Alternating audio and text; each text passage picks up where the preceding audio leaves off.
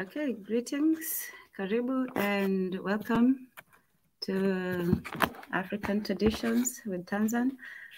And before we begin, as always, a prayer to our African ancestors, without whom we would not be here, and our descendants who will follow us. And we pray for insight, knowledge, and wisdom, and a great conversation. So thank you all for joining, and let us begin. So today is going to be a brief one because I know it's a strange hour for me. It's not for everybody, but yes, but we're glad to be back on this week for our African Traditions talk. So we talk about unity a lot. As Africans, we realize we're always talking about let's get together and work together in the spirit of unity, which is wonderful and great. In order to achieve something, you have to work in conjunction. But I believe that while unity is important, it is not absolutely necessary for people. Unity in terms of, being of one accord or, agreeing on everything, which, nobody can, not two people can agree on 100% of everything. But what is more important is being able to put aside, those differences and actually work towards achieving and completing a project, whatever it is.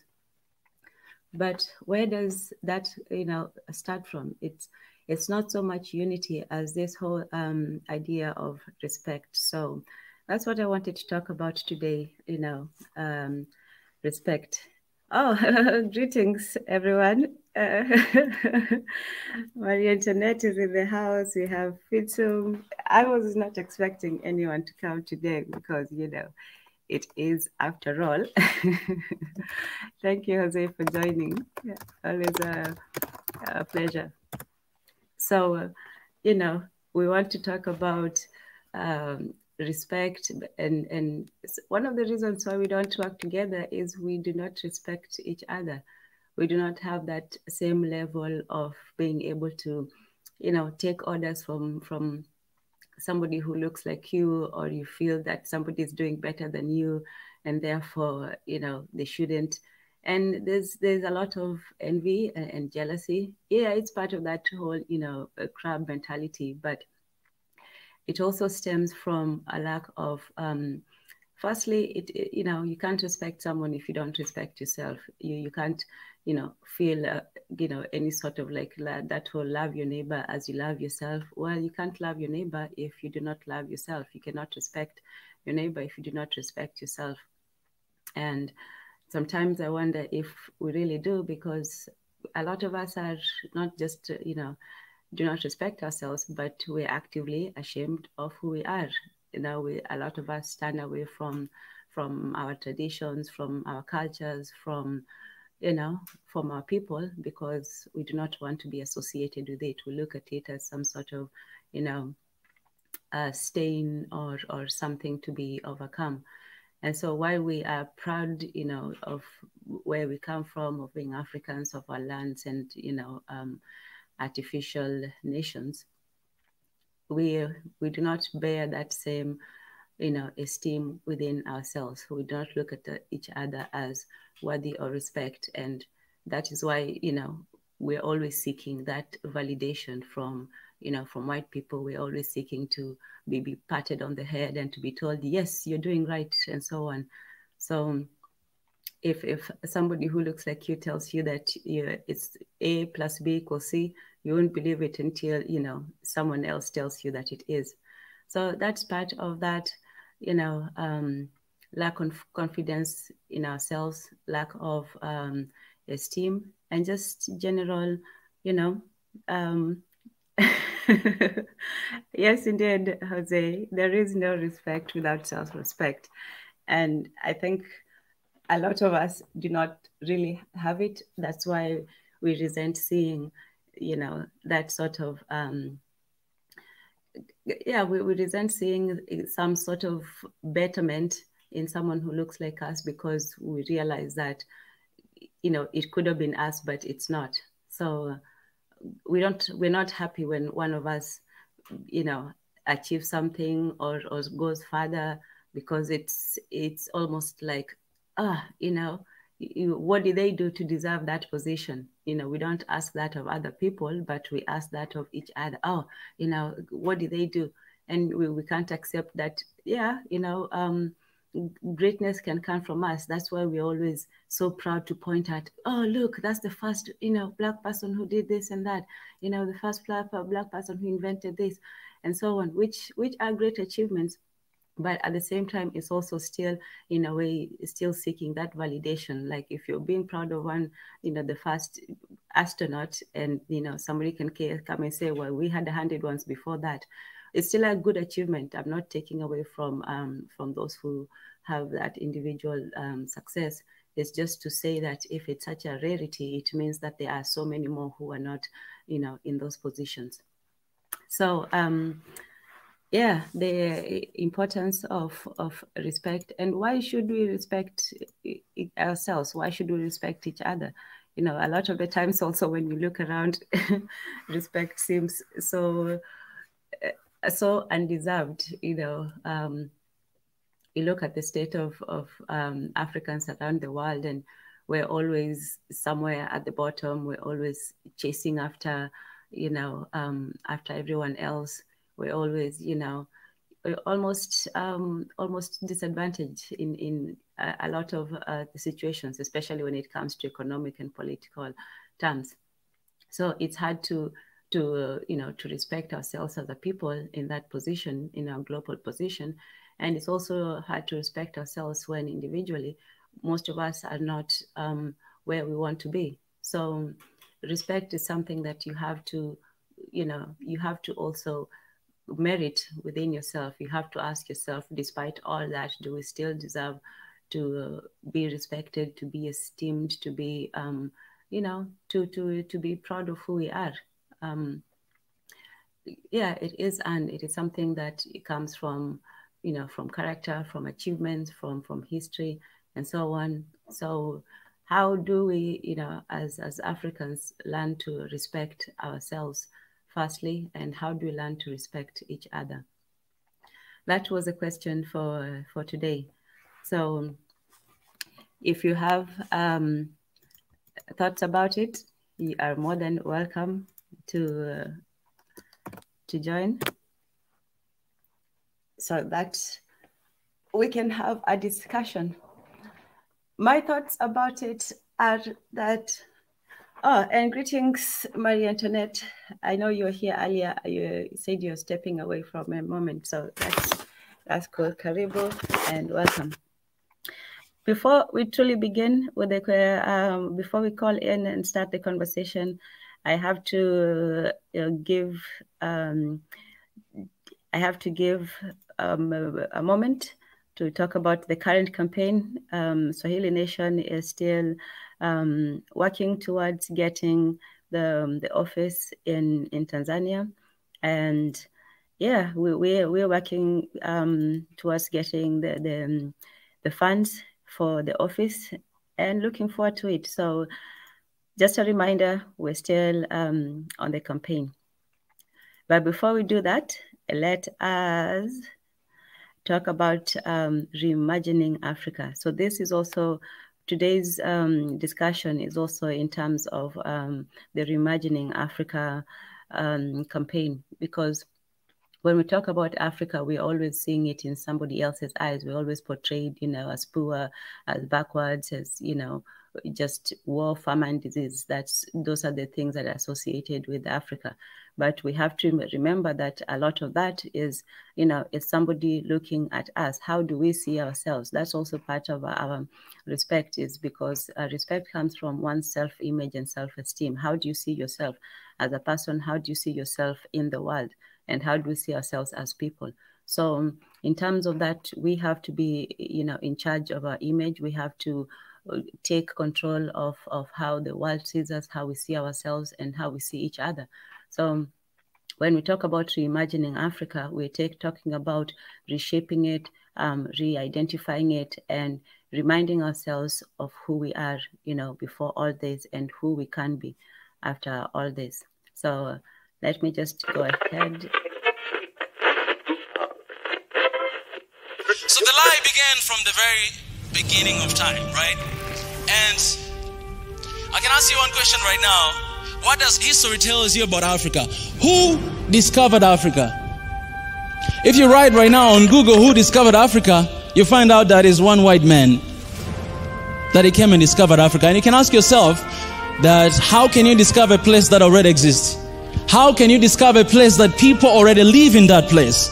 It is impossible, but that's what the history tells us. That's what people believe about Africa, that it was discovered by a white man. This guy, he came, and then he went back, he gave a report, and then the next we know is colonialism, because those guys, they sat somewhere to divide Africa like a piece of cake, because they discovered it, they own it, it belonged to them.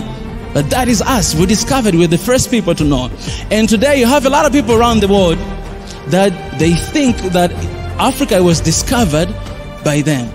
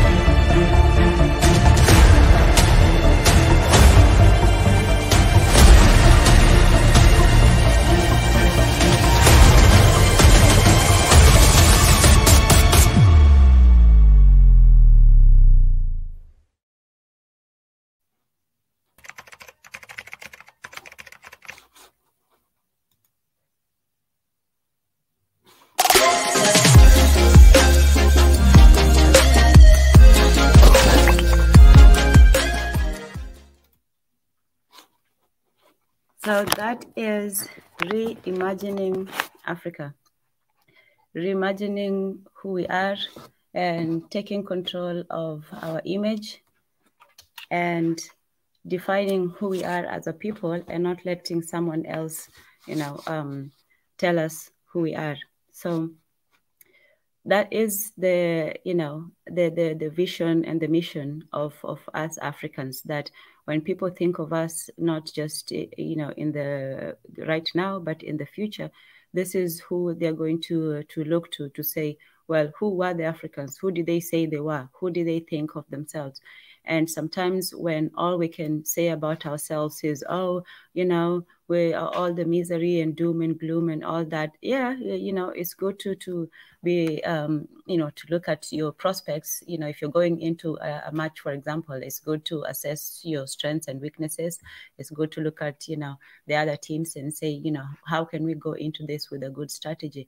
But that's not to say, we're going into it, we're going to lose and start crying before you even go to the match. So what do we as Africans, how do we see ourselves? How do we want to see ourselves as people? And what can we do to bring back that self-respect and self-esteem? Because as the definition for respect is just a general one, is to feel or show differential regard for, esteem, or admire, to avoid interfering with or intruding upon, and to avoid violating. I wasn't sure about this other two because I'd never, to respect something is to avoid tampering with it, I guess. Yeah, I didn't remember that second part of respect. But, the first definition of it is that regard, differential regard, where you're almost, you can almost put your thoughts at the at the consideration of somebody else. You can actually take someone's opinion of you or, of yourself in consideration. You actually think that their opinion is important. That is why, we always seek that validation, because we don't think that somebody who looks like us can, have that opinion or have the last word on it. So it's that difference, that looking up at somebody else instead of each other or at ourselves. That is why we do not have that respect. We look to other people to tell us who we are or to show us the way, or, instead of looking to ourselves. Or even when we do, we still want to have that stamp of recognition before we actually feel that we're doing something. And the other aspect of respect is to avoid interfering with or intruding upon. Now, as you can see, in that aspect, I think we do respect each other. That is one thing I'll give as Africans. We generally, we avoid intruding upon each other's, lives and so on. Even in African countries, it's once in a while, you do have the one country going against the other and so on, but not in the ways that we have not had like a proper African war, like, these countries versus these countries, and then they form an alliance and then they go at it. There's never been an African, war where African countries are just going at each other. The West has had 2 West wars, what they call world wars, but it was just West wars. And they have had, hundreds and, millennia of constant warfare. So, one thing that I would say as Africans, that we respect each other's boundaries. And that's why we even had open boundaries, because even though they were open, you would still respect somebody's land. So we generally avoid interfering with each other. We avoid, violating each other's space. And also that's why we have also been able to live, relatively peacefully with each other for quite a long time, despite we have the most differences. We have differences in tribe, we have differences in religion, and we have differences in so many other things. But, that respect is about saying, well, you don't have to believe what I believe, you don't have to think the way I do, but I will avoid, violating your right, your space, or, your humanity. You're still, you're still human. You still, have a right to occupy space. And so, that aspect of leaving somebody alone of respect, I think we have mastered that very well as Africans. We tend to leave each other alone for the most part. We're not into people's businesses like that. I remember even growing up, nowadays I'm sure things have changed because of, the westernization, but we didn't have like political scandals of, behind the scenes and people rustling under, curtains and under people's beds and things like that. Your private life was your private life and your business, as long as it did not infringe on other people's. So, the second aspect of respect, we have mastered that. I think as Africans, we generally tend to let people, practice their version of how they think they should live their lives. And as long as, this is not to say that you can just, live however you like and be crazy. It's just to say, as long as you don't infringe upon, other people, and you follow, society's codes of decency, that's it. But in your home, that is where you practice whatever you believe. So, so greetings, everybody, again. Welcome, Sedeke Asaminio. I hope I'm saying that right. And apologies if I'm not. Jose was already here. He said, there is no respect without self-respect. Very, very true. Yes, like minds. That's also part of respect. Sedeke says, we have to take ownership of our own history. We need to teach our children to respect themselves as Africans. Yes, very true, Sedeke. Our history is not just our current image that is under attack. Our history has also been subject to, this violation, this disrespect. And respect is 3 ways. It's that self-respect, as Jose says. It starts with, respecting yourself. Then it goes to respecting other people. You respect yourself, you respect your fellow Africans, and also you demand respect from from others. You also say that if you come to my land, if you come to my house, you will respect me. If I'm in your house, I will respect you, and we'll all respect each other. So, unfortunately, not only do we as Africans, our image becomes disrespected, but even our history, when we're told that we didn't exist, when we're told that we didn't do anything, that we were simply just living in this stage of backwardness, and yeah, that's also our history that is under attack. So and Sadeke also says, whatever grievances we have in our countries, we need to show optimism to our children to let them change the paradigm. Exactly, Sadeke. That's exactly, the point. As I said earlier, sometimes we tend to see only the bad. Like I was saying, if you're going for a sports match, for example, and somebody's just talking about how terrible things are, how you don't have much training, how you're going to lose, and so on. Even if you had a good chance of winning, if somebody speaks in those terms, then you might as well say, okay, well then why are we even going to try and play? Why are we even going to we might as well just sit down and give in by default. But that's not how the game of life is played. That's not how any game is played. Even the worst team, they go in there with the will to win. So we cannot, always just talk about what we're not doing, what we're doing wrong, why we're so bad. Sometimes we have to take both into account and say, well, what can we do? We have to also having a vision is firstly being able to see the reality, and also being to see beyond the reality, to see that things can be different. This is how we should change it. And that's the whole idea behind every business idea, every invention, every innovation, every political thought. That is somebody seeing society as it is, or politics, or medicine, or whatever it is. They are seeing an area in life that there is a problem, and they are seeing a possible solution to it. Now, however you go through it, that's the second part. But seeing beyond what is possible, or what is there, is the first step towards changing it. So it's not just blind optimism. Is not just saying, oh, I wish, this could happen, and, clouds in the sky. It's having a realistic vision and how you can get to it. So definitely. Oh, yes. And greetings, Cynthia Pierre. Why not both start independently, own schools that teach you historically accurate education, knowledge, and cultural experiences, and best interest of the continent as a collective community? Schools is actually the first way to start. If you can capture the minds of the children. The children are more malleable, definitely, than adults. Adults already have whatever nonsense they have in their heads. So yeah, you should definitely start with the children, and then start with education. Good luck. Oh, okay, thank you. Greetings, Gastemap.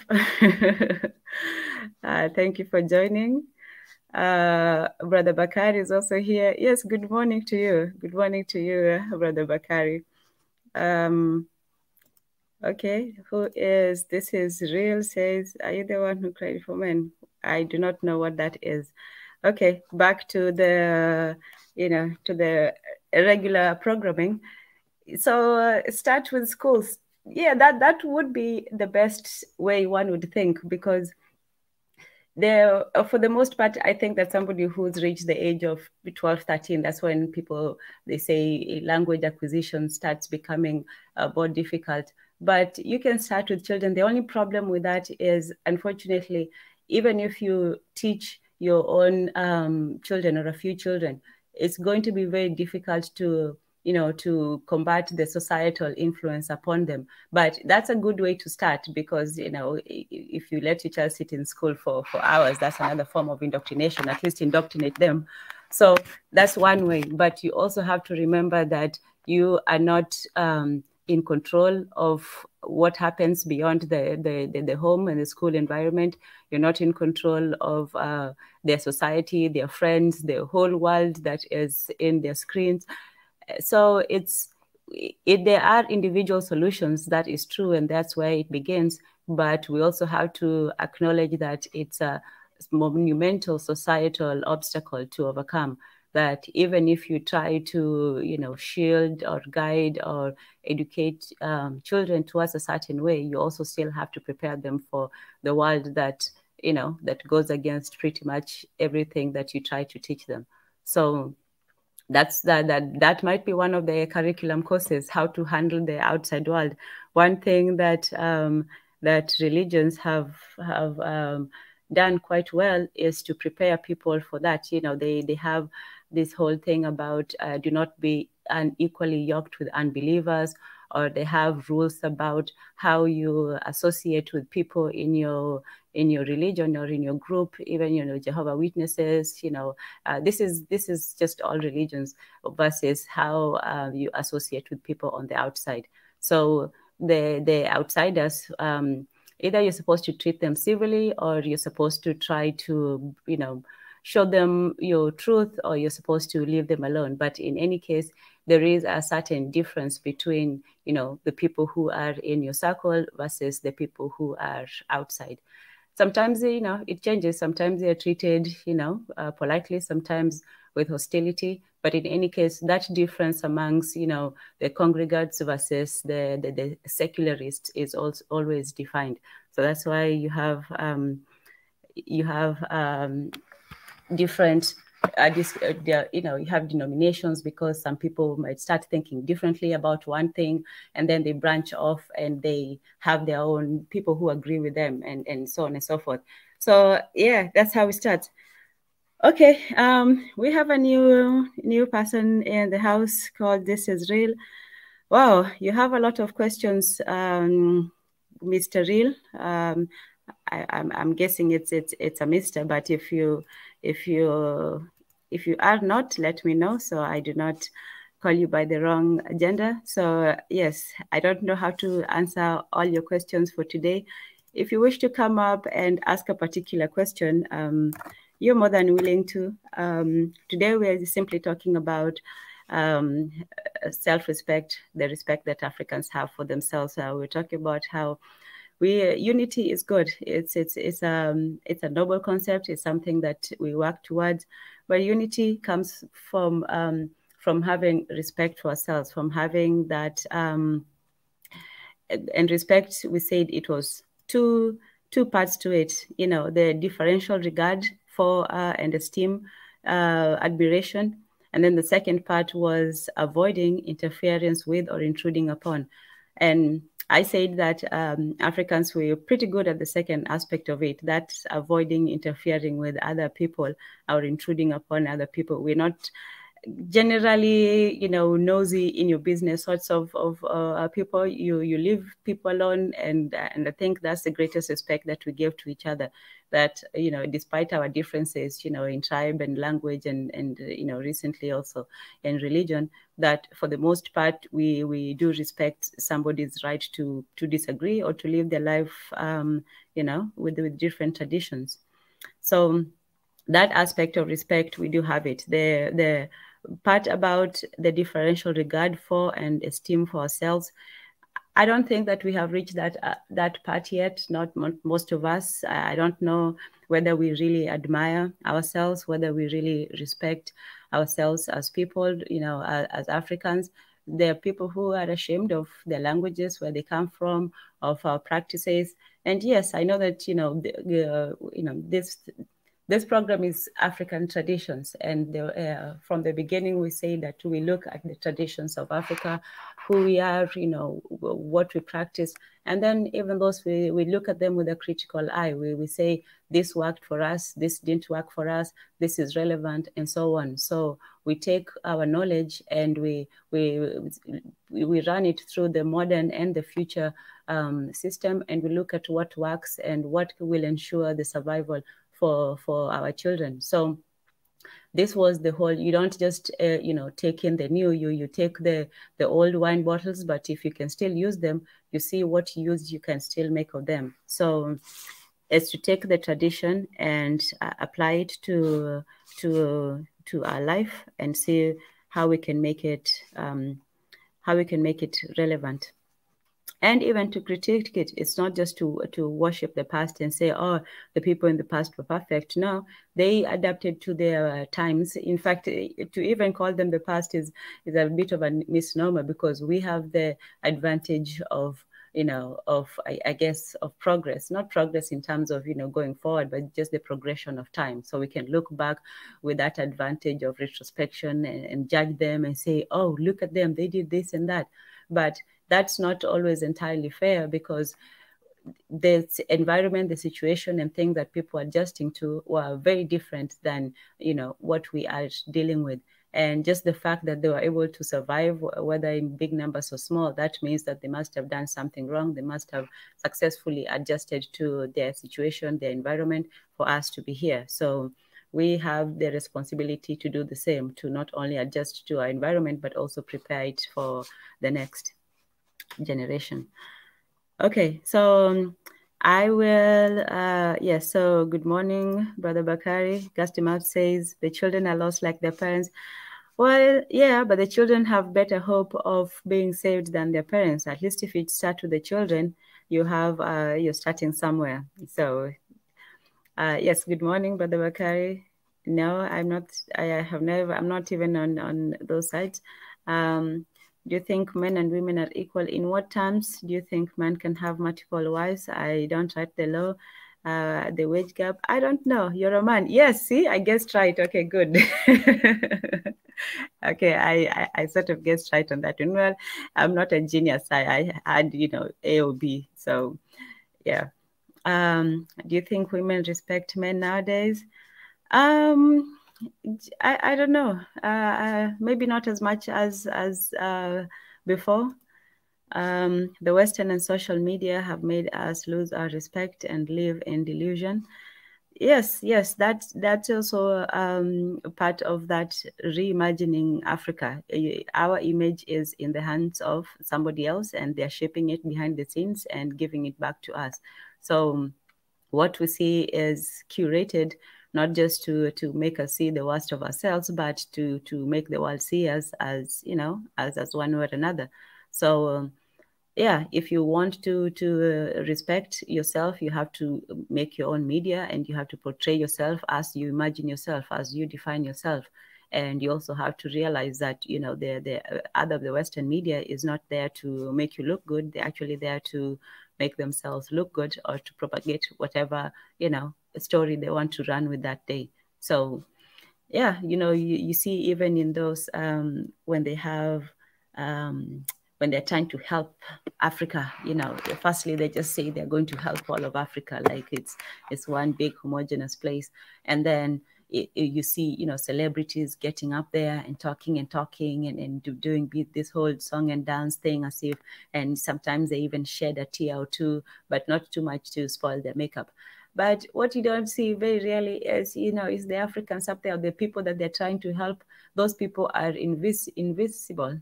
Not invincible, invisible. Oh man, English. Invisible.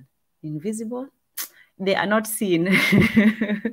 Yeah, the people that they're trying to help, they're just there conveniently in the background, unseen and heard. Yeah, they're children. When they're helping Africans, they're helping them like children. You're supposed to simply just accept it and just be happy that you got some crumbs. So that's how the world views us in a general manner. We're good for a few things. We're good for, maybe tourism, we're polite, nice people, and you can go there and have a good time. And that's pretty much it. So that is the image that is being portrayed of us as Africans. We are poor. We cannot run our own countries. We are famine and disease ridden, and we can't do anything, and we're helpless, and yeah, so many of those similar epithets. So in terms of, once again, reimagining ourselves, that's the first. You have to be in control of your image. You have to see yourself and put that that vision and that image out there for your children to see.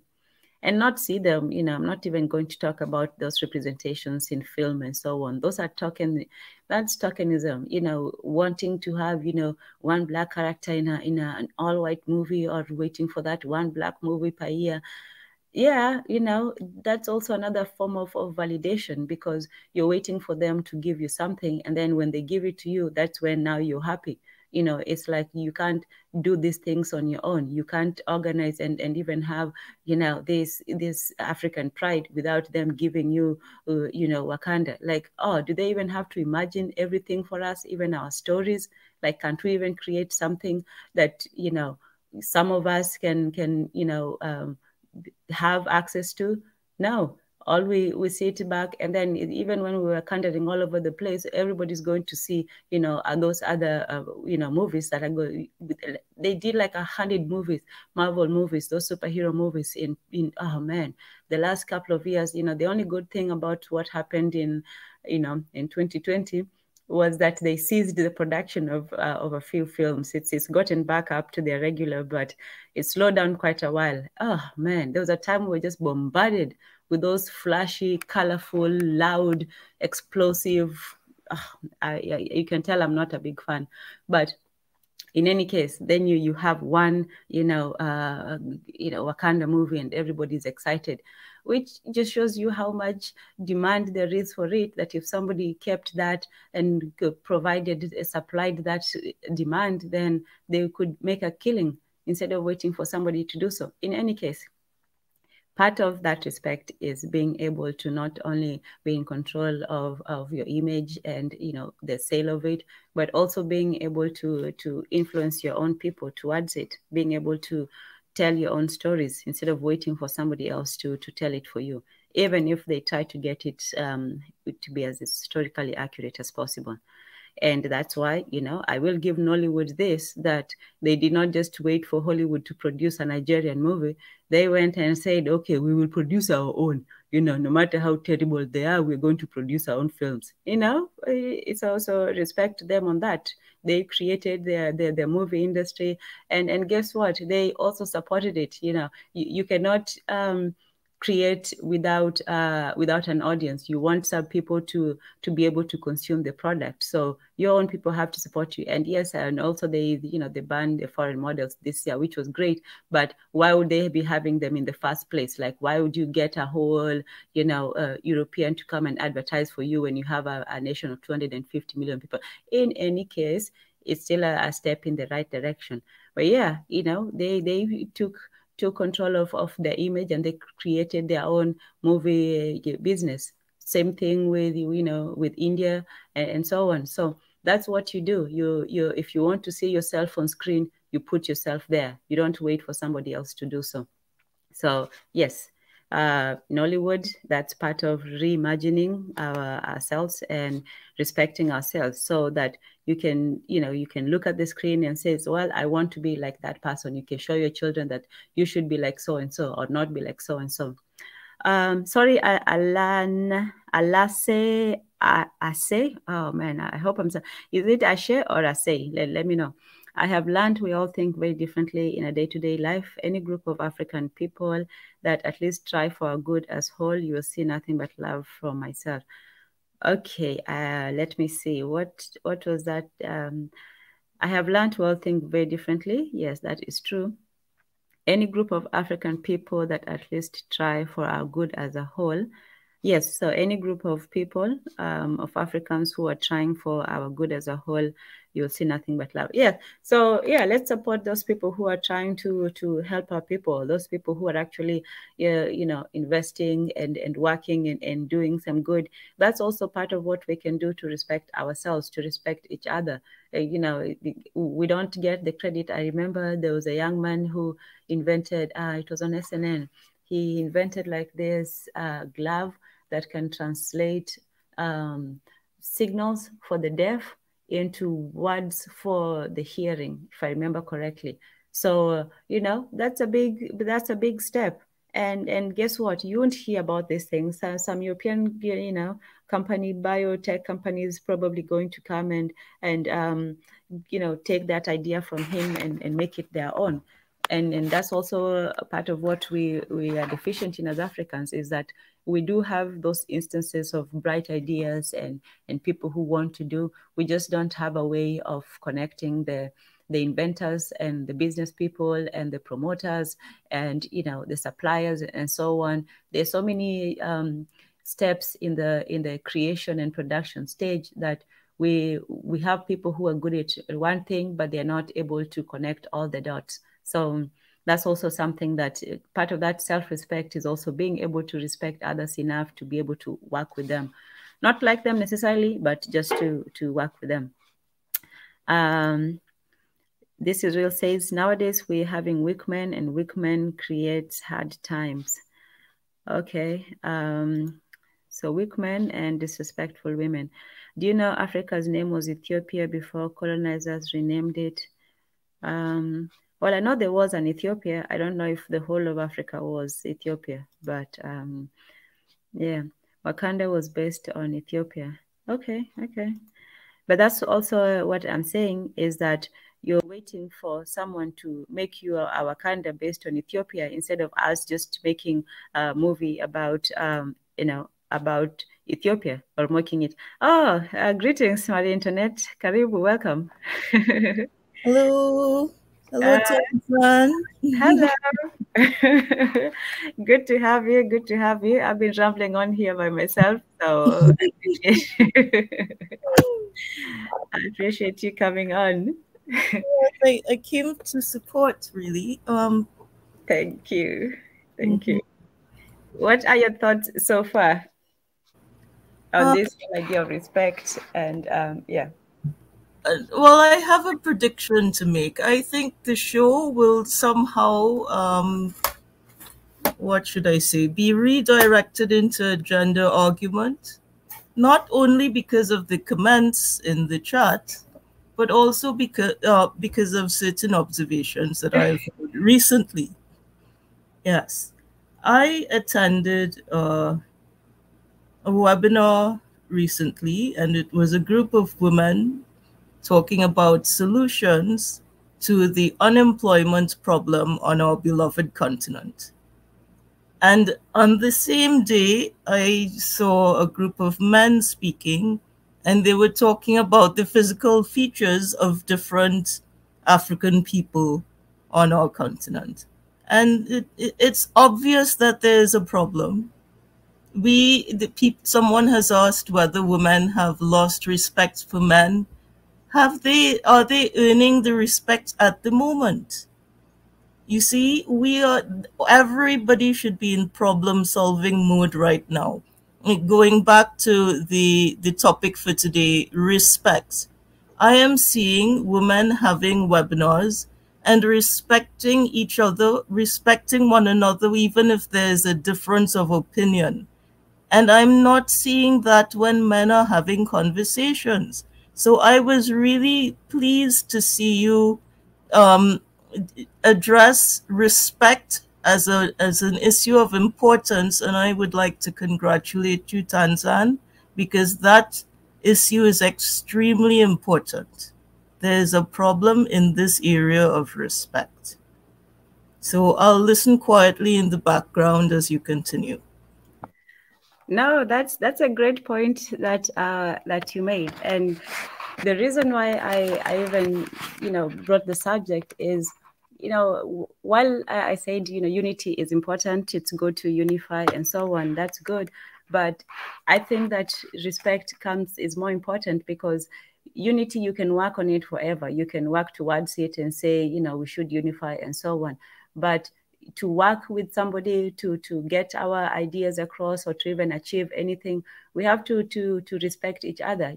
That's the first step. Unity is almost like the last step of the process, but the first step is always that whole idea of respect, and there's so many levels of it. The first level is that whole self-image, that self-respect, and I think one of the reasons for our crab mentality is envy. we don't respect ourselves, and therefore we resent it when somebody else thinks that they can, you know, do more than us. We look at somebody else, you know, even men and women, you know, so some women, you see a woman succeeding or doing something, and now you're angry at her, or you want to talk bad about her and things like that. So it's this, and people who are negative, or who the only thing they can say is bad things, most of the time they don't feel good about themselves either. They don't respect themselves either if they don't respect somebody else. Somebody who respects themselves will usually respect other people, unless you're acting, you know, without respecting yourself.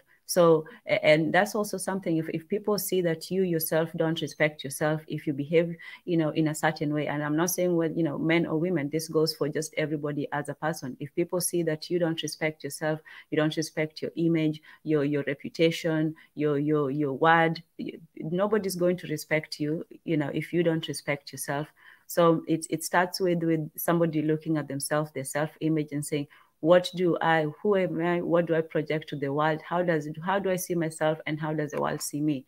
So, and that also, you mentioned, you know, the way, and also I think this is real, said something about weak men. And he also said earlier, he says, do you think men and women are equal? And then he says, no, I'm not the one who cried, but I think he was asking about whether women still respect men.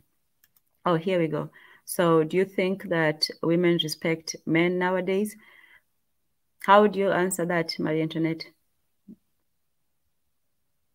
I personally have lost respect for not all, but many men, and I'll say it again. Observe the conversations that men are having on YouTube. There is nothing edifying, unlike the conversations women are having. And then they're asking why they have lost the respect of women.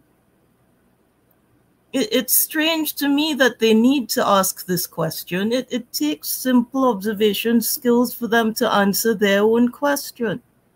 Men are just, they have dropped the ball. We are in problem-solving mode these days. There are people looking at our continent and they would like to slice it up like a piece of cake again.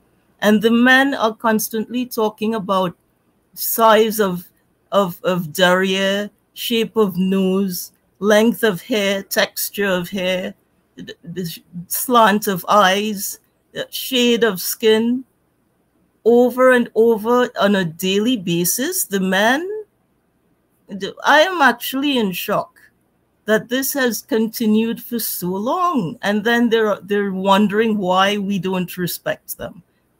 Take a good guess. You know, I am frustrated looking at the conversations men are having on YouTube. They need to do some serious soul searching to answer the question, why are women not respecting men these days? They are the defenders of the continent, and everyone is exploiting the continent. They are not doing their job. So yeah, so from the conversations online, you observe that men are focusing on superficial things instead of the things that they need to do to gain respect from the women. Exactly. Very trivial, superficial, and I hate to say this, but I have to say it, foolish things. The men, it is, you know, it is baffling to me. Why do you think, you know, that is the state? And do you think that having, you know, women in those spaces is good or bad? Is it like an echo chamber, or is this something that they're just doing out there? Are they just being men, or are they just, you know? No, I'll bring you back to the original very important question that you raised, the question of respect. Many of these men do not respect women in general. And unless it's a woman who is really firm and stands her ground, there are women who attempt to create a shift in these spaces and they don't listen. They resent her advice. I've seen it before. They don't take the advice seriously, and they always misinterpret the intention of the advice. So they take it as an insult that a woman would come and attempt to create a shift in the first place. Okay, yeah. Part of the problem the continent is in trouble is because the men don't respect the advice of women, the intuition of women, the ability of women to address a problem from different angles at the same time instead of just not being able to multitask. They don't respect any of that. Many of us would respect men more if they would show respect to us. There's a breakdown in the relation between men and women because of egos and envy. Yeah, there's definitely a breakdown, and that's an interesting thing to me, because on the time when we are really supposed to be working together, when they talk about necessity breeds invention, this is a time when we should invent new ways to stay together, because we truly are under attack. And our image is under attack, our families are under attack, our values, our future, our children, everything is under attack. And this would be the time for men and women to really come together and say, what can we do for the future? And in the matter of respect, like I said, it starts from the men themselves. Self-respect starts from the men as well as the women. But when it comes to the men, do you think that the men, you talk about the men do not respect the opinion of the women, but do you think that the men respect the opinion of even other men?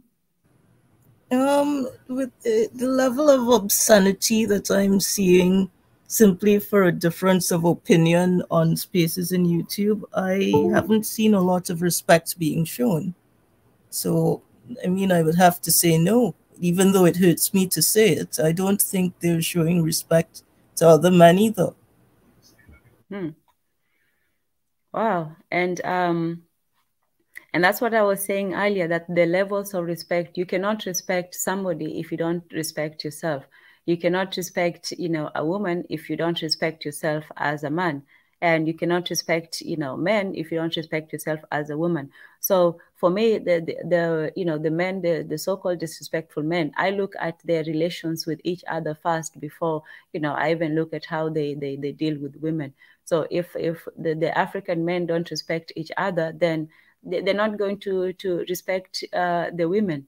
And so from what you describe, it sounds like it's an open fight, like a bar fight where you're just trying to hit whoever is in your vicinity, proximity.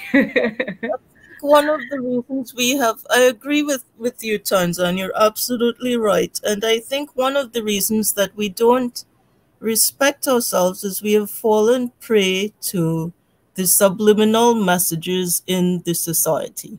Now, you look at as you rightly said at the beginning, the people who have our narrative in their hands have done everything to paint us in a negative light. And we are actually believing the things that they are saying about us instead of defining the way we see ourselves. We see ourselves in a negative light because of what they have said. Someone's opinion of you can't be placed above your opinion of yourself to the extent that it now shapes your opinion of yourself. We are in serious trouble. And so I think all these conversations about physical features should take a back seat, and we should all be discussing the same topic that you have chosen to discuss today. Thank you for that. Yeah, and it's a discussion that everybody needs to to have their voice, because this affects this affects us all as a people, as individuals, and affects our children as well, because we are the ones shaping how they're going to look at us. You know, we talk about the ancestors, but we are the ancestors of the future. They're going to look at us to direct for direction, and we're going to be the wise old people that came before them. So when we look at it, like I think it was, I think someone in the comment was talking about, you know, having optimism for, you know, for the sake of the children. You have to give them direction, not just tell them that all is lost. Brother Bakari, let's. Are you ready? You're the sole man in the house, so you have the word if you're ready. Can you hear me? Yeah, your camera is on. You might want to do turn it off.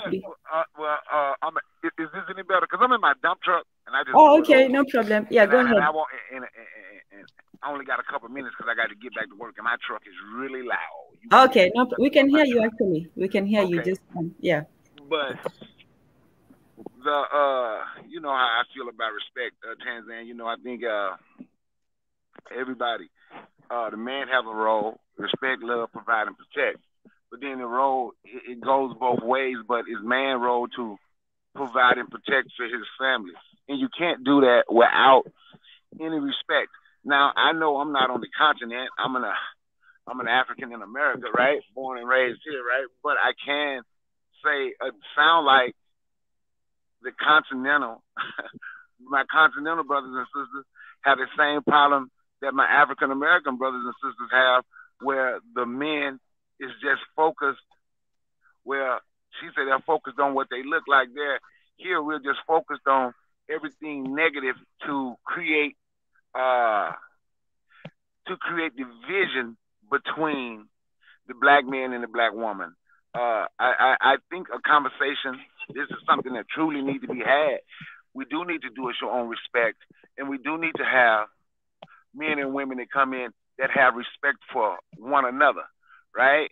So a gender conversation, I don't think, this is me, I don't think a gender conversation needs to be had, because we need to talk about the respect that black men and black women have for one another and what they have for the children in Tanzania. You know me, I always say our children are listening to us, right? Yes. So it's the way we carry ourselves, the way that we speak. Our children, our youth, the ones that come after us, like you said, they are listening to us. And I always say, what are we showing them, right? So we give a pass to certain things. Like here, I'm going to say, for example, the N-word. We give pass to that for black people because they black and it should be okay and it means something different. No, it doesn't mean anything different. But if you're going to constantly call yourself an N-word, you're constantly calling yourself a slave, but then we want to turn around and complain about the way that our youth is acting and carrying on. But the youth is acting and carrying on a certain way because of how they hear the older generation acting and carrying on. But if we don't start accepting responsibility and doing the things that we're supposed to do, like the Queen said, she said they are coming into the continent of Africa and exploiting and taking everything out. Well, we don't have our own country here. We only have neighborhoods. And, you know, and I even did a show on that it's not the fact that we don't have money. It's not the fact, because I'm a firm believer that we are the resource that we need, right? But we allow everybody to come into our neighborhood and extract our resources and build themselves up. Then we turn and complain and want somebody to do it for us, right? So without that respect, we'll never do the things that we're supposed to do. And I want to say this to the sister. She sounds cool and whatnot, but I'm going to tell her she been listening to the wrong men on YouTube. If that's all she's hearing, you need to tune in to some different channels. You can tune in to me, Brother Bakari, the Forecast, KWAZ Radio, Honey, you know, all of us, so you can hear a different perspective from men who's not just looking at your derriere and seeing how beautiful black women is. Now, I do talk about how beautiful black women is, because the black women are the greatest thing on the face of the earth. But listen to people who's looking for solutions. Don't let the few men who's only focused on your looks and your behind, don't let that few men be the representation of all of all black men. And I yield to Mike and Tanzan. I'm gonna listen offline because I'm gonna crank this truck up and go ahead and finish. Oh, Peace and thank you one so love. much. Good to see you, and thank you for joining us. I know you had to sneak in a little time in there, but I appreciate it. So, so you'll be in the background. Feel free to join in anytime if you can. Yes, indeed. So, do you all have something to say? Speaking of, your best friend is here, Marie Antoinette. Hey, how you guys Hey, doing? Kaizo. I love what both of you guys are saying. Brother Bakari, I love how you put that down. I'm just gonna say we have too many other issues and need to just set this equal, unequal, and all this. We've been running around this stuff, and to me, a lot of us is just dividing us even more. We need to focus on respecting and loving each other. And stop getting caught up in all the your role, my role. What role do we have right now? Our role is right now that our communities are falling apart. Our role right now is how do we build and and and build a bridge and build unity with each other. We need to be focusing that more on that than your size, your color, your look, the this and that. It's just a bunch of nonsense. It's not getting none of us anywhere, and our kids are sitting up there being hurt by all this, and we need to just stop it. All right. Kaizo. Hello. Hello. Hello. Everybody's like, okay, what craziness is Kaiser going to come up with right now? So we're waiting with bated breath. Karibu, Right. welcome. Well, yeah, me. I'm start off by saying shout out to everyone. Hopefully, everyone is doing well. Shalom. It is actually the day. It's my mother's birthday today. It's the day that she gave birth to me. Yeah. Well, So shout out to her. Wait, Yeah. it's your birth. It's the day she gave No, birth to you. Yeah, it's her birthday, right? She's the one that gave birth, you see. So it wasn't my birthday. Whatever. I never gave birth to anyone. Right. So shout out to her. She did all the Happy work. birthday, Kaizo. We're going with the local, with the regular convention. Happy birthday, Kaizo. That one doesn't even make sense. She pushed me. I didn't do anything. All I did is cry like a little whatever, and little child. And that's traumatic. You're a baby. You're used to, the nice comfort, and now all of a sudden you're pushed out into this strange world. True. This is a very strange word. You're correct. You're correct. Yeah. So shout out, and I want to make a couple comments there, right? It's good to see the brother engage, and I think it's good for all of us to get to be in this sort of spaces. However, I mean, that's old man babble, right? Us young people, we're okay with being called nigger, some of us, right? Because it doesn't mean anything to us, right? It doesn't have any psychological weight. It really doesn't. It's like it just is that way, and I think it's great, and I get his respect to respect yourself. But I think for me, respect isn't really based on a word that some people have used negatively. I mean, the word never even originally meant anything bad. It just means black in Latin. Niger is a Latin word used for over 3,000 years to refer to people of darker skin complexion. You look in the Bible, you're going to see that word used to refer to Simon, right? He was called Simon the nigger because he was dark skinned. So, the Europeans only utilized this word for the last, 400 or less, 350 years. And if you want to stake in that, that's okay. But I think this whole projecting that it's, somehow contextually the same sort of feeling, it just isn't. I have no attachment to that word. Now, I do have some attachment to some words. For example, low IQ, underdeveloped. These are the words that, kind of hit me. The underdevelopment of Africa, that's a real thing. Why? Because when I look at Africa and I look at other continents, like, let's say, America, or North America at least, I can see that word of Africa being underdeveloped actually has a meaning and a root, right? So I think that's what we need to be focused on. And if we're going to focus on development in Africa, we got to focus on the real thing. I've lived in Kenya for over 9 months, let's just say 1 year right now. And you know what? I actually think I know how things work. We're dealing with so many issues, some of colonial legacies, such as laws that shouldn't have existed. We're not really kind of analyzing things and putting into our own context. We're just doing things the way that they used to do it. They've evolved. I'll give you an example. Suicide in Kenya is illegal, meaning you'll be put in prison for 2 years.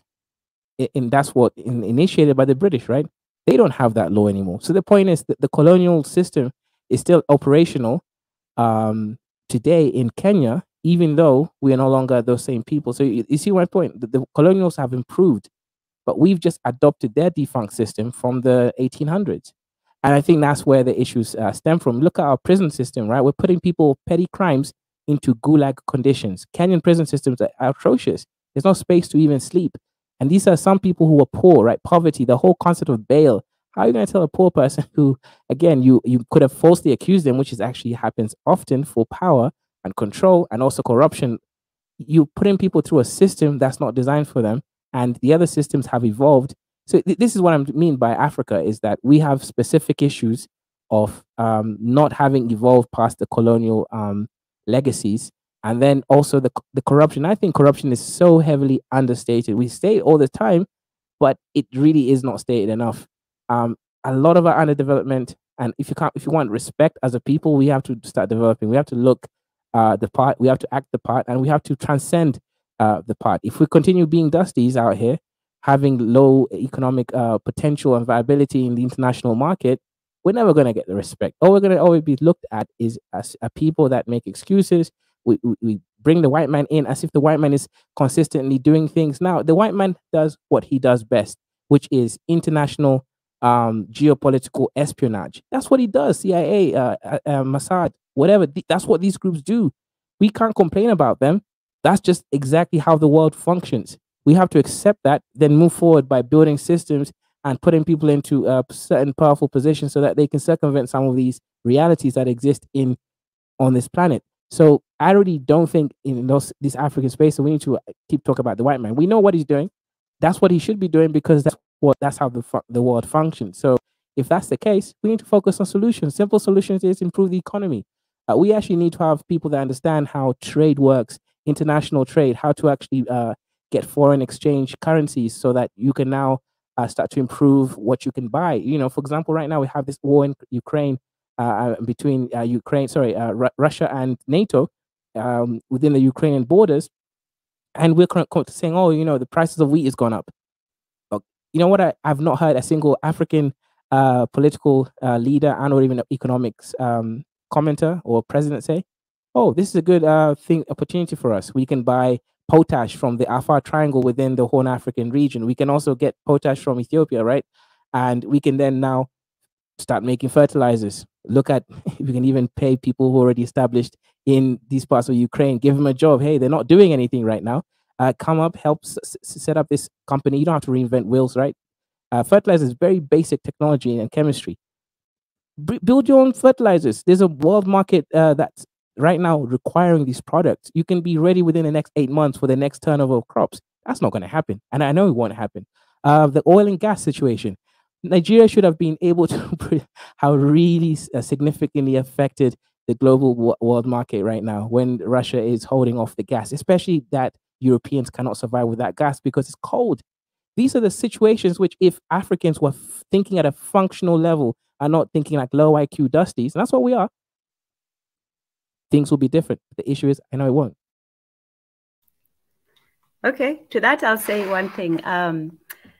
When it comes to the respect, I don't even think that we should be having the conversation about white people. And I don't think anybody mentioned them before you did. You actually, burnt your own straw man.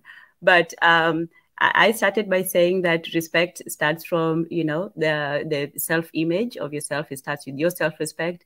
It starts with respecting, other people around you. And then respecting as, as Africans as a whole. But like I was telling Maria today, that, even when we speak about, men and women, if a man does not respect himself, there's no way he's going to respect women. So it has to come from oneself.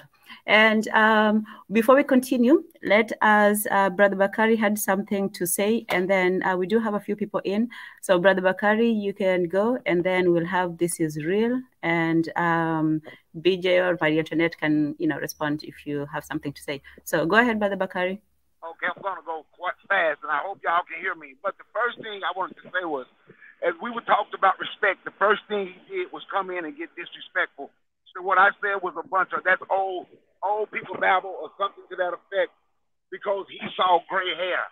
So I would say he's a young dummy.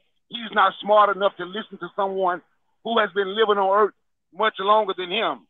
So then he want to go to the Bible and say the N-word is in the Bible. Well, I don't care what you call yourself, in all honesty. I was just making a point, and my point still stands. If black people want to be stupid enough to constantly call themselves something that people use to insult and berate and belittle, the last word African Americans would hear when they were lynched or castrated or raped was the N-word. But we want to hold on to it, right? And we want to turn around and talk about respect.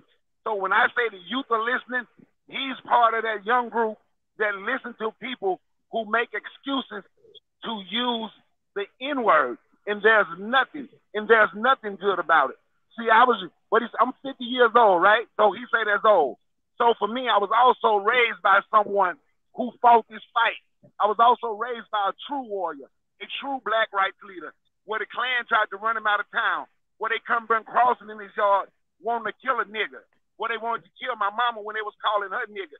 So it may not mean anything to you, but it seems like you're not smart enough to listen and understand when somebody is trying to teach you and show you something, because it does mean something. And if it didn't mean nothing, you would not get upset if a white person called you the N-word or if anyone else called you the N-word. I'm talking about us respecting us. And it can't be we won't ever build anything if there is no respect. Keep the one love, Tanzania. And everybody on the panel. Peace, Amani, Brother Bakari. Thank you for coming and for giving that aspect of it, because I think Kaizo was, spoiled with the London lattes. Yes, go ahead and respond. Yeah. And then This Is Real, and then Lucas Demap has joined us as well. So yeah, Kaizo. Yeah, I think for the old heads with psychological issues, I think that's fine. It makes sense. They need to heal. But for us young people, we're proud niggas, man, and there's nothing wrong with it. I think it's part of healing process. We accept what we are, and we're gonna keep moving forward with it. Who cares what white people did or slavery or anything like that? Bad things happen in life. You move on from it, and we get the power, peace, and respect. That's what we're out here. We're young and proud. I think old people shouldn't be allowed to speak in these panels. They've got nothing to add. Okay. This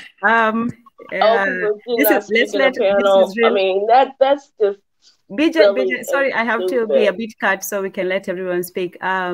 Let's have This Is Real speak. You've been waiting for quite some time, so let's hear your voice, and then Gus them up, and then we have Dan, we in the house. Yeah, this okay. Thank you for giving me this chance. Yeah, and the main title of the stream was about talking respect, and I was hearing a couple of people talking about respect. I think respect is earned, is not just given from somewhere. If you want to be respected, you need to earn it. Most of the time, many people want to be respected while they are being disrespectful and not earning the respect. So as an African, we are dropping ourselves down and wanting a respect from other peoples. So first, to be respected, we need to earn it. And I think the way of earning respect from others is first respecting ourselves and building ourselves up, growing our economy, social, and many kinds of aspects. We need to grow them up. And I think it's kind of hard at this time because the Western countries and the social media have a very, very hard control over the young peoples in Africa. So the people are not able to respect themselves, and the women's also are disrespecting the men's, and the men's are also disrespecting the women. So I think uh, this race fight also can be solved by the economy. Do you think a black billionaire and when a white billionaire meet, they are talking about race? No, they're not, because this race thing and also the gender fight is uh, made or created to conflict us. If you get what I'm saying, so we can solve it by keeping this race thing and gender thing and keeping it down, and we can grow up by growing our economy, by working hard, by working together, and by working unifiedly. Thank you. Absolutely. Thank you so much. This is real. And you're not a troll. I don't know who was saying you are, but they can come and say, but you made some excellent points. And yeah, I think Kaizo was saying about, along the same lines that we have to succeed in international living standards. Very intelligent brother, sister. Very intelligent brother. Yes. So gas them up. It's on you. Yeah, I'm sorry. I was busy ironing my White Lives Matter shirt. Those Kardashians are some sexy women. God damn. Wow, I love those Kardashians. Am I live? Oh, I'm sorry. I didn't mean to say that. But Okay, you're on. Black women power. Sorry, Black girl magic. That's what I should be. No, listen, respect. I think, unfortunately, what's happened in Africa is that the culture and the customs that we have not fought hard enough to get the respect of the youth and the people. And so what we're seeing now is that there's a lot of breakdown in things in African society. On Diana's show, there was one of his shows. He talked about the drug epidemic, that's happening in Nigeria. It's all over Africa. There are a lot of certain urban areas, people are just taking massive amounts of and guess what? Where is all this drugs coming from, and who's pushing this on? Because that piece is really scary. When you get on drugs, become an addict, it has a long-term effects, not only on the community, but the kids and everybody. And it's hard to pull back from that after that just gets thrown into your veins, into your community, into, how do you build up a community when people are stoned? Yeah, I mean, look, from my little research, the cartels in particular in South America realized that it became a little bit difficult to bring drugs into the United States, even though they still do it. And they wanted to expand. So, of course, they wanted to get into Europe, and West Africa in particular is a hub that they can get into Europe. So they partner with the mafias and a lot of the armed forces in West Africa, particularly in Nigeria, and it's a smuggling hub. And so, of course, by happenstance, you'll see that there are remnants of these drugs that make on its way to Europe, still sprinkle within Africa. It's always been there. It's becoming more prevalent now because, again, I think we don't respect our cultures enough to conduct ourselves a certain way, right? I'll give you an example. Like in Yoruba land, right? They have a word for an elder who's not acting accordingly. They call the elder an agbaya. So, Tan, I don't know in Kenya, in some of the languages, do they have a word for an elder who's like acting foolish or acting like a child? So like you're an elder, you're supposed to act a certain way, but you choose to act like a child. Do they have a word in Swahili or any Kenyan language that describes that type of older person? No, because all the old people act with dignity, bearing really, Tan? Don't just Kenya is just perfectly. No, I'm sure they have a word, yes, right? I'm like sure they do. You know, I don't know but, it, but I'm sure they yeah, do. so the point is that if you look at Africa and the cultures and customs that we had, we really have been acting, like children. We're not conducting ourselves like adult men and women.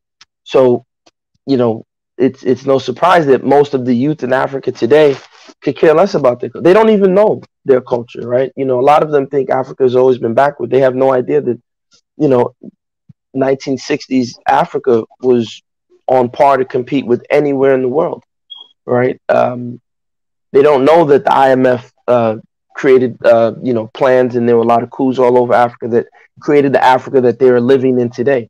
They don't know that, their documented history of many, technological marvels and medical advancements in so-called backwards, dark Africa. And so no one is saying that we can go back to those times, but once you are aware of that, you can now start saying, what are the modifications to modern living or modernity that I can add from an African perspective, or at least think like an African as I engage with modernity? And I think that's something that we're not doing. We're just it has to be going done along. because if it's not done and you start falling into someone else's caricature and narrative, it's just going to further bring your community and yourself down further and further, and that pit is going to be harder to pull yourself out of, because again, they're doing the same playbook. Look at when they dumped all the opium into China. Look at how much of a devastation that was to their community. Look at the drugs that they're dumping into America. But this is what I'm saying. The people who are look. No one wants to say this. The elites. Say it again. Okay. The elites at a time, please. Nah, it's fine. And we got sharp elbows over here, man. Don't worry about it. It's okay. But the elite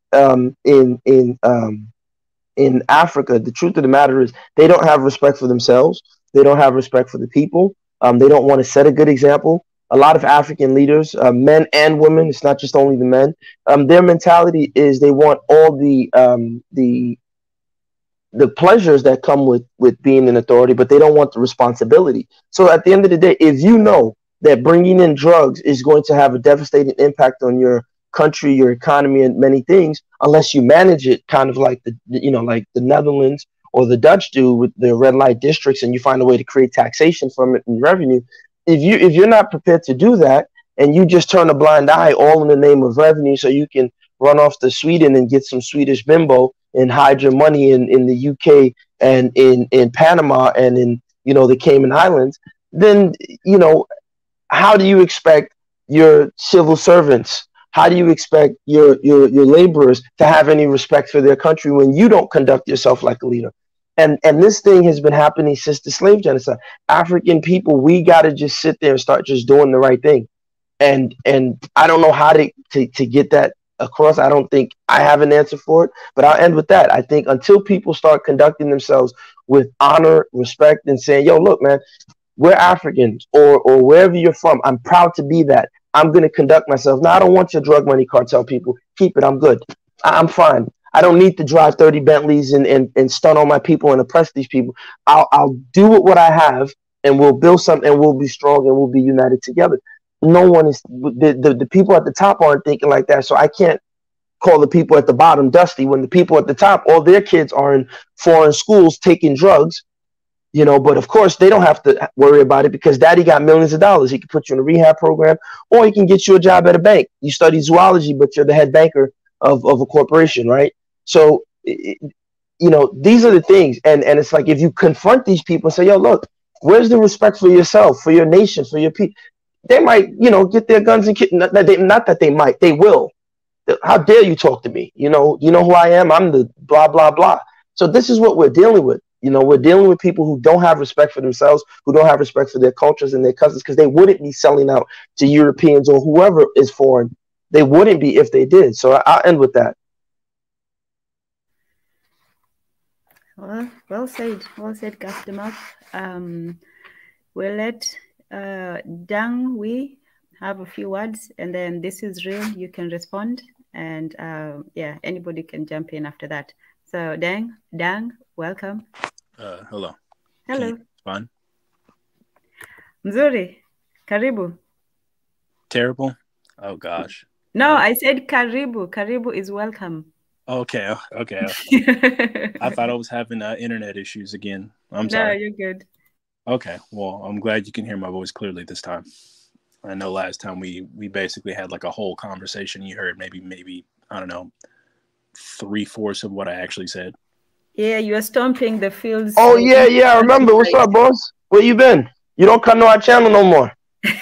Well, I started working overnight, so I'm actually like I just got off not too long ago. So forgive me if I toss a word or two here that's not really accurate. I've been up since, well, it's okay. We Kaizo does it all the time.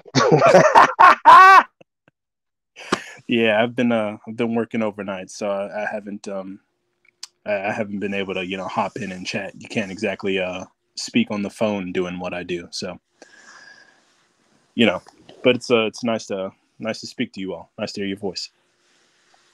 Good to hear you too. Oh, well, thank you. I'm trying to remember the last thing you would say, because I was gonna touch up on that, but respect.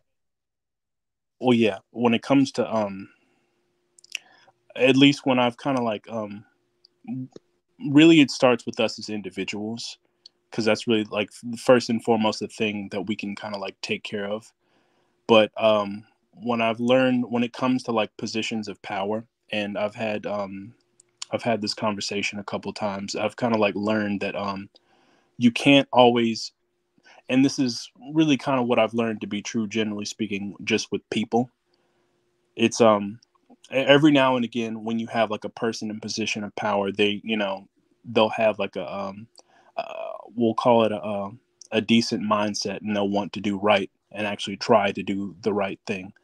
But most of the time when power is kind of in one place, or people, it tends to attract the worst kinds of people.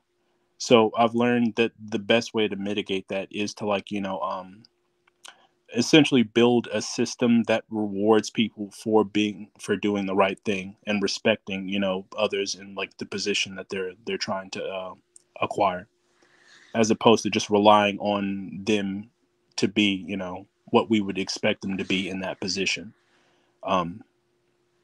That's kind of what I've kind of just generally learned when it comes to people, because, and I think that would say true with most rulers you can think of in history. It tends to be that the crappy ones outnumber the decent ones by I don't know, at least 10 to 1, and I think that's pretty universal no matter where you go. I remember Kaizorian mentioned, and he had mentioned this a second ago, well, before a number of people hopped in. And I won't call people, low IQ dusties per se. I won't go that far. And I understand that's kind of just how you speak, and I won't, rob you of it. But I would say that I do agree with you on the sense of he was speaking on the issue of when, at least when it came to building economically, when, this, NATO basically started their Cold War with Russia in say Ukraine. It kind of was essentially a golden opportunity to start moving to produce fertilizer. And then again, Nigeria, they have a lot of oil and natural gas. From what I understand, they could have really, this would frankly be the perfect. No, but they are. Dangote did that. The refinery is doing that right now. Oh, they're milking Europe for pretty much all they can get out of them. Yeah, Dangote's on it. I mean, and if you notice, not to cut your wisdom, what they started doing when he needed, because the refinery to come up to capacity, his full capacity, he needed just, a float of, just little float, credit line.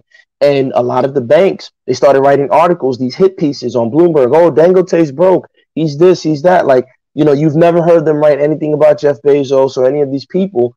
And it's just like, but these are the things that happen. So they're writing all this BS about him. And it's like, damn, you would think all these woke black celebrities or these black billionaires would be like, yo, listen, let's float Dangote that line of credit. We know he's good for it. And once this refinery is up and running, he'll easily, triple his net worth. Not one black billionaire or black millionaire that I know of, perhaps they did behind the scenes, came and said, yo, fuck them white institutions. Let's do this together, Dangote. But Gasolove, you gotta remember, they are just figureheads. They do not have a real voice. So they're not going to go against the machine that's feeding them. And that's where we look for we lost This Is Real. He wanted to say something. This Is Real. If you're still there, you can come back on. Sorry about that. Yeah, go ahead, BJ. Oh, no worries. And that's I that think Kenyan we think that they have the power that they had back in the 60s and the 70s and the 50s, where you had these entertainers, Muhammad Ali, getting up and saying these young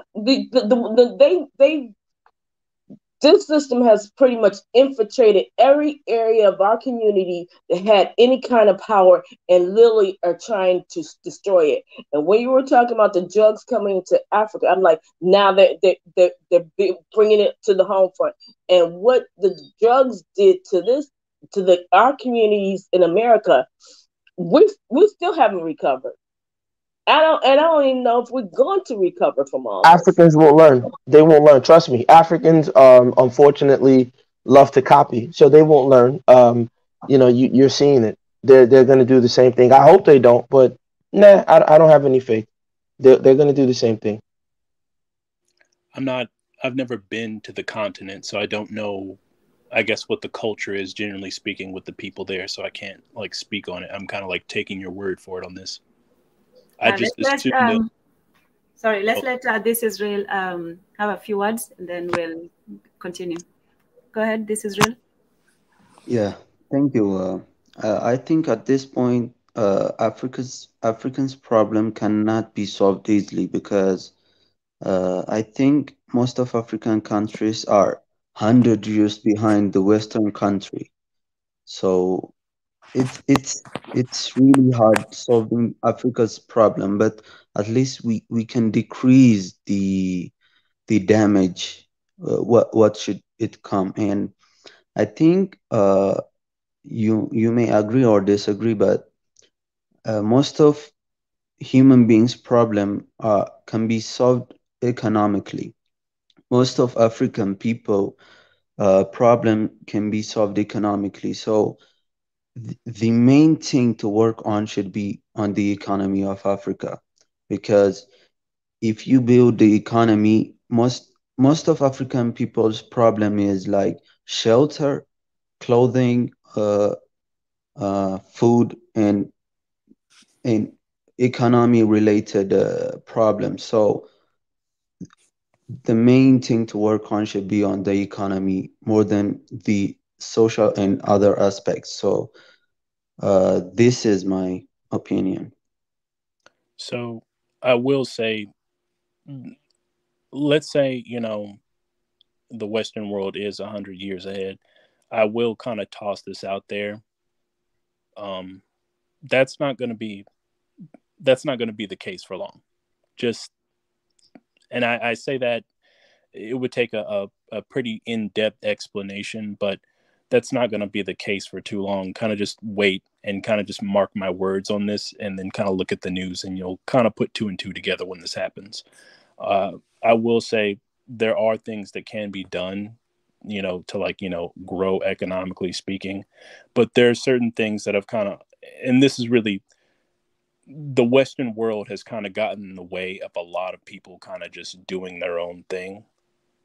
But again, this is part of a number of discussions that I've had here. It's kind of what they're up to now and where I believe it's headed. This is kind of like a golden opportunity. Like we were just talking about the natural gas and oil with the leader of Nigeria, basically. And I was saying, like, because I wasn't sure what they were doing, but I was going to say for sure, like, I would demand that they pay out the nose in gold pretty much for what you have. And because now is really the perfect time to do it, simply because they've lost their leverage.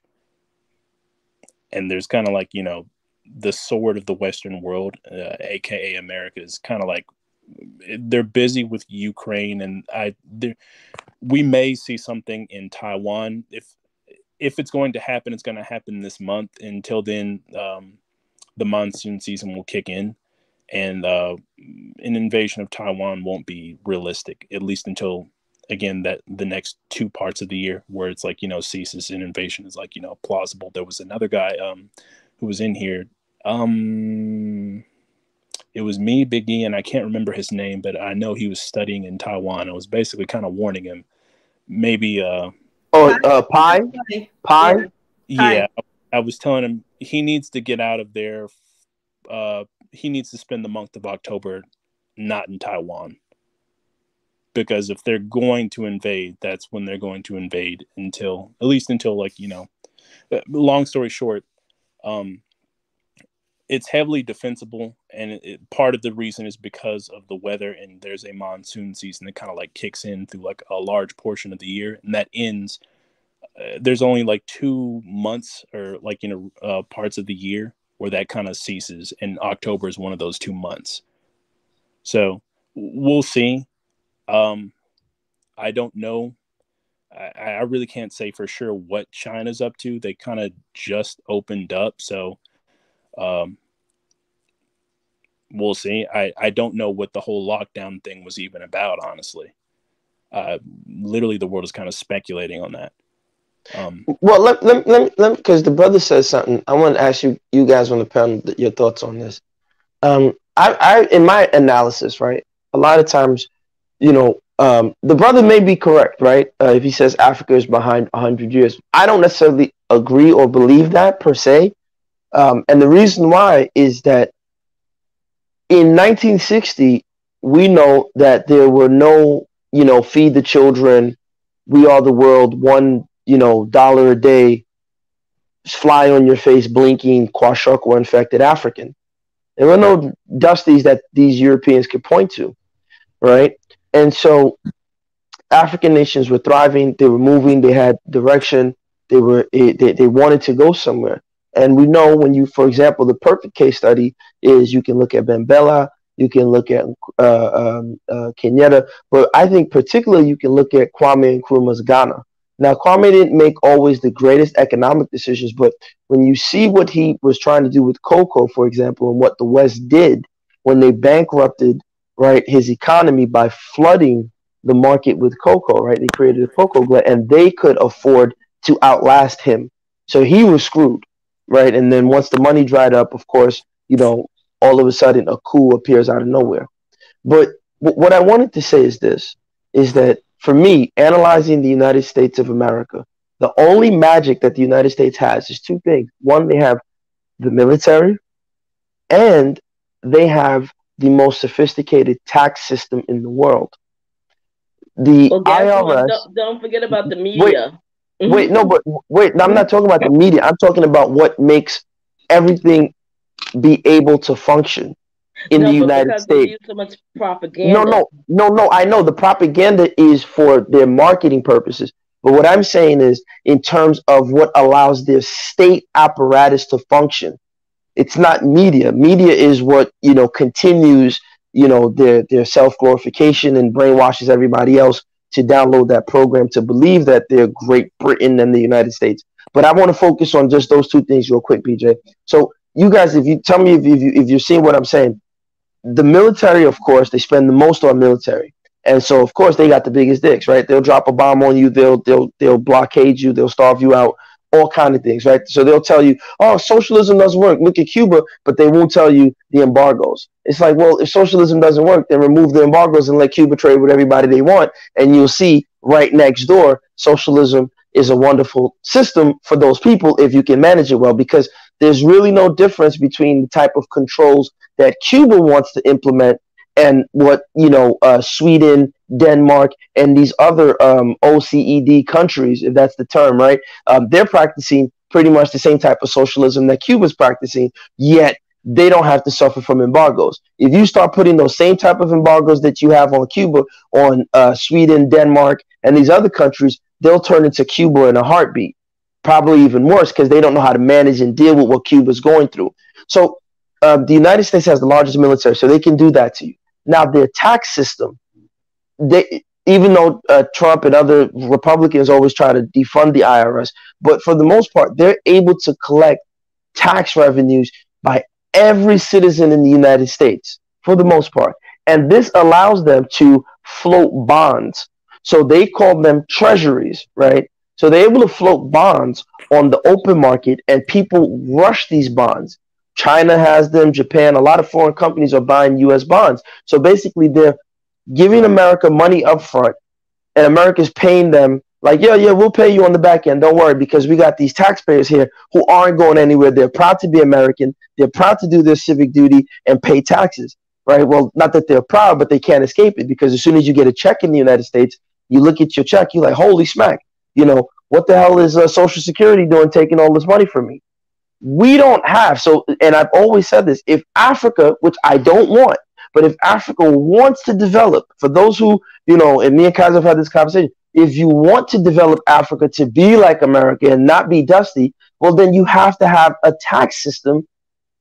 Forget, the military has to come later, but you have to have a strong tax system where you are withdrawing those tax resources from your citizens and your businesses and your organizations and your companies. You have to have ways that you're generating revenue, like, parking tickets, parking meters, all these things, license fees. You have to have a strong way of generating internal revenue, and then you can start floating some bonds on the market, which allows you to now fund those social programs, to get those highways, to get everything that we see that America has. So we need to have a strong tax system in Africa. And it's like no one talks about that. Like, we all believe that, Africa has the money, but the truth of the matter is, there's two things. And I'll end with this. If Africa says, okay, look, we're going to start managing our, commodities properly. Well, look at what's happening in the West. Even though, there's still pushback. Like Nigeria, for example, if you remove oil revenue, Nigeria is pretty much broke. If you take away oil revenue from the Nigerian economy, they're not generating anything internally to, to finance themselves. So if America and they were to put a blockade on the United States of America, on Nigeria, or an embargo, and say, we're not doing business with Nigeria anymore, don't buy oil from them, Nigeria is screwed. So Nigeria doesn't have the ability to raise taxes, so they have to find that. So I'm just trying to say, guys, what do you guys say to that? How do you think African countries can start? I hear you 1,000%, gas them up. And, you're right. You're right. But the only thing I would say on that is, if you create those bonds, you got to figure out how to push those bonds out there, and you're not losing control. Because, again, China got more say so in America, because what? They own a part of America now. No, it's not. Forget the bonds. The bonds are like the back end. The bonds is what allows you to sell. But before you have the bonds, you still need to be able to raise internal revenue. So forget even the bonds. We got to get the internal revenue. Right. Yeah, the internal revenue has to be solid before you can even think of floating a bond. Right. So I'm trying to ask you guys on the panel with the taxes in Kenya. Firstly, and Kaiser can confirm or deny, but in Kenya, taxes are pretty high. I think they say that the income tax is about 30%, and then the sales tax, VAT, and all this, not to mention the informal taxes. The cops are always trying to, get people to pay for every minor thing. So, yeah, there's a high taxation in Kenya. The problem, I think, is, the where the money is allocated, because you can have people paying in, but where is the money going? Some of it is going into tangible things. I have to say that Kenya has really developed, in the last, 10, 20 years. But when it comes to the taxation, I think that Kenyans are heavily taxed. And the problem is that the government is not really, showing where that money is going. But and if they're not pushing into research and development and funding business opportunities, then the people won't see the benefit from any of those taxes that they're dishing out. So could I just make one quick point? I agree with everything said so far. On the use of revenue, I just wanted to make a small point. In Cuba, I realized some days in succession, there was a gentleman taking notes as we went into a bus. And every time I stood at that bus stop, there was this gentleman taking notes, and I just assumed he was probably counting and the number of people using the bus.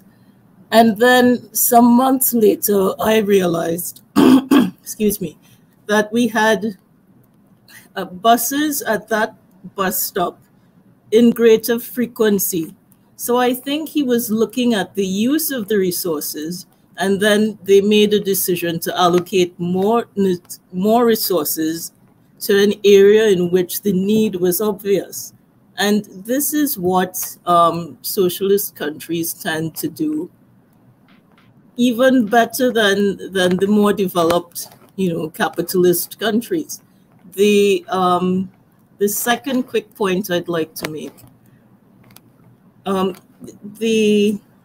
there isn't a robust taxing system in Cuba, but in spite of this, they make sure they allocate the resources that they gain from the health sector into all these other areas in which there is a need. If you look at Cuba's health system, there are certain websites you can go to, and there are facilities in Cuba that are especially for the medical tourism industry. So instead of taxing the citizens, they make sure the revenue from certain prominent industries goes directly to the needs of citizens. So there is a way to, let's say taxing is not part of your culture, even though it's a good idea to have taxes, there are other ways to provide for citizens even when you don't have a robust taxing system. And that's what Cuba does. So, okay. Yeah. I will. I wanna. Okay, go on. I was gonna say I'll offer maybe one point of disagreement about like the Nordic model.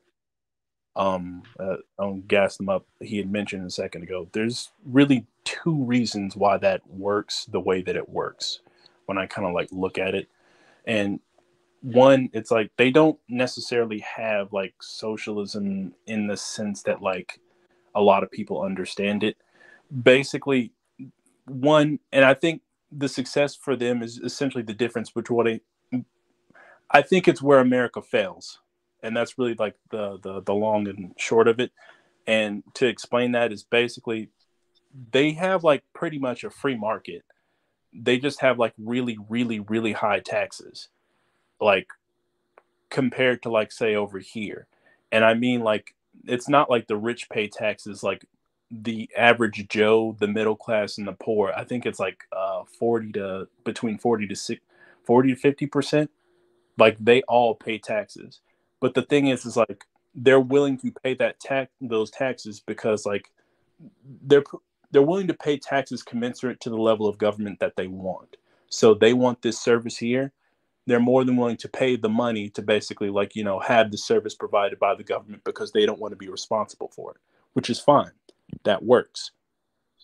And then there's also maybe one other thing that's kind of bugging me about it. It's like they don't really have like this a lot of like European models work because America's basically been their military for like decades. Like a lot of the stuff that like they have is pretty much funded directly from, again, Raytheon, Halliburton, and again a lot of like pretty much US tax dollars. they don't have to fund their military. And then after that, we have like, what, dozens of bases all over Western Europe. That's really the key difference as to like, they don't have to fork over like money to pay for those things that, or would normally be necessary for like a normal country. And then two, the people themselves, and it's the difference of mindset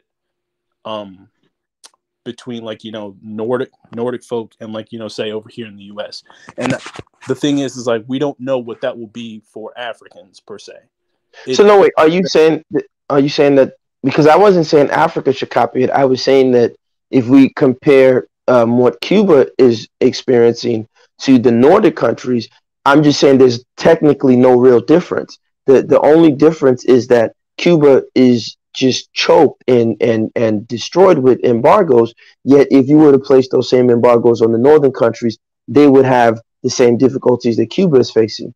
That was the only point I was just trying to highlight, to say that it's interesting how people will tell you, within the American context, the conservatives love to say, oh, it doesn't work. They have zero things to say about the Nordic other than what you say, which is, oh, because they're not paying for their military. But they fail to account that Cuba is paying for its military, yet they're struggling with embargoes.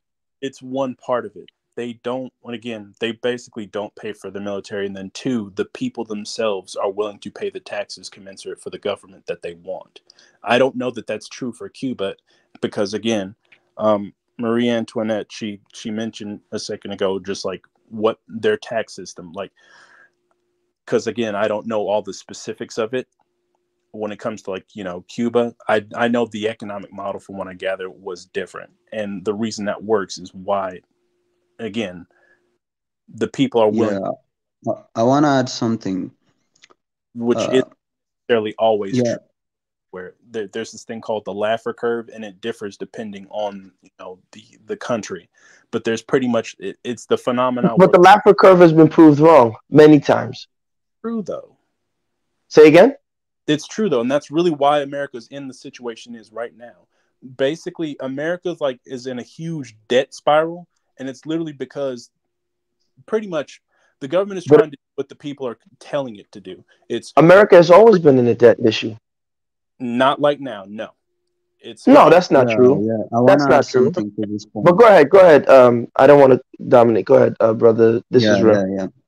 I think having this conversation is good, but I think it's also easy having this conversation when we compare it to the actions.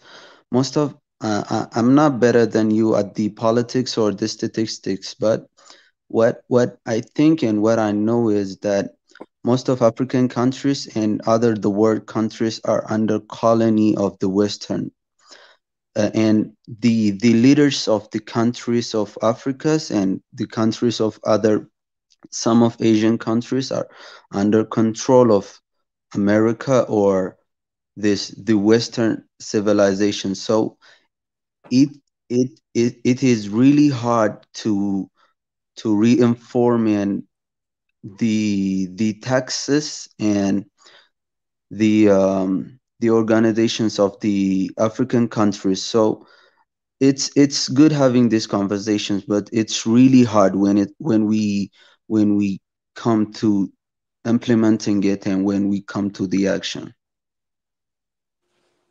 No, you're right. You're 1000% right. And that's something, like I said, that's why I said the leaders in Africa don't have respect for themselves, because they don't want to accept that they are colonies. They don't want to acknowledge. Like I've told people all the time, if you look at the Nigerian or Ghanaian independence document, it doesn't have the word independence on it. It literally says to continue the Queen's dominion. What the hell is that? It literally says it, to continue the Queen's dominion. Yet these educated leaders, smart men, signed this bullshit. They signed it. And then said, yes, we're independent. They were throwing parades. They were singing, waving, ha, ha, ha, ha. And it's like, who the hell are we kidding here? So you're absolutely right. Yeah. It's really hard because none of African countries can make their own decision. They are under the provision of the Western countries. So it's really hard for African community to outstand and to make and a great move, you know. So Good point. But yeah, I want you to explain the Laffer curve that you're saying, because I think the notion that America has not always been debt ridden is to the problematic. well, every country has sovereign debt, but compared to what it is now, and I mean like in the sense that like technically what started this were the boomers. Like what I'm talking about now, what started this was the boomers, and it wasn't always like that because they came of age, they voted themselves they pretty much voted themselves everybody's money, and they may burn the world on the way out, we'll see, but long story short, when it comes to the Laffer curve, and it literally it differs depending on the nation, but it's pretty much the phenomena where when you raise tax rates, you tend to find there's a point at which you will see fewer tax receipts, and it's basically common sense after a certain point. Like, why would you? There's a point at which, at least tax wise, it makes no sense to produce more. Right? Because once you raise the taxes so high, industries will start letting people go. It'll be harder for people to find jobs. Therefore, the tax base is going to go down. So they're It, constantly print more money to then it's just a spiraling circle it, that's it never ends. and I think Yeah, we all know it's true that there's a point at which tax wise, if the government was like making you pay it, you wouldn't work anymore because it would make no sense because it was going nowhere. You weren't keeping yeah, it. yeah, you're right. But raising That- the percentage of the tax, I think it will not solve the problem of the Africa, because well, most of the country's economy is corrupted by the leaders. So I think it will be hard. ideally, I would like to let the average, just if I, and again, if this was, all about a dang wee world, and I had my way, ideally I would like the average person to be able to keep most of their money, and they make the decisions that they want to make with it. Ideally. But um but you wouldn't have. Look, I'm not disputing you guys saying that taxes have to be, and they have to be negotiated between the state and the people. But the minute you create a nation state, like this is what we're not understanding. The nation state, right? Nation state as we know them, were created because of taxation. The well, kings of old Europe, the kings of old Europe got tired of borrowing money from the money lenders. We all hear the famous quote, we don't know if it's true, of the Rothschild saying, I don't care what puppet is in power as long as I control the money supply. The kings got tired of that. So when you see the rise of mercantilism, you start to see many of the things that of modernity come from France. But the term laissez-faire, right? Ironic where George Bush says the French don't have a word for entrepreneur, right? So when you hear the term laissez-faire, where does that come from? It comes from the French minister having a meeting with the merchants, and the merchants telling him, "Leave us alone. Just don't tax us, don't stress us." Well, not he didn't say don't tax us, but leave us alone, give us free reign in the market, and we'll get you the revenue that you need to continue doing your functions of state. So if it's interesting now that we're forgetting the history of the state. The state is based on taxation. Without the well, nation state, without taxation, you don't have a nation state. well, that's the thing. That's really kind of, and again, I'm not going to claim it's like, every place and every time or whatever, or every society or whatever, but like that's pretty much like the function of like you mentioned it a second ago, like you were talking about the US. It's essentially pretty much every nation I can think of at the time, as we're speaking now, functionally speaking, they're tax farms. They basically exchange. That's really like the only real function of government that I feel like, again, has actual use. Just in my personal opinion, it's basically keep other people from from foreign lands from taking my stuff, infringing upon my rights, and B, keep people within the country from infringing upon each other's rights. That's it. That's the only thing they need to do. Outside of that, I'm more than happy to just let people do whatever they want to do. But again, that takes money. But if you say you're more than happy, here's the thing: that narrative would have worked, let's say, in the 1800s. We don't have that anymore. People, unfortunately, we have, you have ambulances, you have bridges, you have tunnels, you have so many things that need to be taken care of. You have the municipalities, that's water, electricity. You can't put that for the most part. And that's so interesting about the United States. And that's why I always say one thing about Westerners. They tell us, it's always the do as I say, not as I do. They'll come to Africa and preach free markets and liberal economies, yet they themselves don't practice what they preach. You won't see, right, like in Nigeria. Yeah, go ahead. They've tried to do just what you're saying. Privatize the gas, the water, all this other stuff. And again, because these are municipal services, they're not profit-making entities. And so now over here, they're sort of backed away from privatization because now we got 150-year-old infrastructure that needs to be replaced. If I'm a private businessman, I'm not trying to invest that kind of money. So it's like, it has to be done, but nobody wants to pay for it. And exactly. And that's where most of the modern infrastructure in the United States was built during which time? The Great Depression, right? You had the the Great Society the Great Works with FDR. The New Deal.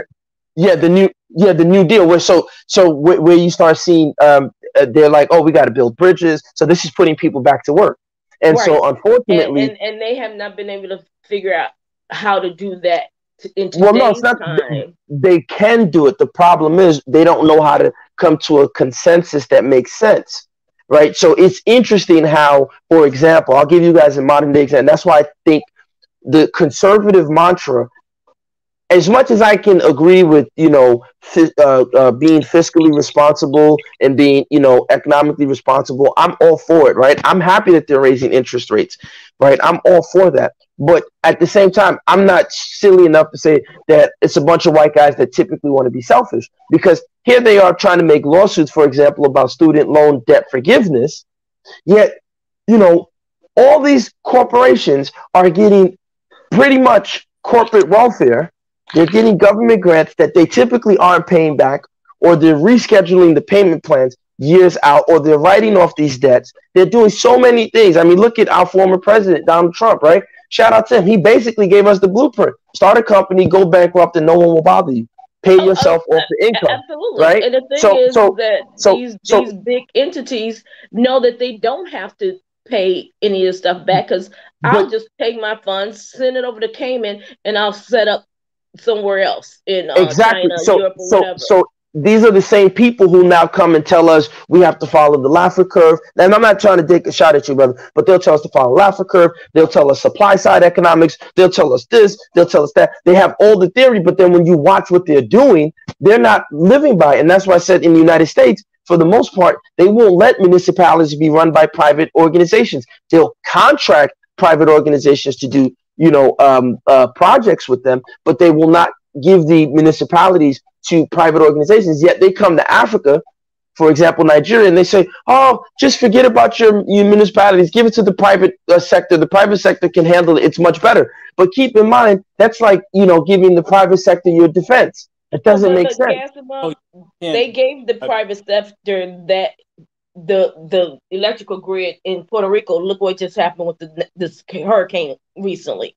So again, it's a bunch of mess. It's a bunch of mess. Because again, and that's where I was saying earlier about the propaganda. They convince you that this is the right thing to do, when in all answer, everybody's sitting in the back room with the chest open, trying to peel out how much of this is going to go in my pocket, and the people suffer.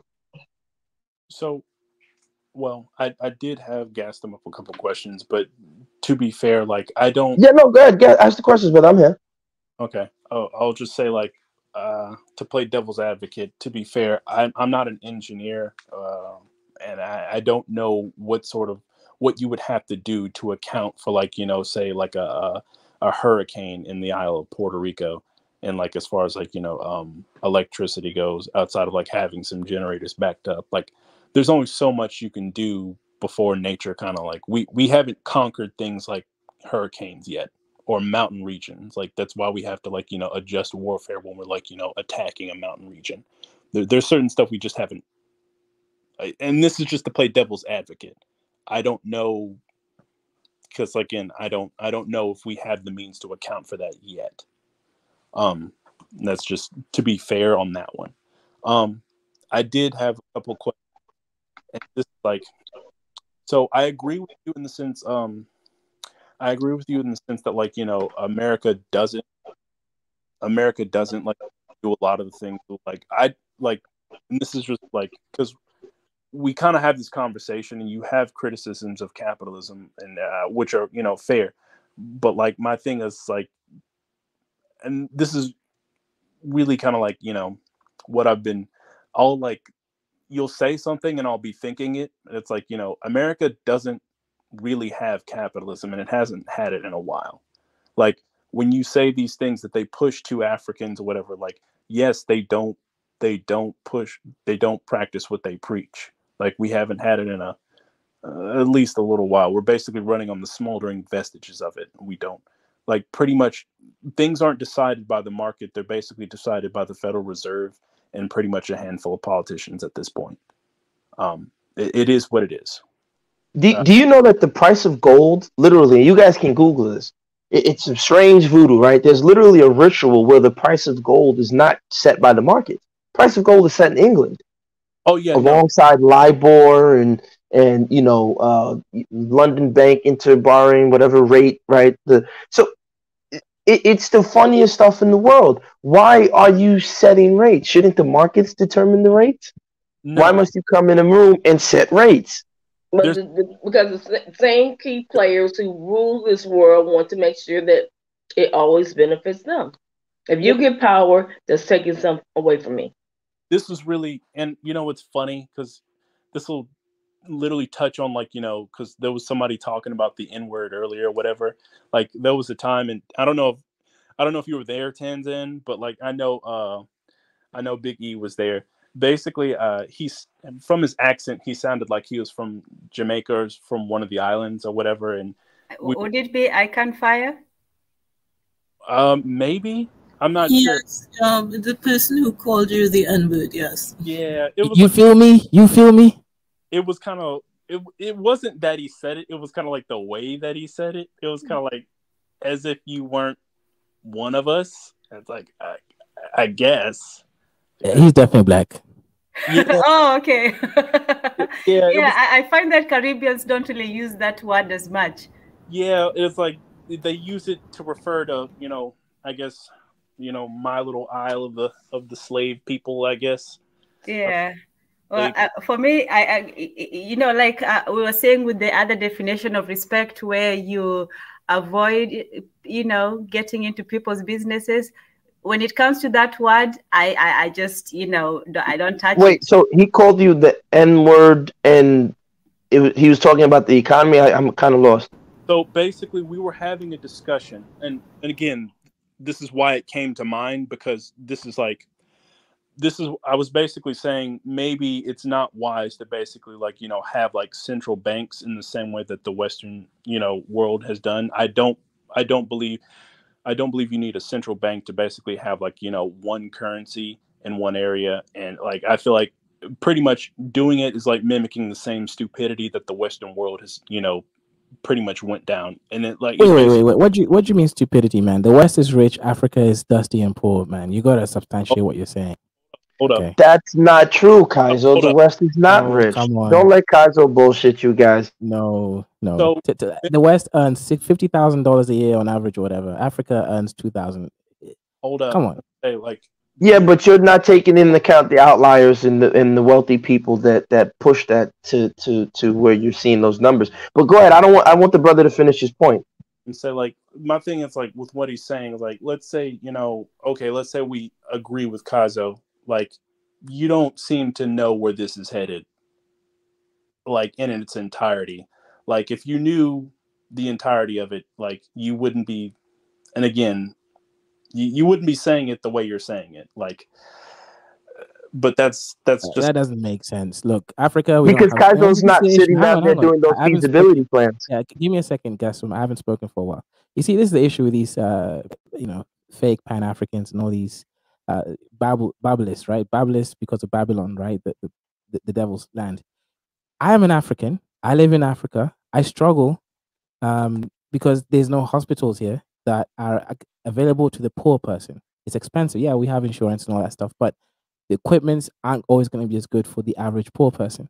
You're living in a country, you have all the vestiges, Wi-Fi. I pay $60 for my Wi-Fi. Wi-Fi when I lived in the UK, I was paying less than $20, right? Point is, Africa needs development. So going around criticizing the West for its really microeconomics and whether it's like this or that, it's irrelevant. Look, if we can get Africa to the next level so that the average dusty African can leave the dusty nomad lifestyle looking after animals and can finally have what you have, that's what we want to hear. This is Babelism, man. This Yeah, is but Kaizo, It's what you're Babel, doing man. is you're doing the feminist shuffle. You're taking the personal and making it political, right? Okay. You're taking your personal issue of not having to get the No, type of subsidized, I hold don't on, the think about most subsidized Africans, Wi-Fi. Mr. Mob. The reason why your Wi-Fi is cheap in the UK is because it's subsidized by your government in the UK. So what you're basically saying is, as an expat who has landed into my country in Africa, I am a little bit upset that I don't get the same affordabilities and luxuries that I'm able to get in the UK, and the African governments need to step it up so people like myself can enjoy. But here's the This is not problem with about that. me. It's not about me. But It's no, about but wait, them. Takazo, but wait. Have you ever sat down and had a conversation, right, with the people who are nomadic and having their cows? Yeah, Yeah, they'll they're take dying some right of your now. technology. They're Yes, dying right now. of course, Literally, there's but a that's large not. ass. Come on, Gaston. Listen, this is the issue with you educated Westerners, right? There's literally niggas dying all over the Horn in Africa right now, right? These dusty nomads because of lack of technology, and you're gonna sit there in your nice, comfortable house with food and say something else. I don't know, man. See, this is why we can't trust you guys. No, but You're I'm not in not it in for the. but I'm in Africa just as much as you are. So the point is I do business in Africa. I have businesses in Africa.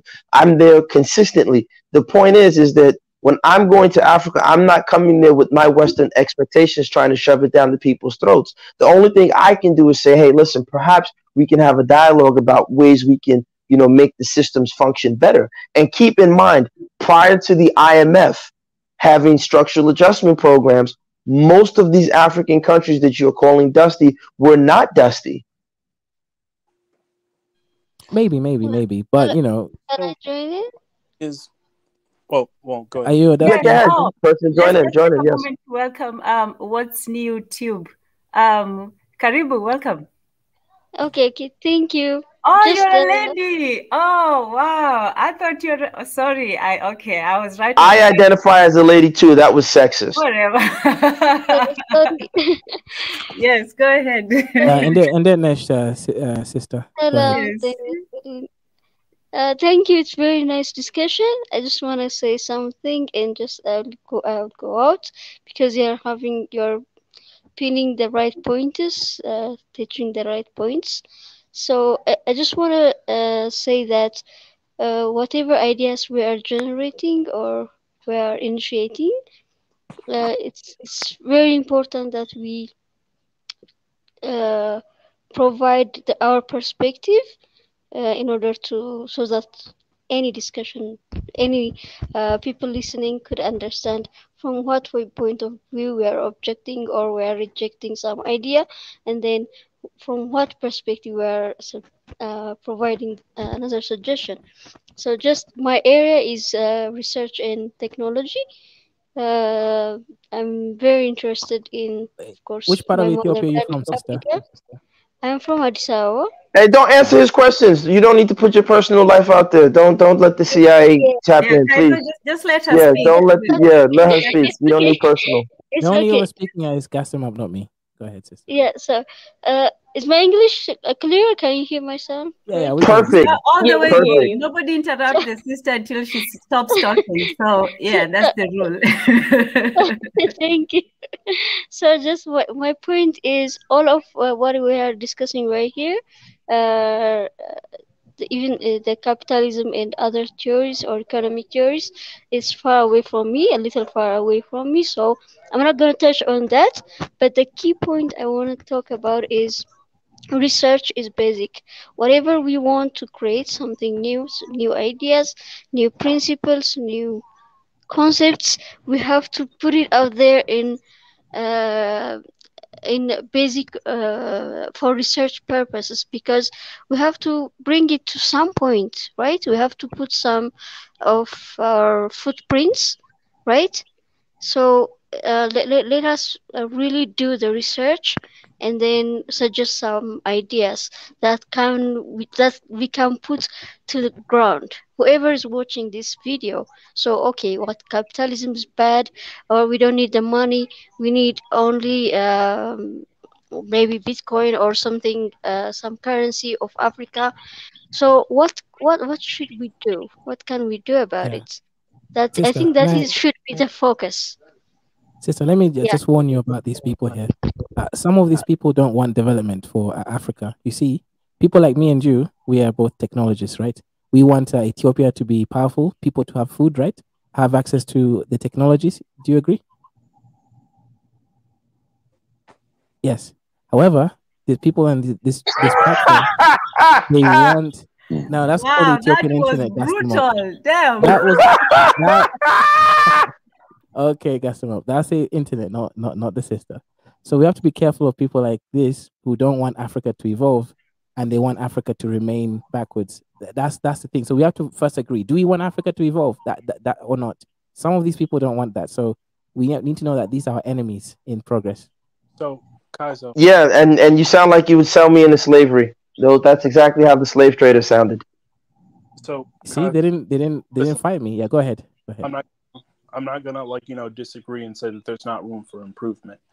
What I'm saying is like I'm telling you right now, these people are not as smart as you think they are. Like, just to look at it right now, like Europe caused a global food shortage. Europe is about to have a bunch of people freezing to death over this winter. Like, I've made I think I'm up 39% on my portfolio this year just off of like European stupidity. They're not that smart. I'm not saying, and again, I'm not saying there's not room for improvement on our end. I agree with you. What I'm saying is like they're a society built by smart people, but they're long past their heyday. Can you explain to Kaizo why the central bank? Because I don't think Kaizo understands it. Kaizo's whole blueprint is it works for the West, copy it and run with it. Can you explain to him 100%. perhaps 100%. why copying the West is not necessarily the best thing? The white man is Issue is superior. And again, this is the issue with like again, this kind of goes back to that conversation we were having. I was Yeah. So, on sorry, people, can but not Yeah, your can I join and ask one Let's question? let the new people speak, and then Alase, we can have a word. So yeah. somebody has a Please, question. Yeah. please mute if you're talking. Can I Okay. ask a question? Yes, and then Yes. Alase. Okay. So my question is, for example, I have been doing research in foreign countries, and then I went there to buy scholarship, but after I arrived there, I could not do any research regarding to my country, because the whole concept of it is for the general development of the world economic situation or technology, or everybody that came from Africa is doing such kind of things. On the other hand, there are many companies coming to Africa, getting paid for the same research and uh, for the same kind of uh, thoughts or whatever they have to do. So, just this is as a question. Do you think such the Europeans or America or any other country, do you think when they develop a system, they for the general development, how can you see this? What do you think about Wait, this? did you go to Russia or Hungary? Which country did you go to study abroad? Yo, why are you asking her personal business? Come on, cast him up. I asked the sister. Don't. She don't need her personal business. I'm tired of these CIA questions. Let her just. Okay. Her question is her question. Come on. She can just say she doesn't want to answer. Kaiser, herself. before you ask the question, at least answer her question. Did address what she said? Did you get what she asked? Yeah, answer that question. Okay.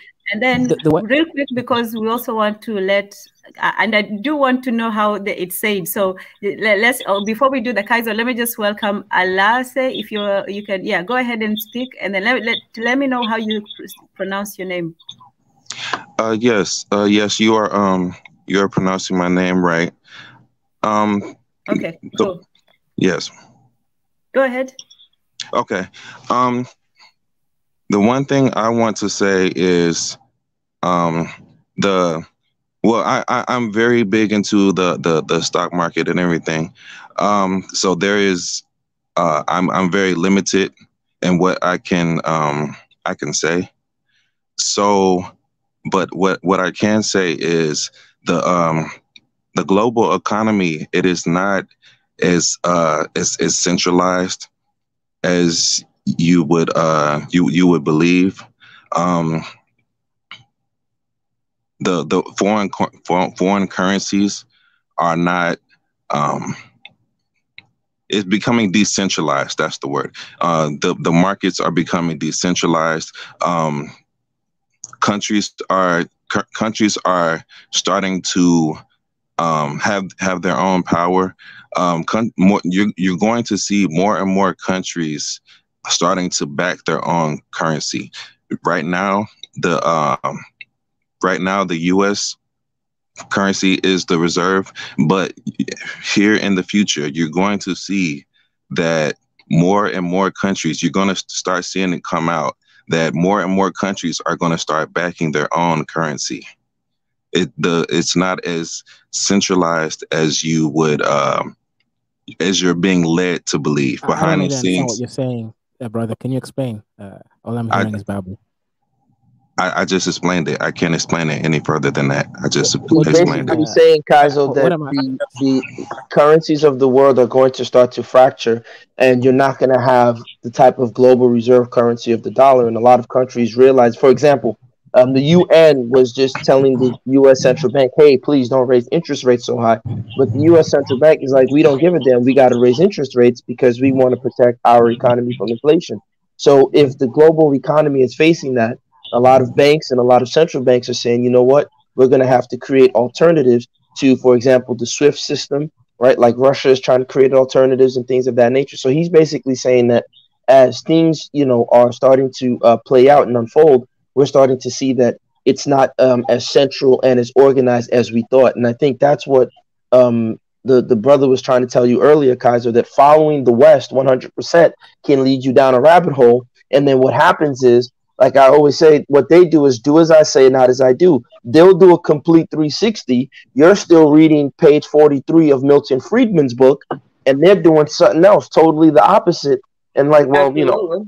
That's what they do. Because just like the value of the dollar is going down, we really don't have anything to back the dollar up against. But you have the dollar's actually going up. Hold up. I have a thought on that. Like, actually, like two thoughts on that. So the problem is like, it's going up relative to Western currency, such as the yuan, because Japan is basically, their bond market is broken. They're buying their own bonds. The UK or the British pound or the sterling, their bond market is breaking. And then pretty much, the euro, they're the other one. Even more money than the US did. I mean, it's going also in Africa. It's going relative to those currencies, but not, say, the Russian ruble. Right, but that's Russia, right? You're talking about a specific country that's refusing to sell oil. It's going up against pretty much all currencies apart from like Russian and a couple, right? The issue is like the same issue. Pretty much the thing that's gotten America along so far is that it's basically the smartest retard on the short bus. I don't know. Yes, they are. Come on, no. Why are you not in Africa then? Why are you guys not in Africa? You see, you guys like to talk about gas is in Africa. Gas is in Africa. Gas is in Africa. You gassed them up. You actually you like to swing your balls and stuff. So I get it. You like to actually be African, but the rest of these people out here, are in America, enjoying the American life and the American economists, right? And going Very on true. talking tribalism. That's Very what true. I don't want to hear the babblism. Look, I gas them up what you said and also what the brother said. I agree with it, right? About the economic practice there. Yeah, you're right. Obviously, you're gonna have to find alternatives, things that can't be controlled. But okay, why is America one of the strongest whatever reserve? It's simple. Everybody else trusts it, and then they want to trade in dollars. That's really it. If you No, find I don't think other And everyone don't currencies, trusts forget they it. got the biggest guns. yeah, So yeah, Yeah, that's that's all. it, Yeah, yeah, yeah, Kazo. They yeah. have the That's all. guns, and That's more all true importantly, too. they have the taxpayer. Yeah, yeah, Like, if you yeah. really That's all. study what underpins the U.S. economy, it's the American taxpayer. Because I Yeah, can don't sit start there. talking about guns and weapons. We might just have to Niger come in with the military Right, talk. right. Yes, Yeah, you know, in Africa, we need to get weapons. And I yeah. don't understand, Kaizo, why we are sitting here, not wicked, but that's five No. Niger. Yes, you are correct. Yeah, power, right? But you see, the point is, right? The point is, look, Africans. I'm an African. Now, Gaston represent the other type of African. I represent all the Africans who want to be rich, and we don't Yeah, want to I hear this. represent the African who was sold on the slave genocide, and people like Okay, Kaiser right. sold us. Yeah. Look, and we'll do it again, man. If we actually move forward and start, developing, right? Because at some point we need to start developing, man, and start moving forward. Like we can't have Africa. But Kaiser, here's the question, right? Here's what I don't understand when you guys say this development argument. I understand it. I'm not telling you on a practical, pragmatic level that you shouldn't have hospitals. But keep in mind, for example, the two brothers. I'm assuming you guys live in the United States. BJ's in the United States. Uh, let me stop. Let me not put anyone's business out there. But I'm assuming they've had experience with the United States. If you go to the United States, right?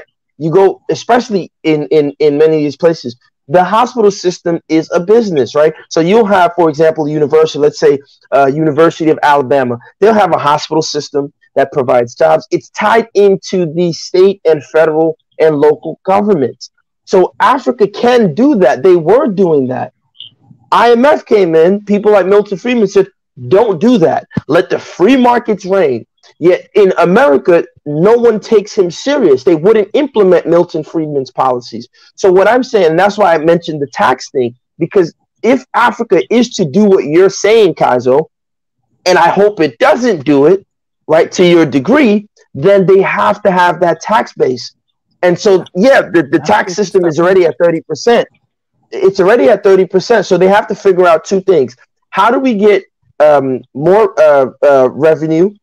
How do we create more jobs? How do we tax these jobs? And how do we allocate the revenue that we're getting towards these state, projects, so that we can make Kaizo's Wi-Fi cheaper, so that we can make sure he has a hospital, so that we can provide water when there's drought. This is the way that, like, technocrats like yourself should be thinking. Not you personally, I know you're thinking like that, but the leaders of Africa, who are the elites, who are at the UN meetings, whose children go to Oxford and Cambridge and Yale and Harvard, they don't give three flying donkey dicks about what we're saying. They don't care. Their kids, listen, if you get around the rich African and his children, they don't give three craps about what we're saying. They're like, man, let them freaking people starve in a drought. Who cares? I got a white bitch on the side. My wife has Brazilian yaki down in her freaking. Okay, sorry. Yeah, I know you guys don't want me cursing on the thing. I'm sorry. And then you just. Yes, I'm sorry. Yeah, I'm sorry. So, yeah, he has a white woman on the side. The wife has Brazilian yaki here down in her ankles. The kids are, drug addicts in the UK. The other one's in some sort of, who knows, making some business app in the US. They're good. They get to go to Israel. They get to go to Germany. They travel to California. They eat, at Starbucks. They don't care. It's just what it is. Like, so why don't you want Africans to be rich? Like, honestly, it's a real question. Is it because where did you get a question about not being rich to what I just said, Kaizo? I didn't say that I don't want them to be rich. What I just said is the people who can get you rich don't care. No, I get that, but I'm in general. You don't really want Africans to be rich. So the question is, why do you assume I don't want Africans to be rich? Because you don't want us to development. No, I think you have it confused. No, okay, okay. No, okay. Being rich. No, what I'm saying is this. Okay, good. That's a great point. International purchasing power. When we talk about the wealth that Africa generated in the past, it was never generated with international trade. And I've always emphasized that point. Africa's peak, whether it's Egypt, Zimbabwe, Ife, whether it's the Oyo Empire, whether it's Ouagadougou, whether it's Ghana, whether it's Mali, was all based on intra African trade. The Sahara routes, it was all based on that internal trade, and then they did trade outward after they had strengthened themselves But there's an issue, internally, where right? middle class people want the things from abroad. So yeah, Okay, you and are right. If so you create like an intra-continental market, which yes, again, people have certain living standards. Houses can be created, hospitals, the basics of standard, decent living standards can be made easily. of course, The I issue is agree. there's a middle class that Yes, requires these things that they see on television, Coca-Colas, all these things, the yes, expensive cars, not just functional cars that look good. No, they need to get the branded items from, Germany, etc. So that's what's driving the so-called poverty, because we're not focusing on fixing basic Can I human interject on living that conditions, one? right? I've got a So question. middle class but has Kazo, to that's what I'm be. saying. The people in charge of the government right now, they know what you're saying. So Gas isn't saying, oh, people should be poverty stricken. What I'm saying is, faced with the fact that the people who can do what you're saying, they can listen. Kenya could be working in 3 hours if people are principled and are ready to do the right thing. Nigeria can be working in 2 hours. The reality is, the people at the very top don't care. Often they're puppets. I was watching a video where If I might many, say something, But the let, thing, let me just say this oh, last sentence. go ahead. Many go ahead. French West African leaders were all going to Masonic lodges. Nothing against the Masons, no dish to them, but they were all in Masonic lodges in Europe, all dancing and kissing butt to the white boy. So it's like, how do you expect the guy who's kissing butt to the white boy to come down there and say, "Hey, let's create markets that can satisfy those middle class needs that Kazo's talking about"? They don't care. And that means the mindset has to start changing with those middle class people and stop valuing.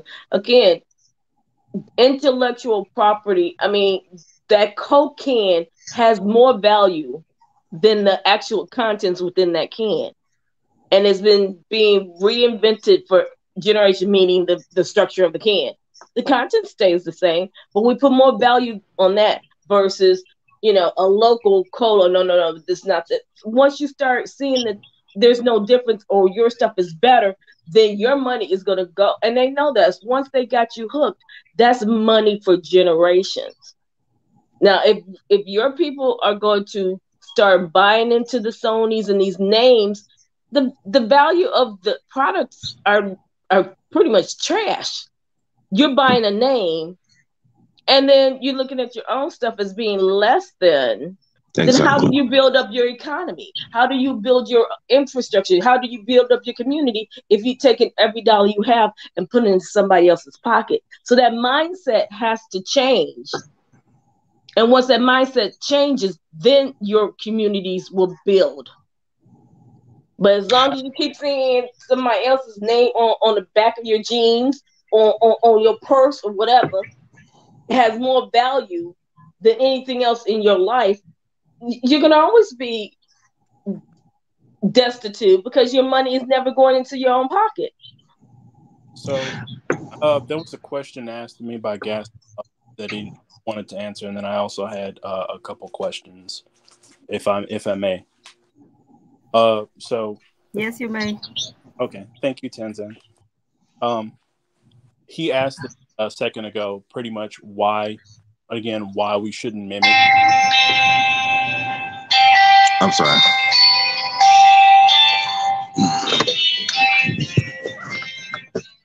That's the alarm. 10, use the mute button. Okay. Well, he asked why not a central bank, and again, this is really the heart of the issue. Basically, when you have like a central bank, like the Western world has, you basically give pretty much whoever's in charge of the central bank, which is typically almost always going to be the government. Like the Federal Reserve is the government. Like look up their website; it's got a .gov at the end of it. They're the same thing. They're appointed by the Senate. So, long story short, why you don't do that is basically you give them the power, for one, to give the government to spend money that they don't have, And then two, you basically give them the power to pick and choose winners and losers in the economy by adjusting interest rates willy-nilly. It's corruption. It's basically, it's not necessarily corruption, but it's the mechanism for corruption in the banking and financial system. You have to, the way to nip that in the bud is to basically, before it starts. This is what I said, like, yes, they are smart. I'm not saying there aren't things that they do that they don't do better than us. What I'm saying is like you can't pick and say everything that they do is better than Africans. Literally, there's some stuff that Africa does better than them. Like you can't fetishize the Western world. I'm telling you right now, it's not a good idea. Exactly. As good as some of the good ideas they've had, they have just these stupid ones, and they're going through like a really stupid one right now. Like you mentioned a second ago, like again, we were talking about like what the dollar is doing as far as like currency comparison. Then I compared it to the Russian ruble, and you threw that out because of oil. Okay, well, how about the Mexican peso? Have you seen what it's doing compared to that? Like I have an astute counter theory to why the dollar is doing so well, and that's literally because the countries the main countries and regions that I named, it's because they printed more money than the dollar. That's it. It's literally just them being the smartest retard on the short bus. They're not that smart. They have been built by smart people, but there's a bunch of retards up there. You cannot, I'm telling you, you can't take every idea that they have and accept it as gold. What you should do is take the ideas that are smart, bring them back to your place, build your stuff up. Because I'm not against building up Africa. What I'm against is basically this fetishization of like the Western world. Because those, again, as many smart ideas as they have really sick ones. Just take the smart stuff, build up your economy, and live the life that you want to live. Take what works for you, add it to your repertoire, leave the rest of the stupidity away. That's it. Is that fair? Is that fair, Kaiser? Because it's not like I want Africans to be poor. I want them to be, of course, I want them to do, to develop, obviously. But like, again, we're talking about the people who created the food crisis that we're talking about right now. And we're also talking about the people. And again, it's literally like a race to who's going to have hyperinflation first. Japan, the euro, or the UK sterling. It's one of those three. Japan's already buying all of its own bonds. Nobody wants them. That means they're just printing money. They're on the road. That's a complete government. Kaiser, what do you have to say to that? Are you there, Kaiser?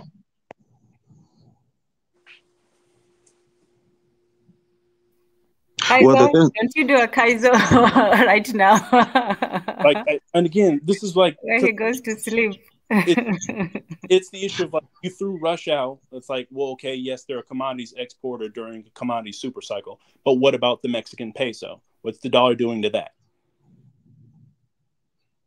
Well, the thing that I want to say is Africans have made it past apartheid. Americans have made it past slavery. So I refuse to approach this from a place of lack. So that's my part. That's what I wanted to say. But yeah, we've made it past apartheid. We've made it past slavery. We are free. We have options. We have ownership options. We have options to own. So I absolutely refuse to approach this from a place of lack. Argue from a place of lack. I refuse to do it.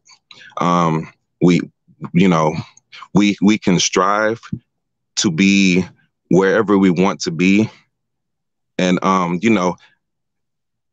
back in the day, we were more spiritual. We were, everything was based more on spirituality, how far you could reach on a spiritual, because trying to compare yourself to a Western world that is based on materialism that is not going to last, by the way. Not building with the earth, not building with Mother Earth. Dynasties come and go. That's not going to last. You're just looking at right now. Dynasties come and go. That material stuff is not going to last. It's going to go back to spiritualism. But I have to go. I thank you very much for your time. Thanks so much. Thank you very much. Man, Kaiser doesn't like to hear that type of stuff. Where is Kaiser? He ran away? Yeah, That's spiritualism psychobabble, old man. Yeah, that's psychobabble for Kaiser. Since it's my birthday today, right? My cousins are Happy taking me out to birthday, a nice... Kaiser, and Kaiser's mom. Exactly. Shout out to my mom. So today, guess what? My cousins are taking me out to an expensive restaurant to eat expensive food. Spiritualism is not going to give me that experience. So stop the cap. We all know what we all want, right? Guys, I think, let me be honest and let me stop trolling for once, right? So I will give Gaston 5 minutes of non-continual troll. Gaston, I understand you're people like you're needed in this whole movement, right? The reason why is you are the reminder of us to be true to ourselves. However, the issue is, as we continue to so-called develop and we kind of get possessed by a spirit that comes from the West, right? And when you get possessed, the issue with possession is the moment that the spirit leaves you, you're no longer fit to be functional in that system. And this is exactly what happened to most of our systems. We were possessed by something called colonialism. And when the colonial spirits left, we were inheriting a system that we are barely understanding how it even came to be. We didn't go through the developmental processes to actually inherit these systems and then utilize them in some kind of effective way. That's why we have dysfunctional systems, because we didn't go through the natural progression to get to that point. An example of a country that might actually get there is Ethiopia. Why? Ethiopia started from a feudal system, and then now they went through communism, or whatever you want to call it. Then now they're doing whatever they're doing. It's all progressive based on their history, culture, and people. So the point here is that we just inherited stuff. That's why we're dysfunctional with it. Let him finish. Yeah. So which is really, really interesting. So people like Gaston might actually be necessary, but Gaston, why should, instead of talking about this on YouTube, we should be writing books about the natural progression of African, or let's say Nigerian, Isoko, whatever centered spiritual as well as economic, so geopolitical development. Because the issue is we're utilizing systems that we don't even understand. Again, none of us went through hundreds of years of war to get where we are. The Europeans have. That's how they even became European. That's how they became the English, right? The North, the South. They've had that war, the tuggle with France. That's how they created the European Union. That's how they saw League of Nations, and then they decided to have the Berlin Conference, because they had a certain history for literally 1,000 years as nation states. We've inherited a concept of nation state when, as Isoko Warrior tells us that he's Isoko, he's not Nigerian, right? I actually don't even claim to be Kenyan, to be honest. Let me just put that there, gas him up. So we're actually kind of camaraderies in some respects. So the point is, until we actually then naturally become a fold, what we're doing is dysfunctional. And I think the dysfunctionality really is due to the possession of the spirit that the spirit came, possessed us, showed us how to do things.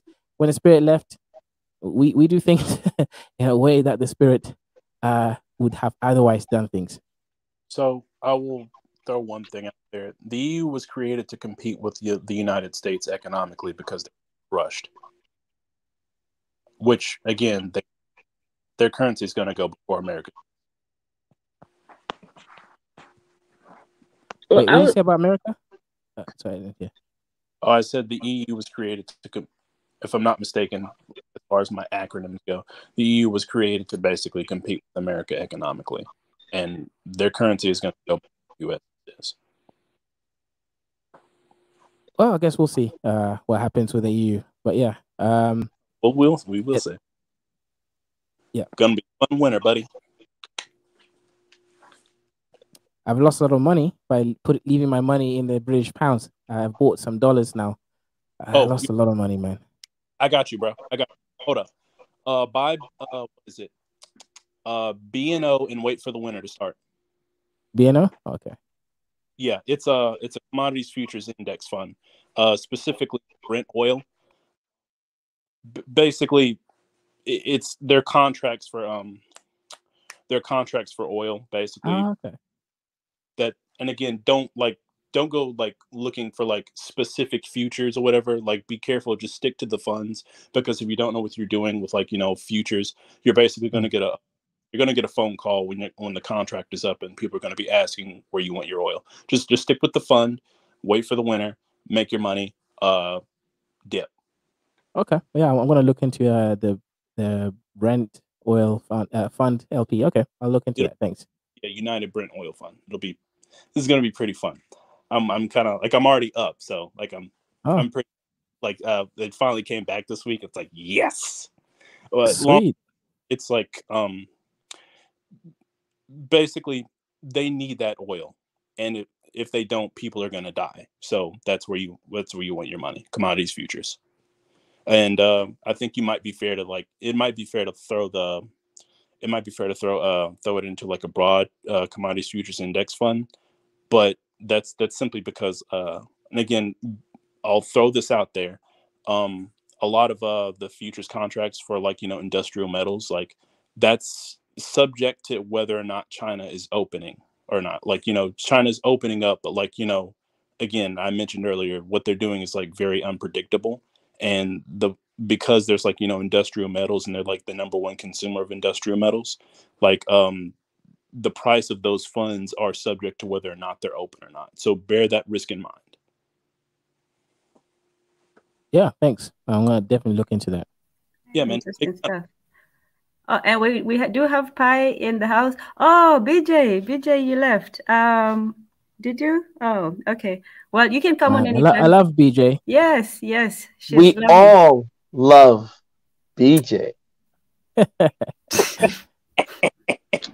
This guy. You know what? Yeah, let's just let that one fly. Pi? No, I'm in spectator mode right now, unless I have to add anything. I just came on because the chat already seems pretty chill. I don't need to admin right now, it seems like. All right, cool. You guys can continue. So, Pi, they told you, they put an APB out. They said you need to get the hell out of they need to get the hell out of your locality. Yeah, ASAP. Me? Well, I kind of put all my eggs in one basket and burned my bridges with my last college, so that's not gonna happen. There's 0% chance I can go back. Plus, language school in the U.S., it's really not that good. You'd have to spend 10 to 15 years to get any good. Well, I've been here for almost a year, and I think another year or 2 years I'll be at like advanced fluency. So it doesn't make sense for me to go back home. So I'm pretty much stuck here. But just keep in mind, though, even if there was a war between U.S. and China is a nuclear war. So I'm a lot more safe in a Chinese-speaking country if you look at it from that perspective. Well, the thing is like they're kind of occupied with Ukraine. That was kind of like the more important war for them or whatever, because they were basically trying to install a puppet regime that would pretty much isolate Russia in the event of like a war with China. That was basically Putin's. If you read his list of demands, they were actually like very reasonable. He was basically just asking them to stop shelling the people in the Donbass, uphold the Minsk agreement, stop damming up the river that fed into the Crimea, recognize them as autonomous zones as they agreed to previously, and Ukraine doesn't join NATO because he didn't want nukes pointed at Russia, which was very reasonable. Well, basically, long story short, if the U.S. doesn't take the L in this war, Russia might actually nuke Ukraine. But again, the war you're worried about is Taiwan and China. That doesn't necessarily, you can't be confident that the U.S. is going to come to your aid. Like, being an enemy of the U.S. is dangerous, but like being their ally is fatal. Like, we're kind of known for selling out the people we were like, quote unquote, buddy with a while ago. Like, there's a number of people we basically sold out. We just sold out Afghanistan, the Northern Alliance. We just sold them out. We just gave the Taliban billions of dollars of weapons or whatever, and pretty much like they're going to get genocided. It is what it is. The Tajiks are going to get killed, and who made that happen? the U.S., specifically George Bush, but like, you know, it wouldn't be the first time. Jimmy Carter did with Vietnam. Like, we do it all the time. I'm saying, I said that just in general because, you know, you might be good. You just got to get through October, bro. No, what I mean is that you have to look at it from a logistical perspective. Like, the reason why I'm not concerned is I don't worry about these little governments that we see here that they want to shuffle around every 4 years. I'm more worried about, like, for example, me. I would be more concerned if you see a bunch of people with the last name Lee leaving the country because they're like one of the elite bloodlines. But that's what I would be worried about. I'll be worried about if they all of a sudden started getting their own lithographic machines from Dutch and they were way advanced from them, and they had the same technology there as they have like where I'm living now in Taiwan. That's what I'll be worried about. Because if that happened, they would be out of the world system the same way as Russia. That's just dumb. That's silly. Why would they do that now, from your perspective? Who? You're talking China. about? Oh, that means that the SWIFT would shut down Union Pay and then be in the same boat as everyone else, including Africa and Caribbean or wherever else they don't have their own money to use around the world, their own global system. That's literally. Why would they do that? So first off, I'm gonna say, money is really just a stand-in for stuff, and the only thing like America makes that's worth anything is weapons. That's it. China basically an export of commodities. So is Russia. Like, that's really why this whole war in Ukraine was like so stupid. Because like we don't make stuff, they make stuff. Like if we sanction China right now, it would basically take like maybe a week, and then the shelves in every Walmart in the country would be like gone. Because we like import like how much. Donald Trump was trying to stop. I don't mean to bring him up again. I know y'all didn't like him. Right, Marie? You guys didn't like him, Marie. But Trump was trying to stop that. Marie, she's putting this on you. So do you want to respond? Me? Yes. Yes. Yes, you remember? We talked about the guy Trump, not to say he's perfect, but what the gentleman just said, right? Trump was trying to say, yo, you know, create a flat tax rate, bring these corporations back. And if you bring the corporations back, they start manufacturing in the United States. Most of the people who would get those jobs are African Americans and, you know, Latinos who would work as foremen, who would work in these factories, and you'd be able to get a decent job. You could pay things, do things, you know. But now we got Brandon.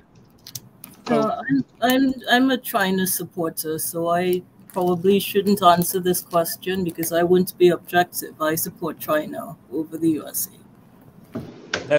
Yeah, but how many black people are in China right now? You have descendants of yours who are in that particular, you know, space and locality, and so they would have benefited. China would have still continued doing what they're doing. I'm just saying that, you know, under a Trump presidency, at least by now, barring COVID, I think more African Americans would have seen great economic strides and leaps. Ones that they hadn't seen in a long time. I don't want a lot of African Americans to be duped into thinking that they're not good enough to do jobs other than just being factory workers doing repetitive tasks. This was a blessing in disguise. I want them to aim far higher than that. And but realistically, Marie, you know, and you're right, we should aim far higher, but you know that it's a system. I don't care how much your PhD is. I don't care how smart you are. If you don't play ball, right? And I'm sure many people have experience with the U.S. If you're not playing ball, you're not going to get into those top positions. The people who run the country. So in terms of just being practical, don't you think it would have made more sense to, at least for the time being? Because if you look at the history of like Black Wall Street, you look at a lot of these places, it was a lot of times a cooperation between those skilled laborers and those who were able to, you know, engage with money. So a lot of African American insurance companies might have been started by the pooling together of resources by like two barbers, and a foreman, and they would pool their money together and get a lawyer, and that's how they would start this black insurance company in this particular black town. So don't you think that would have benefited them in the short run so that they can use it to leverage into other opportunities? Here, what I like about Donald Trump, if we compare the level of interference in Africa's affairs, Donald Trump was a far better president than the current Joe Biden, who has just put an embargo on Ethiopia and Eritrea. In that regard, I prefer Donald Trump. Only in that regard, the level of interference on the continent. I right now like the fact that China is at least investing in infrastructure on the continent, which the USA would never do. So it really doesn't matter to me who is the president in the USA. I am supporting China. But what about the Africans who are in the USA at that point? Regardless of your support for China. They need to use the same voodoo that people are promoting and just topple the whole system in the USA. That's what they need to do. Oh, no, don't do that. And say now Marie Antoinette is Kaiser, also are you talking keep, about voodoo. Yes, Kaiser, I think I've affected Marie Antoinette with the spiritual babble, Kaiser. You need to save her. Kaiser, save her. The same voodoo that everybody has been promoting, use it. So I was going to say, like, you have to be very careful what you say on here. I was going to say, don't speak of quote unquote. I'm being sarcastic. Okay. I think they should. Yeah, she was talking about a comedy called The Toppling. It's not real. Oh, okay. All fun and games, people. Fun and games. Think people could recognize by now when I'm being sarcastic. Yeah, that was. We haven't spoken enough, and that flew right over my head. I'm sorry. So there was just to answer the question that earlier. I'm trying to remember your name. Was it? Me? I think it. Okay. Pi. Yeah. Go ahead. What's up? I'm gonna say, like you asked a second ago. And again, you were talking about what happens in the event of that. So, like, as you saw with Russia, basically America tried to sanction the crap out of them, and they're doing better than ever, like economically speaking, because like Russia is a net exporter of commodities. They're like the second largest exporter of oil, if I'm not mistaken. They export grain, cobalt, magnesium, like a number of things that we need to build a lot of the stuff that's necessary for our day-to-day life. They export. And again, they're right on the same continent as China. If we sanction China, they're going to be fine because like they're already buddy with Russia at this point because they kind of have to be. Like if we sanction them, like pretty much all the shelves in America are pretty much in a number of parts, a number of bad, like just stuff we need to live that's going to disappear like in a heartbeat. I think probably maybe a couple of weeks, if that. That's probably as long as it's going to take. But they're just going to get their stuff from Russia. And again, they're already. This is like we mentioned this earlier just a second ago. How like the U.S. dollar is like the reserve currency. The reason why people are diversifying is because the U.S. and again, Kazo, this is one of those things that I mentioned. Like they're not as smart as you think. The U.S. like pretty much whoever it can't be Biden because he's like severely demented, but whoever's in charge up there. They decided they wanted to weaponize the financial system against Russia, which no president in the history of ever has ever been like dumb enough to do against anyone. There's a reason why you don't do that. When you weaponize the system, let's go, Brandon.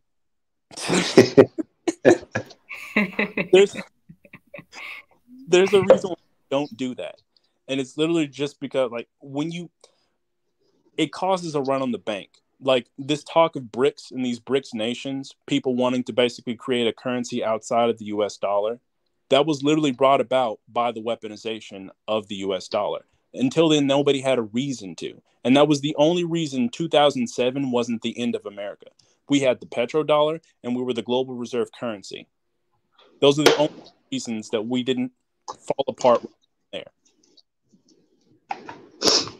No, but my point. Oh, wait, are you losing connection? You still there? Yeah, I'm still here. You hear me? Yeah, you're breaking up a little bit. Oh, I'm sorry. if you need to hear me say something again, just let me know. Oh no, I wanted to rebuttal you. What I meant by like, I know that of course they can still get stuff from Russia, but remember, this is a globalist system. The reason why China is doing well is because they're sending like I think it's over 10 million of the students to study in the US. And these tonal, if you look at it from a linguistic perspective, these tonal languages that people learn, it actually makes people a lot more intelligent, especially their writing systems compared to Latin languages. So they're able to learn a lot faster, right? So, but however, if they start to do a bunch of sanctions on them, like just like how they just sanction anywhere in Africa or Middle East, let's just sanction them. They won't be able to go to the U.S. to learn these things anymore. And most of the kids of these leaders that's in China, right? The kids, most of them that are descendants of the people in the party, they're in the U.S. studying, right?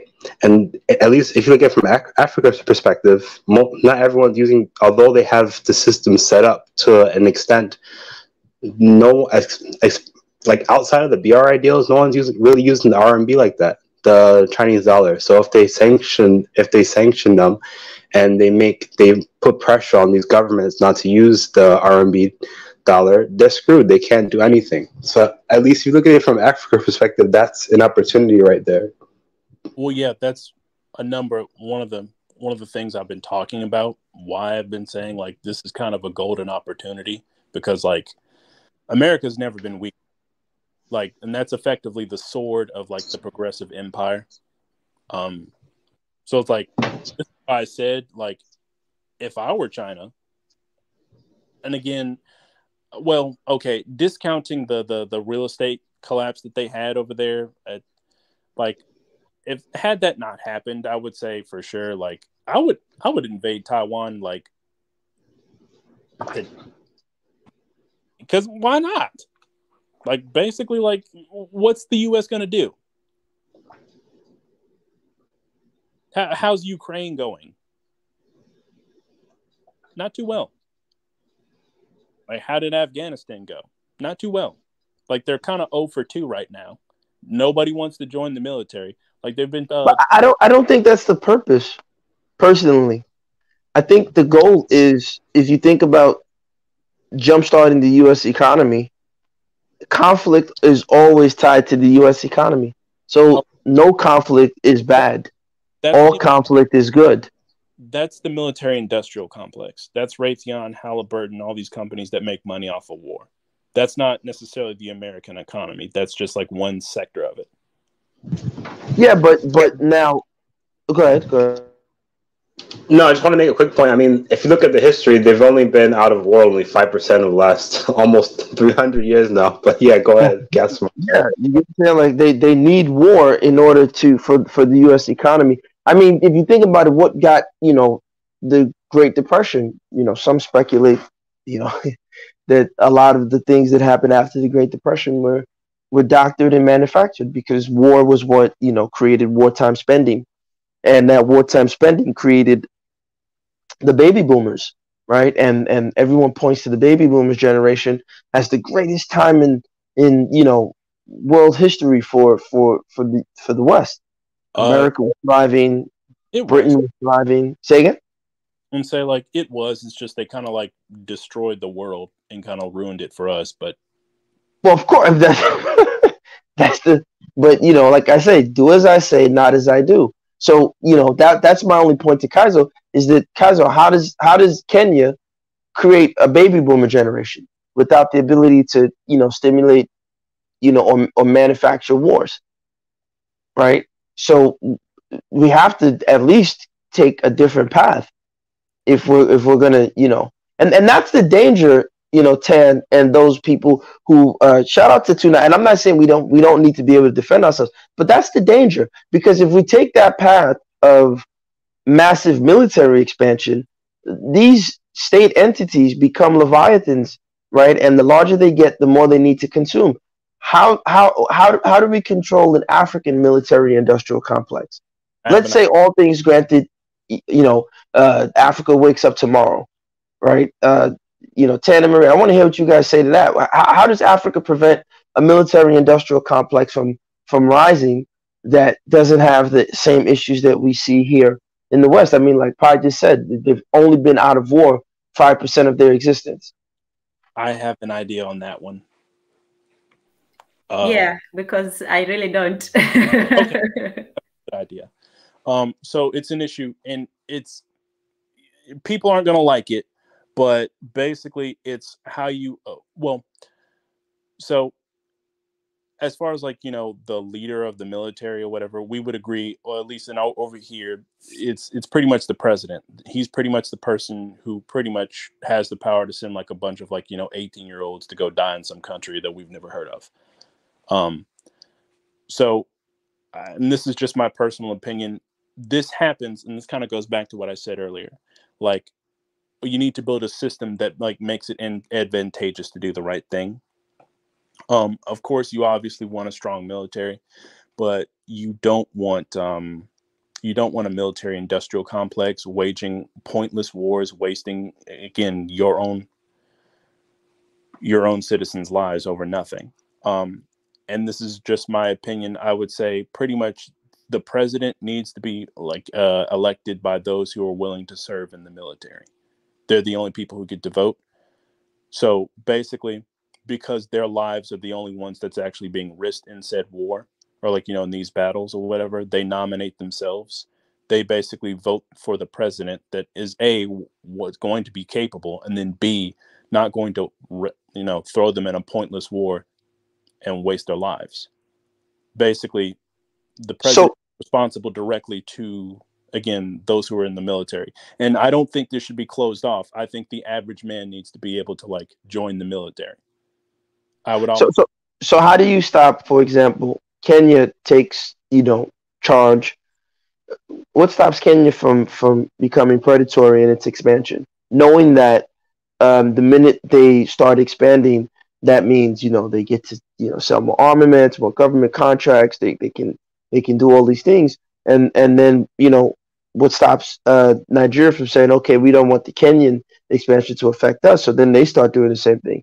So it turns into this Mexican standoff on the African continent. Ideally, I would like them to see them as like, you know, one union, but that's going to take some. That I think that's a slightly different cookie to be discussed. But with that in mind, or whatever, when it comes to like expansion, well, I would count on the fact that like bullets hurt and people don't like getting shot at. So, and again, there's obviously times when like, you know, a war is necessary. You obviously must defend yourself. But when it comes to like, you know, expanding into other territories. But isn't that why, you know, and dare I say his name, why the guy, you know, Hitler, he, you know, it was expansion, right? He built the German military state. And if you look at in terms of development, it, you know, Franco, all these guys, these dictators ended up creating military expansions. I have a theory that, you know, Niger will end up like the Franco of Nigeria with his military expansion mindset. But I'm shocked Marie doesn't have anything to say about this. So yeah, but all empires are expansive. Whenever they get to that level where they're too big to fail, and everyone's dependent on them, everyone eventually becomes expansive. Ideally, you don't want an empire, and the reason why, well, again, with Hitler, you had basically starving millionaires, like millions of dollars for like a loaf of bread because of the Treaty of Versailles, and they were basically willing. It was pretty much chaos. They had gone into hyperinflation, and pretty much they were really pretty much willing to like rely on anyone that would have made the problem go away. And then Hitler kind of did show up right at the time. And if you look at his model, it wasn't great. He basically took out enormous loans from countries that he had no hope of repaying, and then just used it to build a military to invade those countries. That's what I'm saying. So, you know, and this is why I think I wish Kaiser was on. This is the danger of copying certain Western models. Well, that's the thing. Like, but who was Hitler accountable to? No one. Had he, and again, this is just like this is just my personal belief, because like after speaking to like a number of veterans over here who basically all were kind of pissed about Iraq. Like Afghanistan, you could make an argument, okay, there was a reason for that. America was kind of really pissed after 9/11 or whatever. But Iraq was basically literally just Saddam violating the treaty. And like they were lied to, but like years later, in hindsight or whatever, basically all these veterans are pretty much talking about how they shouldn't have been there. But again, the president wasn't accountable to them because he didn't have frankly, too many people were voting on who was president. People who basically weren't getting shot at were voting and deciding who was president. And this is really the problem with like democracy. I'm open for like, I personally believe in like the ruling class needs to be open to like, anyone, in the sense like anyone who's, who proves themselves and like, has like, through merit shown that they're worthy of the position can, go up. I don't believe in monarchies per se, and I don't believe in like, say democracy. There's kind of like a happy little middle ground. The issue is like you need to build a system where like the people who, again, rights need to be, or like, responsibility needs to be put with authority. And that's really, we had another conversation about like how like the Western world is basically like been falling apart because we separated rights and responsibilities. If the president is basically held accountable to the people who are getting shot at, if he's incompetent or waging pointless wars that have no meaning, they're going to want to get rid of him quick because it's their blood being shed. Nobody likes dying and nobody likes getting shot at. That's kind of like the thing I'm kind of counting on just in general. Like, I don't feel like Iraq would have happened had like, the president not, had he been held accountable to the veterans and the people he was commanding, because frankly, he wasn't worthy of them. And we want to avoid a situation like that, where basically like you have an incompetent leader or like, a person who's constantly waging war for no reason. He has to basically value the people's lives. And the only way he values those lives is basically if like those lives are the ones that appointed him his position.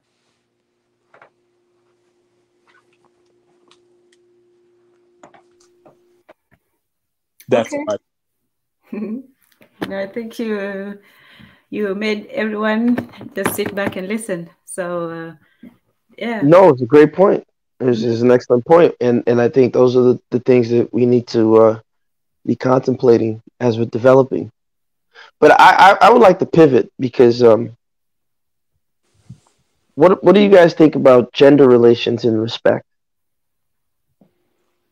Before we continue, because that's where we had started this whole program. I'm glad we covered a lot of topics, which was great, but that's where really Marie Antoinette wanted us to start with.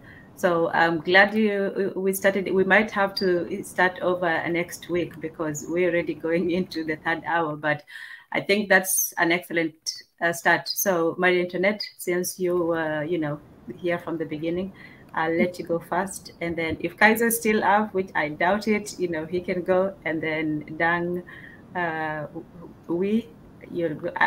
always stammering over your name because I look at it and in my mind I'm like, is that Y or we? And then going back and forth. But yes. However the Koreans pronounce it, you can maybe ask them how they would pronounce it. Oh, well, wow, that's giving me homework I can't even hope to do. But yeah, I just stammer over it every single time. Dang, we, why?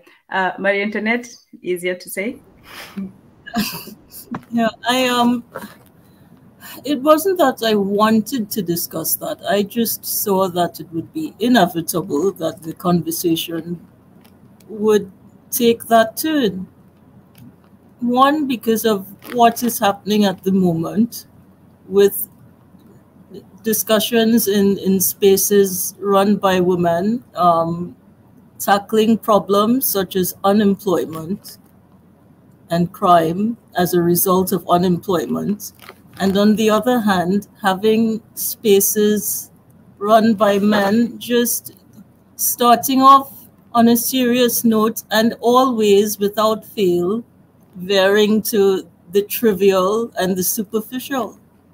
such as the size of one's derriere, the shape of one's nose, the slant of the eyes, the shade of the skin. We're in a crucial time at the moment. So have men lost the respect of women? That is inevitable if they drop the ball. When you say men losing the respect of women, I think, okay, can you clarify in what context are we talking of disrespect? And are we talking of black men, African men, black African men, right? Or are we talking of just men in general?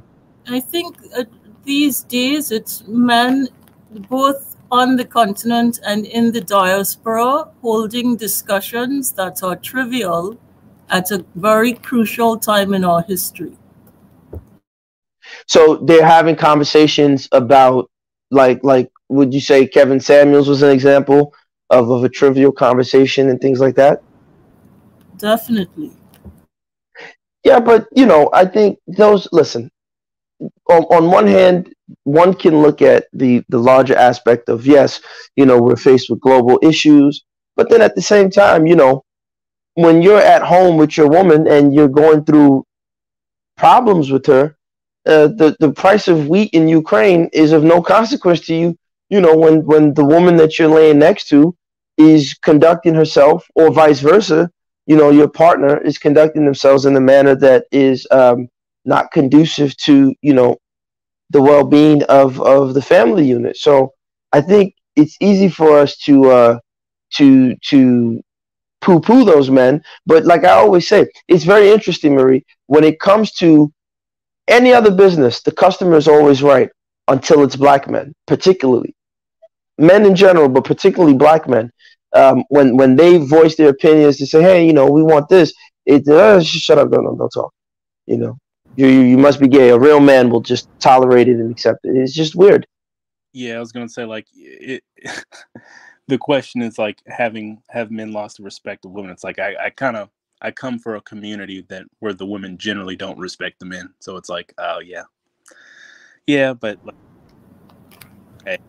I would say from a standpoint of self-preservation, people are complaining that women are not following them. I am a very focused, serious, industrious person. In spite of the fact that I promote empathy, I will not allow someone to take me down with them. So will I follow somebody who has the characteristics embodied by these YouTube discussions that I'm seeing? The answer is an emphatic no. The men are not inspiring confidence, and that is why women are not following them, and rightly so. Don't allow people to take you down with them. Yeah, of course not. I don't think, well, okay, let me put it like this. No person should be with a person who brings them down, whether it's man or woman. And I personally, I will say this, I don't know why men are on YouTube complaining about women. Who gives three donkey craps what women want? I'll be honest, I don't listen to women. Now, of course, right? Let me clarify. Still cutting it a bit too close.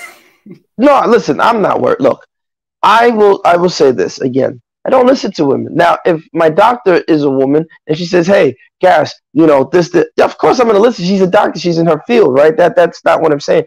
But in terms of just, look, I think when you become a man, this is just I don't ever define a man, but I think part of the process of transitioning into masculinity is you realize your sense of self, your identity is construed by you and what you allow it to be construed by. Whether a woman, you're not a real man. I don't care if you think I'm not a real man. Show me your testicles or get out of my face. Good, right? Drop your pants. Let's see who has the bigger manhood. And if yours is bigger, then we got a problem, right? But if yours ain't bigger than mine, then get out of my face. You can't tell me what it is to be a man. And I think men in particular need to just stop caring what women say and what they think. Like, you see guys, how to attract girls, how to pick up hot girls. Who cares, dude? Get your money, enjoy your life, and trust me, the girls will come when you have your money, you're enjoying your life, right? But I think, though, to answer what Marie was saying, is that, look, Marie, no one's telling you to follow, a guy who is cooking eggs on the corner and he barely can string a sentence together. No one's saying that, for the most part. But if you find a man that you do like, that is at your level, whatever level you want to call it, and the guy's not a bad dude, I'm going to say, it's going to sound terrible, but what is so hard? Women just shut the hell up, and follow the dude. If he meets all the criteria.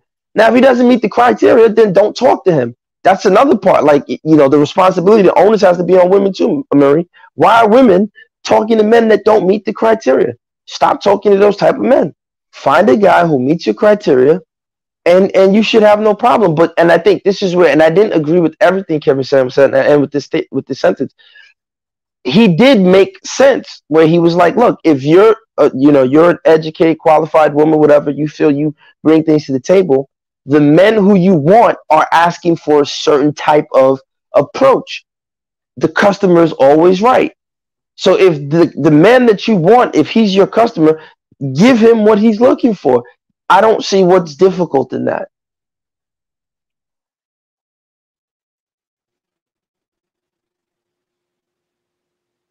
Any response to that? Marie, do you want to say something? Do you think that's a fair request?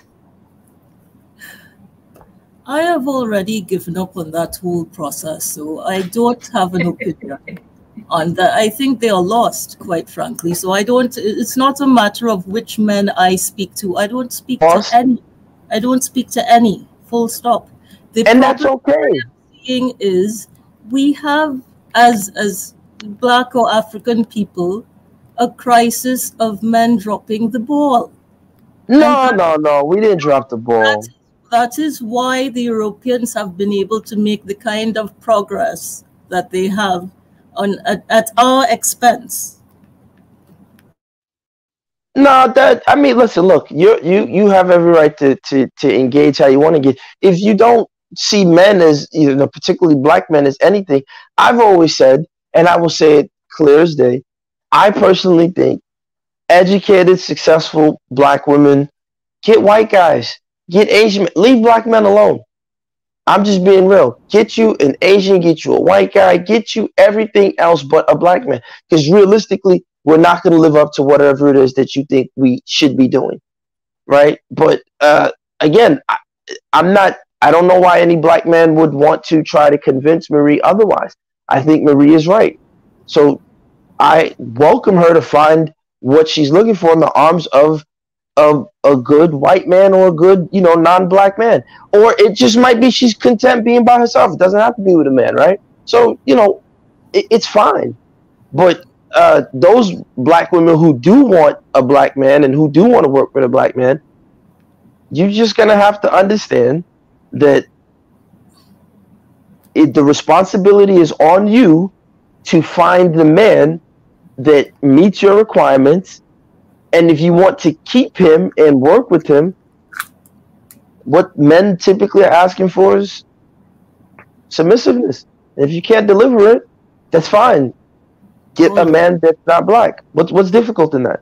All right. My question again is it normal that we have so many women who are willing to have serious discussions to better our community as a collective, and we have men who are just obsessed with the trivial, with entertainment, with physical features, with video games, with everything except the same problem-solving characteristic that they have said they alone have?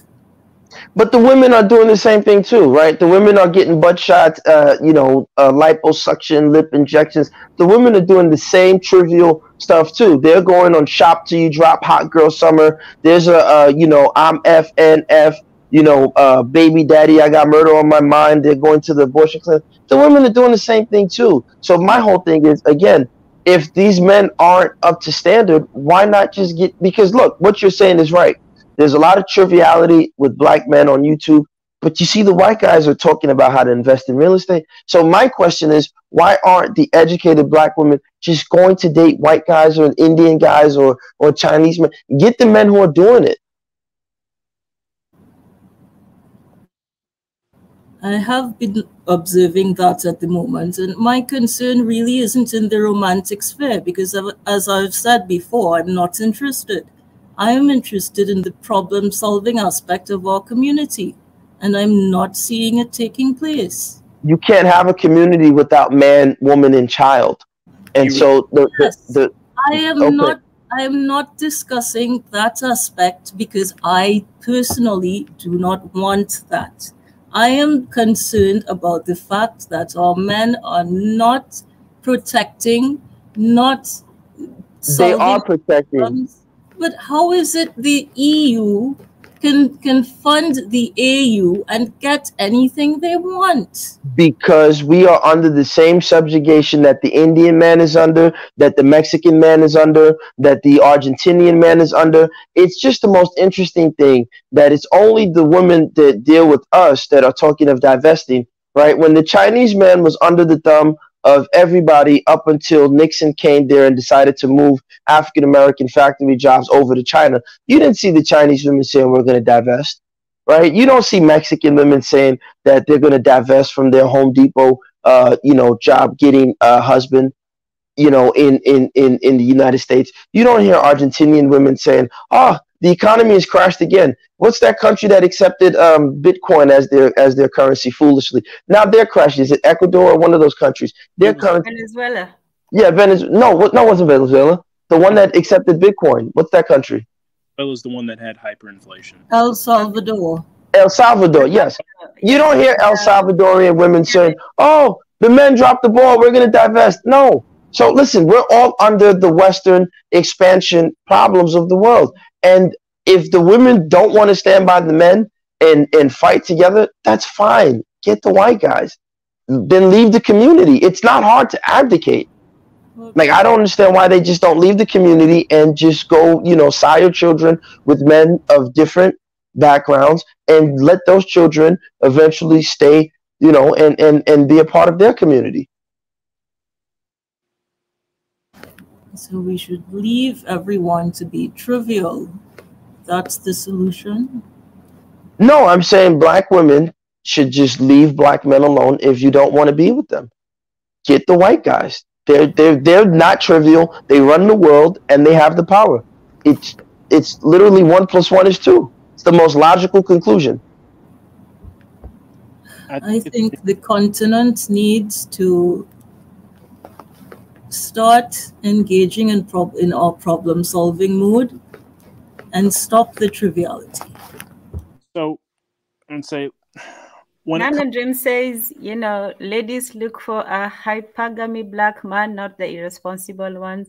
So she's saying that black women need to choose better and look for not the irresponsible man ones. And she says that black women see their men as superior compared to other races of men. Our men are strong and fine. Brother, we won't leave them alone. Okay. That sounds abusive. That sounds like what serial killers say. I'm not going to respect you in the house. I'm not going to submit to you, but I ain't going to let you go neither. If I can't have you, no one's going to have you. It's like, just leave me alone. Get the white guys. They run the world. They got the powers. And guess what? The myth is not true, right? They're in jiu-jitsu class, learning how to break necks. They can protect you, right? They got all kind of stuff. I don't want to be vulgar because they're going to come after me. But they're doing everything, right? They're in shape. They're running 50 miles so they can last in bed long. Leave the black guys alone. But I know the brother wanted to say something, so. Yes, go ahead, Doug. Oh, well, I was just going to say, I think it's an issue of, kind of what you value. So, if I had a daughter and, she's, she said she wanted a black man or whatever, I would tell her, you should look for a guy that has values that you agree with, or that you that you kind of believe, and then one that's like not, I guess like financially responsible, not necessarily rich.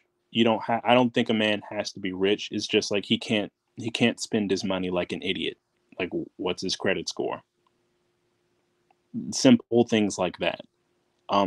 When it comes to like a community, like fixing things, you do have to understand that there are like certain limitations. Don't get me wrong. There's like, over here, I'm in the US, I personally believe, and I'm of the mindset that like everything that like every problem that we have over here, we could have fixed ourselves, but we just simply don't have the mindset.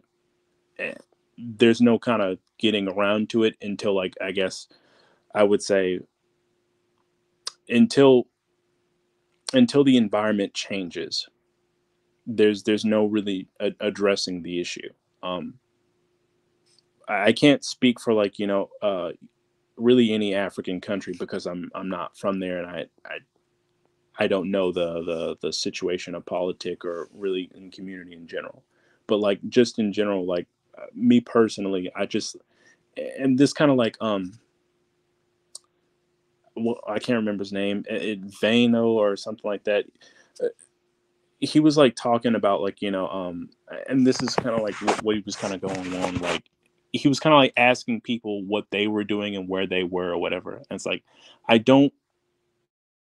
disagree with just the question in general, because I feel like people should be focused on themselves.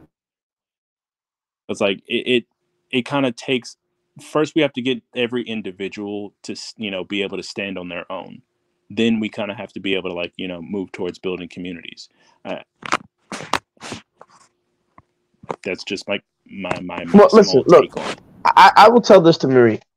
Marie, listen, any black woman that's worried about the community should start with her family.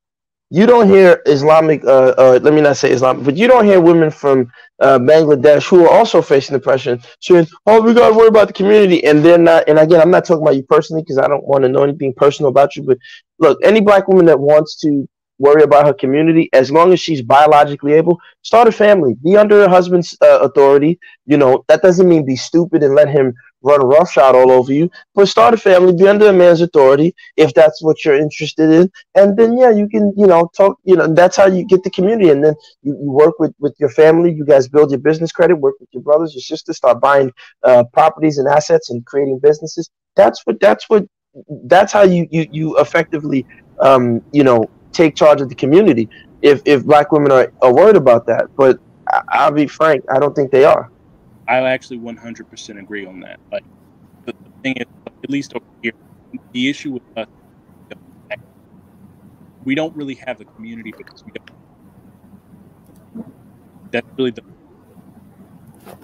I'm not hearing everything. That English countryside is striking again. Try again. Okay, how about now? Yes, better. It's better. I said I actually 100% agree with Gaston. Like the issue over here is that we don't really have a functional community because we don't have a functional family unit. And the reality of it is, it's like, well, we can kind of go into that or whatever, but pretty much women chose to basically break away from like we basically started paying them to like not have men in the house. That was their choice. They didn't have to take that choice. It's an issue of like white man gave black women the gun, but they still pulled the trigger. Now we're talking like the issue of building community. Like it really kind of does have to start with you, in the sense that like you have to start a family. It starts with starting a family. You can't have a functional community without having a functional family. You have to start small on pretty much what you as an individual do, standing up on your own, and then starting a family. And then kind of building from there. Like I have 6 other brothers and sisters. Like we're all doing okay, but like we've been in multiple situations where like we needed to help each other out. Had we not been born into a situation like that, there's been a number of times where like we might have been in serious trouble. but it starts with a family. I agree with that, and I have been making my contribution in my family, and I am blessed to have a united family. That the broken family is something that I can't identify with because I have not lived it. I live in a very united family. I teach my nephews. For health reasons, I can't procreate, but it hasn't stopped me from parenting my nephews. You see, so there is always a temptation to say that if one does not follow the traditional path, one is not making a contribution. It goes back to people in our community not being able to analyze as deeply as we should. We don't all have to look the same, and our contributions don't have to look the same for it to be considered a valid contribution. But isn't uniformity a part of what makes, community so powerful? The Yes, idea. we Yeah, have go ahead. in our community the idea that women who are unable to have children for medical reasons are invalid as women and are making absolutely no contribution. That came from, well, that type of thinking probably existed since the times of the Bible. But I think we should be analytical enough to realize that that sort of reasoning is erroneous. Some of us cannot procreate.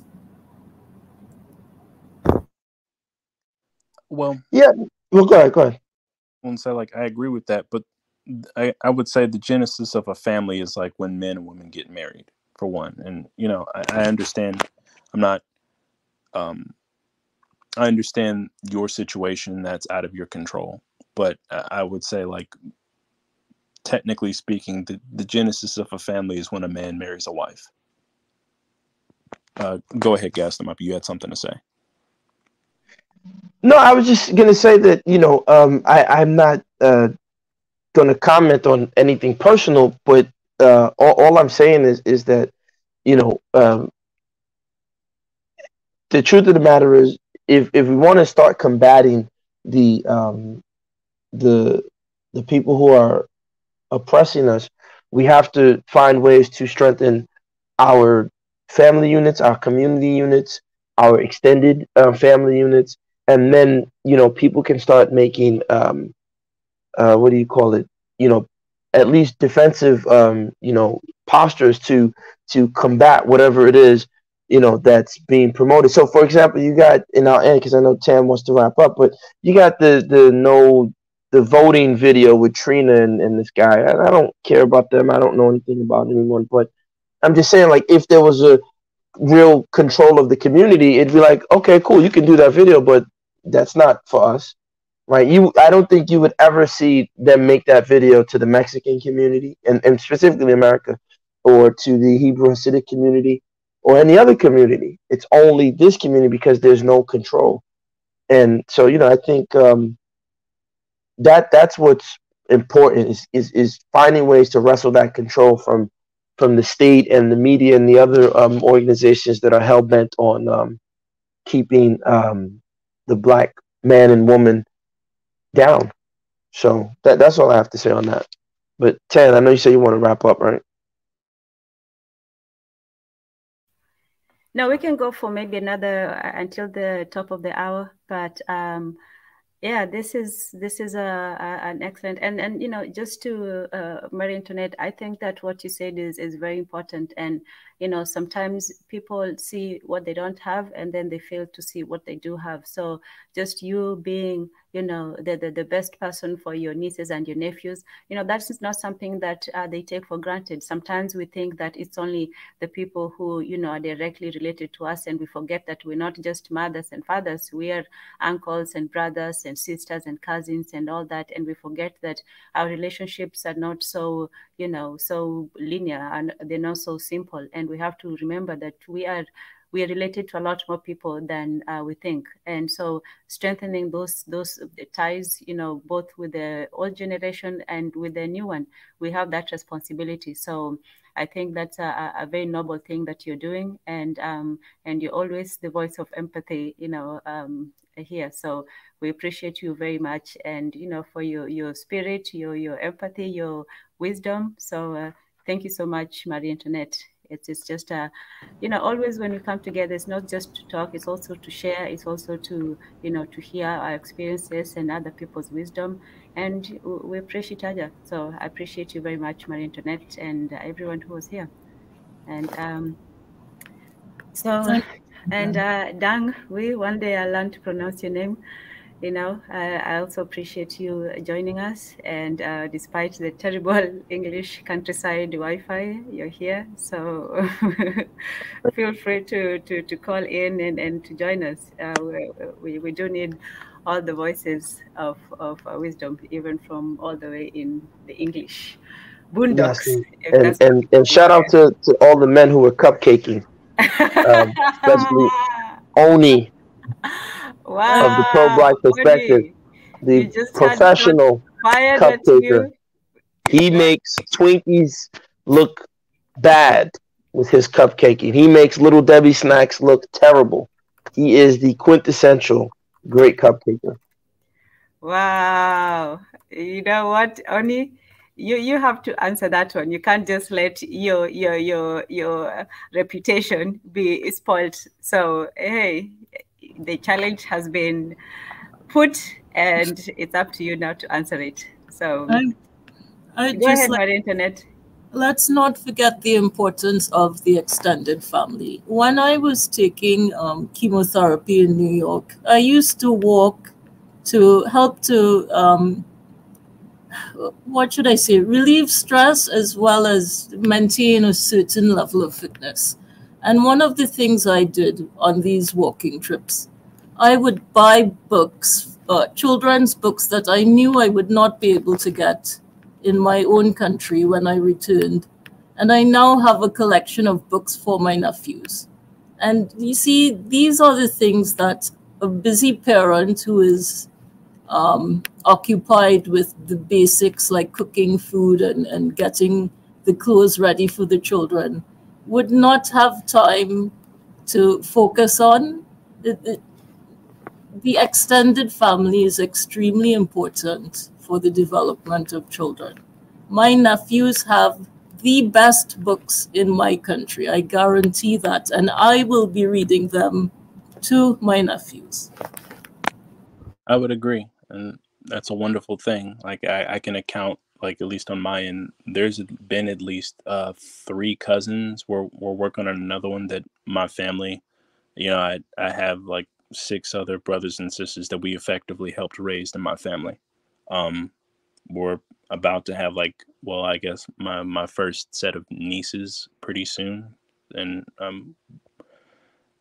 we're going to basically have to help them as well. I would say to a different degree because they have both father and mother in the house. And in some of those cases where there wasn't a father, we basically had to step up and help. So I would agree in the importance of an extended family in the event of situations where I guess a traditional marriage never happened or it failed for whatever reason. Well, I mean, I think that has always been the African approach, right? And I think when you look at again the contemporary example, you look at and I'm not saying that's always the case, but you look at Mexican Americans, they take a very strong extended family approach, even when it comes to business. And I think what's happened is that we've been nuclearized, right? So family is only reduced to the nuclear concept when it was never that way. It was always extended. The grandparents were around, the great-grandparents, the great-grand-uncles, the great-grand-aunts. Everybody was in proximity to each other. So the child was able to get access to, because sometimes you and your particular, immediate family might not always have, synergy, but it might be with your great-grand aunt, right? Or your grand auntie that that you're closer with, and so you're able, to build a bond and get access to information and knowledge and experience from that interaction. And so I think, another modern day example, the UFC fighter Habib Nurmagomedov, his father rest in peace, but he is a world champion, right?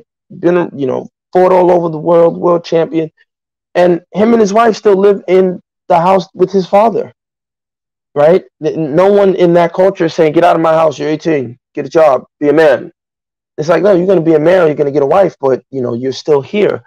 And I think that is the weirdest thing, that we do that. And Marie, that's part of the thing, with masculinity, especially for Black men in particular in America. There's no blueprint, one, and there's no assistance. Men don't really help each other, and we put a lot of pressure on men without giving them the requisite tools so that they can handle the pressure, right? So we tell this stuff to men, and then when men can't fulfill it, and then we say other groups of men are fulfilling these things, we tend to forget that those other groups of men are working together, right? They're working communally. They're pooling their resources together. Black men, particularly in America, aren't really doing that. They're not doing that. So I don't know. So I would agree on the issue of I would agree on the issue of at least to an extent, on the nuclear family, in the sense that it pretty much only extends to about the nuclear family, but it wasn't necessarily always that way. We've kind of been progressively destroying the structures that made that, I don't know, I'll say intuitive or common sense. And this is one of those things that I kind of I credit the boomers for, pretty much, things like Social Security and Medicare. So for example, in China, with the one-child policy, the reason why that led to them aborting and giving away their baby girls was basically because the son was traditionally seen as the person as who was going to take care of the family, whereas the daughter was basically going to be the wife of of another man's family. And traditionally speaking, at least in general, and even here in the West, children and grandchildren were seen kind of sort of as an investment, not just as say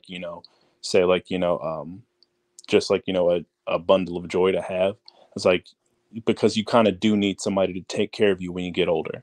But when you have Social Security and I think it's Medicare, you don't have to worry about that because the government's going to take care of you. So a lot of boomers kind of destroyed their relationships with their own children. And even me, the situation where I wound up, I turned out this way, not just because I had a father and mother, but because basically my great aunts and uncles, they basically bought some land and literally built this entire neighborhood. I never had to worry about getting shot at, or a bad neighborhood, or anything like that, because all my neighbors were my cousins. No, that's what you just said. I would say, and I'm not African American, but in my little research and history, I think a lot of that you start to see when that film, especially particularly The Color Purple, it really highlights something that's interesting because one, it's historically grossly inaccurate. It's the biggest bull. I don't want to curse. It's the worst movie you'll ever see. It's just crap, and it's not a coincidence that everything out of Hollywood, everything out of cinema and film, for the most part, the Black man always has to be this angry, abusive, evil, raping man, right? You never see the Black men always have to have these severe character flaws.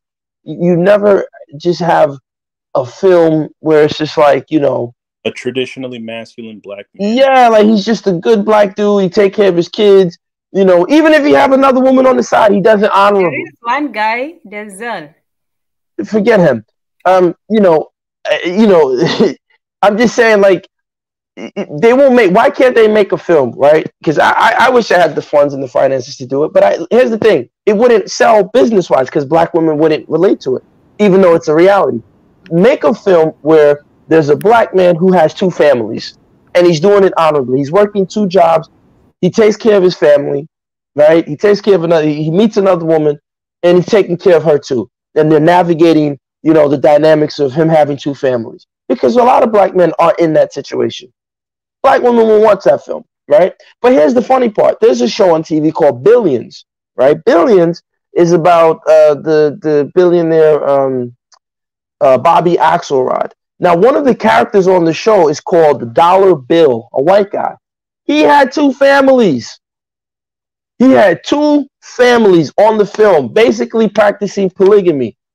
On the show, no issue. But if it's a black guy, and again, I have nothing against anyone, he'd either be gay or he would be in a relationship and then the wife would go cheat on him with the white guy because he doesn't satisfy her.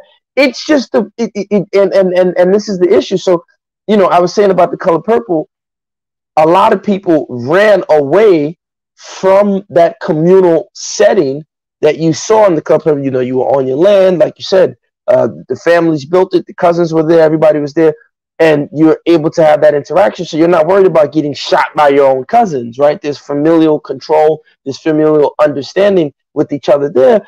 And, people start running into cities, running away from the ground, the roots of what makes a family a family. And when they get to the cities, and this is happening to Africans too, because, they're bringing drugs into African cities, and Africans are throwing away their culture once they get to the cities. And that's why I always tell Kaiser the stuff is dangerous that you're saying, because you're just going to end up copying the West and you're going to lose. Right. But when they get to the cities, the first thing that they do is they don't continue that communal, makeup that makes them strong as a unit. They try, but typically they don't. So then, after you stay together, then this one goes and moves in this part of town, moves in this part of town, and not everybody's fractured and separated. But that's why I gave the example of the Mexican American, where they'll get to a city and everybody lives in one enclave. Or in New York City with the Hebrew community, everybody lives in one enclave. Yet, what's wrong with black people to do that? I just wanted to say one thing. It's very short. I'll be very quick. I agree with everything you have both said. One thing about the community in New York, a lot of for some reason, even since childhood, many Jewish people have taken me into their personal spaces, even when they're having their high holy days, perhaps because of the culture of my family has been somewhat Jewish. So they see me as sort of one of them. The men are not ashamed to say that they take their wives' advice. They're not ashamed to say that they consulted with their wives for a different take on a problem before making a decision. There's no shame in that. There's a culture of mutual respect. I don't see how that is diminishing to a man. The people who everyone says are so patriarchal have no shame in doing this. It's even written in a book that I have, that they value the wisdom and intuition of women. I don't understand how we Can I tell you where the issue is? Let me tell you what the problem is, right? Years ago, I had training in law enforcement. And so one of the things in the training is, it's funny, they were talking about when you approach a household. And they basically said when you approach a black household in particular, that 9 out of 10 times, the person that you would talk to that basically was in charge is the black woman. And if you are trying to communicate, anything to the man, the black woman would let you know loudly. This is during the training. This is what they say, that she would tell you, why are you talking to him? He don't run things here. I'm in charge, right? That is something that, again, you wouldn't see in any other community. And that's something. It was in the Spike Lee film where the guy, the mother was spanking the child, and the guy said, "No, don't hit him." And she said, "Don't tell me what to do. Nobody tell me what to do with him. Not even his father." Look, I'll say this to you, and I said it on other podcasts, on other places. me and Tan had a conversation. I said that if a Kenyan if a Kenyan man went to his mother and said, "Mama, my wife is slapping me," the mother would say, "Are you crazy? Aren't you a man? Can't you slap her back?" I guarantee you. I guarantee you. No Kenyan mother, no African mother wants to be the mother of the son whose wife beats him up in the house. But if it was, and I hate to generalize, and I know BJ won't like this, but if it was the other way, if it was an African American, just typically, where she heard that her son was getting beat, she would say, "Boy, what did you do to her? She'll You say, better make her happy." and say, Right? or she'll laugh. She'll laugh. So what I'm saying is that I'll end with this other example, Marie. I was in Nigeria, so I'm in the compound, where I'm staying, and the young boy is playing about, kids, they're having fun. So he's taking the play a little bit too far, right? He's not. I guess he didn't do his homework or something. And so one of my neighbors said to him, "Listen, look, man, it's almost like six o'clock. Your pops is about to be coming home. Your father's coming home soon. You know, you need to relax and go take a shower, get in the house, do what you got to do for your father come home." And the mother says, "Don't tell him, just ignore him, because when the father come home and start beating the crap out of him, I'm not even gonna help him this time. I'm gonna act like I don't see him. Wait till his father come home." That understanding is missing in America. And Marie, I'm not blaming whose fault it is. It has to be brought back. That understanding. And the fact that the woman wants her man, and no one's saying that you don't take your wife's opinion. I said that in terms of just women in general, but I'm just, of course, if you're with a woman, I think it would make common sense to consult with her. You guys are in the arrangement together. But I'm saying that understanding that the man is the final authority in that household. I used to tell my friends all the time when I was an undergrad, we would be at the 7-Eleven and be like, "Yo, look at that Indian dude. Ha ha ha, I could beat him up." And I'm like, "Yeah, he's weak, probably, right? Physically. You probably could beat him up. But guess what? In his house, when he says A, everybody does A. Does your woman listen to you? Yeah. So you ain't the man that you think you are." And that's just what it is, Marie. It sounds crude. I know on page 15 of Bell Hooks's feminist book and intersectionality, that's not what women are supposed to hear, but it just is what it is in terms of masculinity. So if they want strong black men, if your black man is not an alpha, as they say, I hate using that term, get alphas or die trying. Build alphas or die trying. Literally. Don't complain that we don't have alpha black men to protect us and do this and fix the community. Build alphas or die trying. That's all I have to say. My thing is to add on to that, you wouldn't believe the number of men that I've met that would shoot you over something that you said about their mom, but won't tell. They're too afraid to tell their mom no if she's wrong. Grown men. You just hit it. Because remember what I said earlier? I said, part of being a man, part of masculinity, in my opinion, I don't ever tell anybody what it is to be a man. You define that on your own. But for me, you got to be able to remove. Our mothers love us, right? When we're babies, our mothers raise us, and women hate to hear this. Man, I love my mother, but at the end of the day, as a man now, you're my father's wife. So relax. You're my father's wife. Yes, you're my mother. You suckled me, and I can't repay that. But at the end of the day, you're my father's wife, and if I can't check you mentally and emotionally as a man and put you in your proper perspective as my father's wife, how the heck am I going to do that with the women in my life? Then I'm always going to be forever a mama's boy, just replacing my mother with my wife. And I feel like that's the origin of a lot of at least from my sphere and the Western world. And this is I think probably one of the first podcasts or radio shows that you guys had where you were basically saying is feminism for Africa? Everything in my mind screamed out, warn them no, because I know what that looks like in the grand scheme of things. Because it looks like what we're talking about right now, functionally speaking.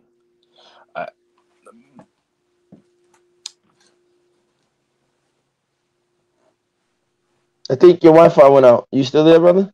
I'm here. And so that was like all I was like saying right there when it came to that. Like that's literally just like what it seems to look like functionally speaking. And it's like I don't know what to say to that. Like once it gets to that point, it's like there's really nothing that you really can do except for like to stop it beforehand. And that's really kind of like it warranted a lot of like, at least like, I'll say the disrespect of women, and a lot of like there's like a lot of people like you said it like a second ago, like complaining about women and everything or whatever. Like there'll be men complaining about the fact they can't get a woman, men complaining about how bad women are, men complaining about like or having a conversation about how to get what they want out of women, yada yada yada yada yada yada. And all seems to like pretty much ultimately I've noticed there's really two components of that. And it's like one, I'll say like outrage and the addiction to outrage. And this is what I've noticed like is like present in like a lot of the manosphere. Like my quarter of the manosphere got like they got booted off years ago when they got labeled as That's a great point. The addiction to outrage. I'm gonna steal that. Yes.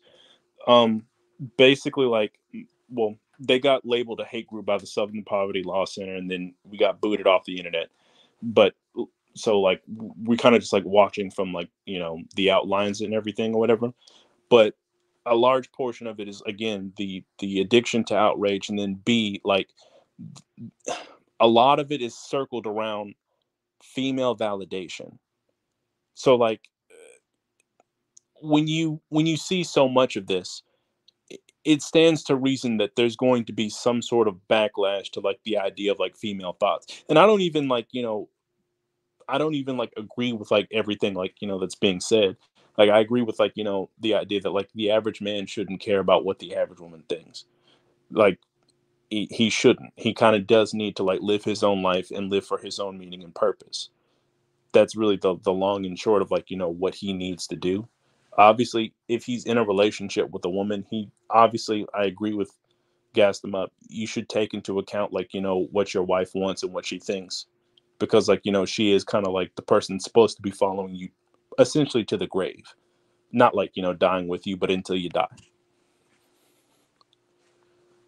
But like I feel like a lot of this is born out of like a world where like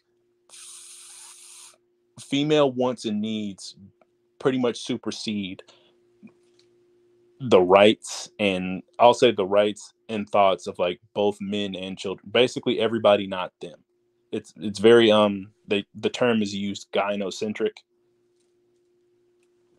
It's not. Well, this is the state.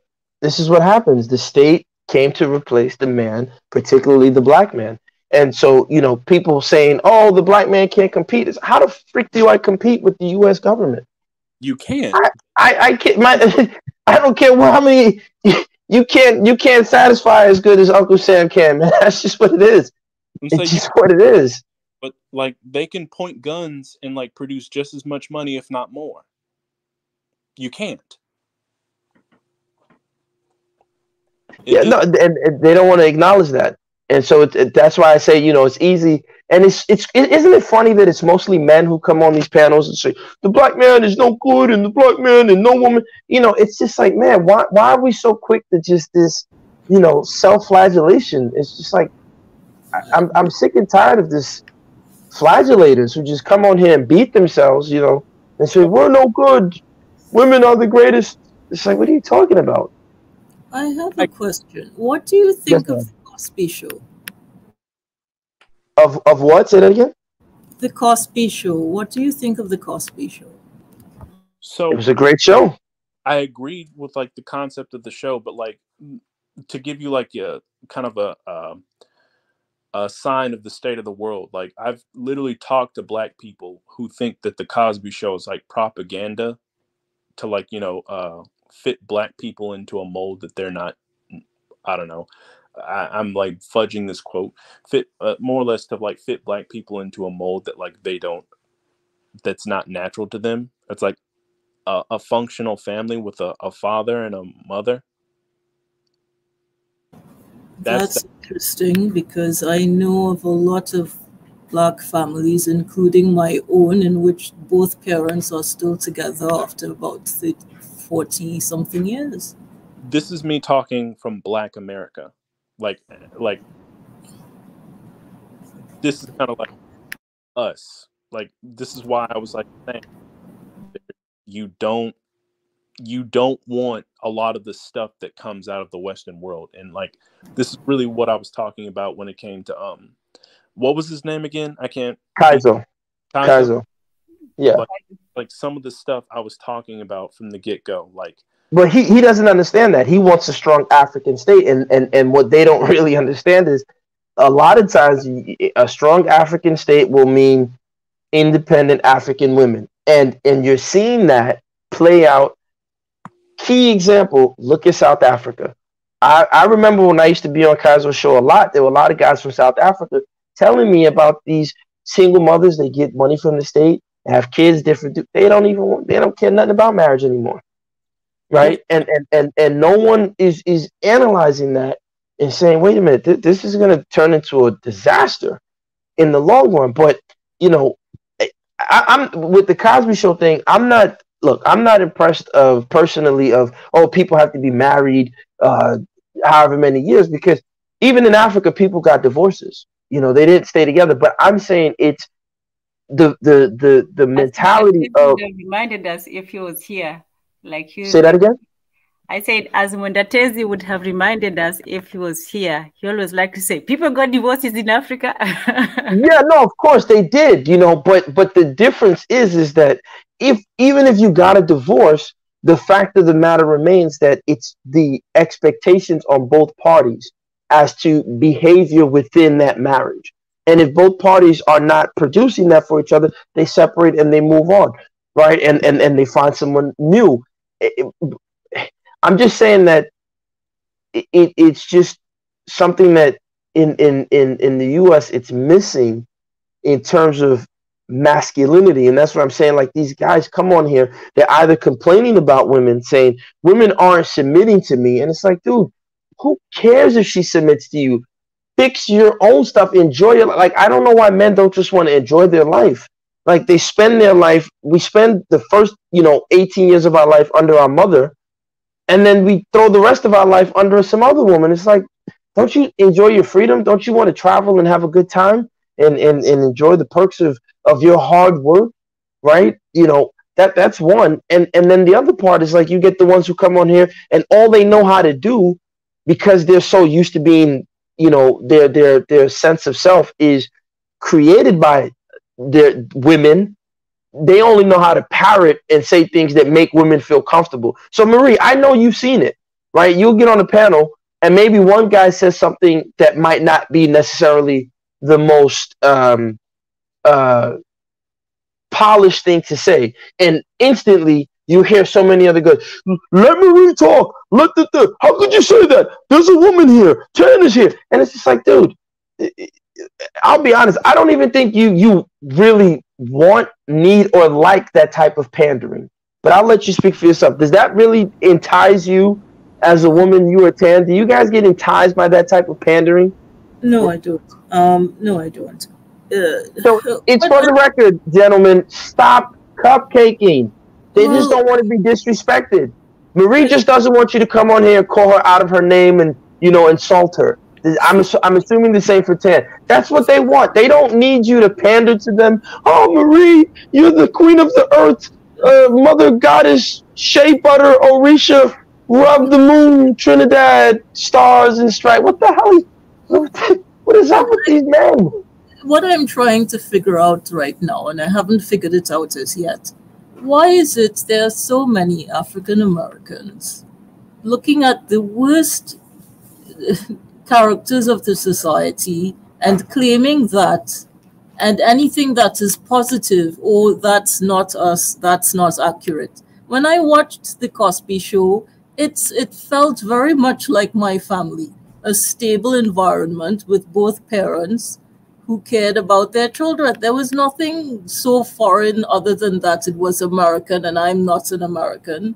But to hear that African Americans are saying that a stable family of people who are empathetic towards one another, or it is not an accurate representation, that to me is amazing, which means that the Europeans have successfully shaped their own ideas of themselves. Right, that's what happened. What happened is that because even the Cosby Show is problematic, right? I was thinking about this over the days, and I said, Wizkid, and I hope it doesn't change, right? But the Nigerian singer Wizkid is not looked to for political direction in Nigeria. Like, Wizkid is not going to go on a Nigerian TV show and say, my baby, yeah, let's vote Democrat. Ooh. You're like, yeah, what the hell is wrong with this guy, man? Stick to singing. Like, no one's going to take him serious. But, you know, in America, because Black culture, and I want to hear your thoughts on this, brother. My position is that Black culture is manufactured culture, right? And it's manufactured by industry. So Black people in America are confusing industry and culture. And the music industry and the media industry in particular are manufacturing templates for behavior for Black people, and Black people go along with it. So, you know, Michael Jackson is seen as culture. LeBron James is seen as culture, or hip hop is seen as culture. And it's like that's not culture. Like, you wouldn't see a Hasidic young man in Eastern Parkway tell you a rapper from his community is culture. His culture is, hey, by the age of 13, I'm supposed to be doing this. By the age of 15, I'm supposed to be doing this. I'm meant to be traveling and doing this and conducting myself in business this way. As a young man from my culture, I treat my women like this. I expect my women to behave like this. That is culture. And if they don't behave like that, I see an issue. And more importantly, the directives of my culture are coming from the people in my community, the elders of my community, not what I can turn to Channel 5 and see. So when you see a girl, I'm F baby daddy free and twerk booty booty booty, or you see the guy say kill Negroes kill, I don't want to curse, I'm a stepper, I'm a shooter. Yeah, that's the Black culture. That's Black culture. Electric slide, that's Black culture. And it's like, no, that's an industry that's created for you. That has nothing to do with culture. But when I say this, you know, of course, because you're not African American, you're a tether, right? It's like, well, you fix Nigeria's problems, man. Y'all eating mud pies, and it's like, okay, I agree. We are eating mud pies and we're booty scratchers, but can you fix this that I'm pointing to? So I want to hear what's your thoughts on that, brother. That Black culture is pretty much manufactured by industry, white industry, and so it's industrial product. It's not a culture. What do you say to that? To some degree, yes, and to some degree, no. Like, at least, and it maybe this like kind of stems from, like, you know, my idea of what culture is. It's like basically what a certain people group will do when put in a certain situation, and music can be an extension of that. The issue is like, well, one, and again, this is like to like even like, you know, rap music. It's not really what I would gather as, like, you know, I'll say traditional Black culture. It's kind of like like what we call traditional Black culture kind of like is generally Southern culture, generally speaking. But again, this kind of like goes back to what we were talking about. Like, there was kind of like more or less a migration from the South into like cities, you know, New York, Chicago, areas out west and everything. And so to a degree, I would say that, like, at least when it comes to, like, you know, a lot of rap music today, because I've noticed certain rap artists that push a certain message, or, like, you know, certain music artists that don't fit a specific mold, they aren't promoted, and they aren't put in, like, you know, this, I'll say, the shiny box, like, you know, the FNB, or, you know, the FNF people, or, you know, the I don't know, you mentioned. But when you say promoted, so basically, and that's what I'm saying, Black culture is a commodity. Then it can't be a culture. It's been. Say again. It's been corporatized. Yes. Yeah, it's a commodity. It's consumption. It's consumed. It's not a culture because and when I say it, I'm saying it not as derogatory, and I'm glad you're able to understand.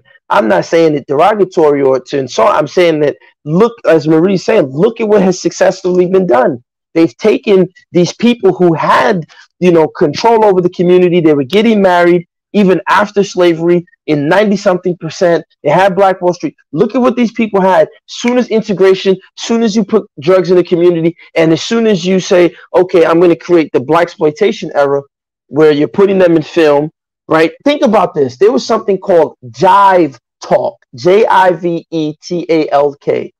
And yeah, Robert Townsend, in his film on Black Hollywood, where he was sticking his butt out, yeah, man, yeah, man, yeah, yeah, and he was doing that, and the white directors are like, yeah, man, look, I like what you're doing, but stick your butt out, man, talk jive, do it again, hey, man, and it's like, that was presented to the people, and the people, all of a sudden they went from the afros to put the relaxer in. I'm cool, baby. I'm cool. Yeah, no job, so no job, baby. And it's like, wait a minute. Is it art imitating life, or life imitating art, or is it this combination of both that's happening? And so these people are effectively turned into this commodity that's consumed. And of course, for the longest, the largest consumers, and I still think to this day, of this Black culture, especially hip hop, have been white people. Oh, so yeah. It's just pretty much confirming how they really feel about Black people, African Americans in America. So I've always been screaming, like, look, divorce yourself from it. You have to cut out LeBron James. You have to cut out Michael Jackson. I don't care how great you like the way you did the moonwalk.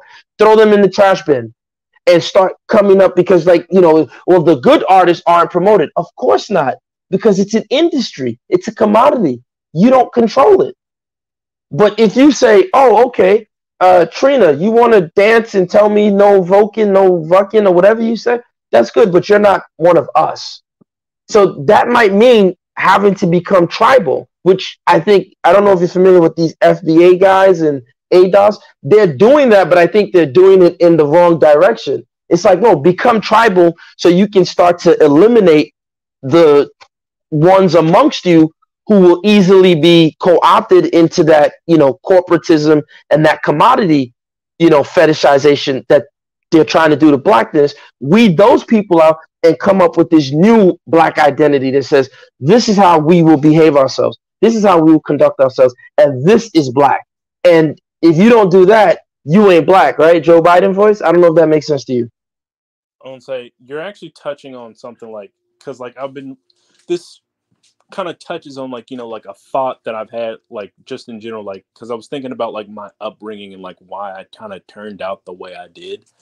Like, I've concluded that, like, just in general, most Black people don't need to reside in cities, and I mean this in the sense that, like, they kind of need to mimic the model that I feel like I was kind of raised in, to like kind of weed out pretty much what you're talking about. Basically, like, people need to actually start a family, come together, buy land, build it up, just some random piece of dirt, and then actually turn it into something that's worth something, for one. And then after that, raise your family, and then kind of like isolate, more or less self-segregate from like that. Make sure that isn't basically like, I'll say, that isn't the mindset that your children are raised up to see as acceptable.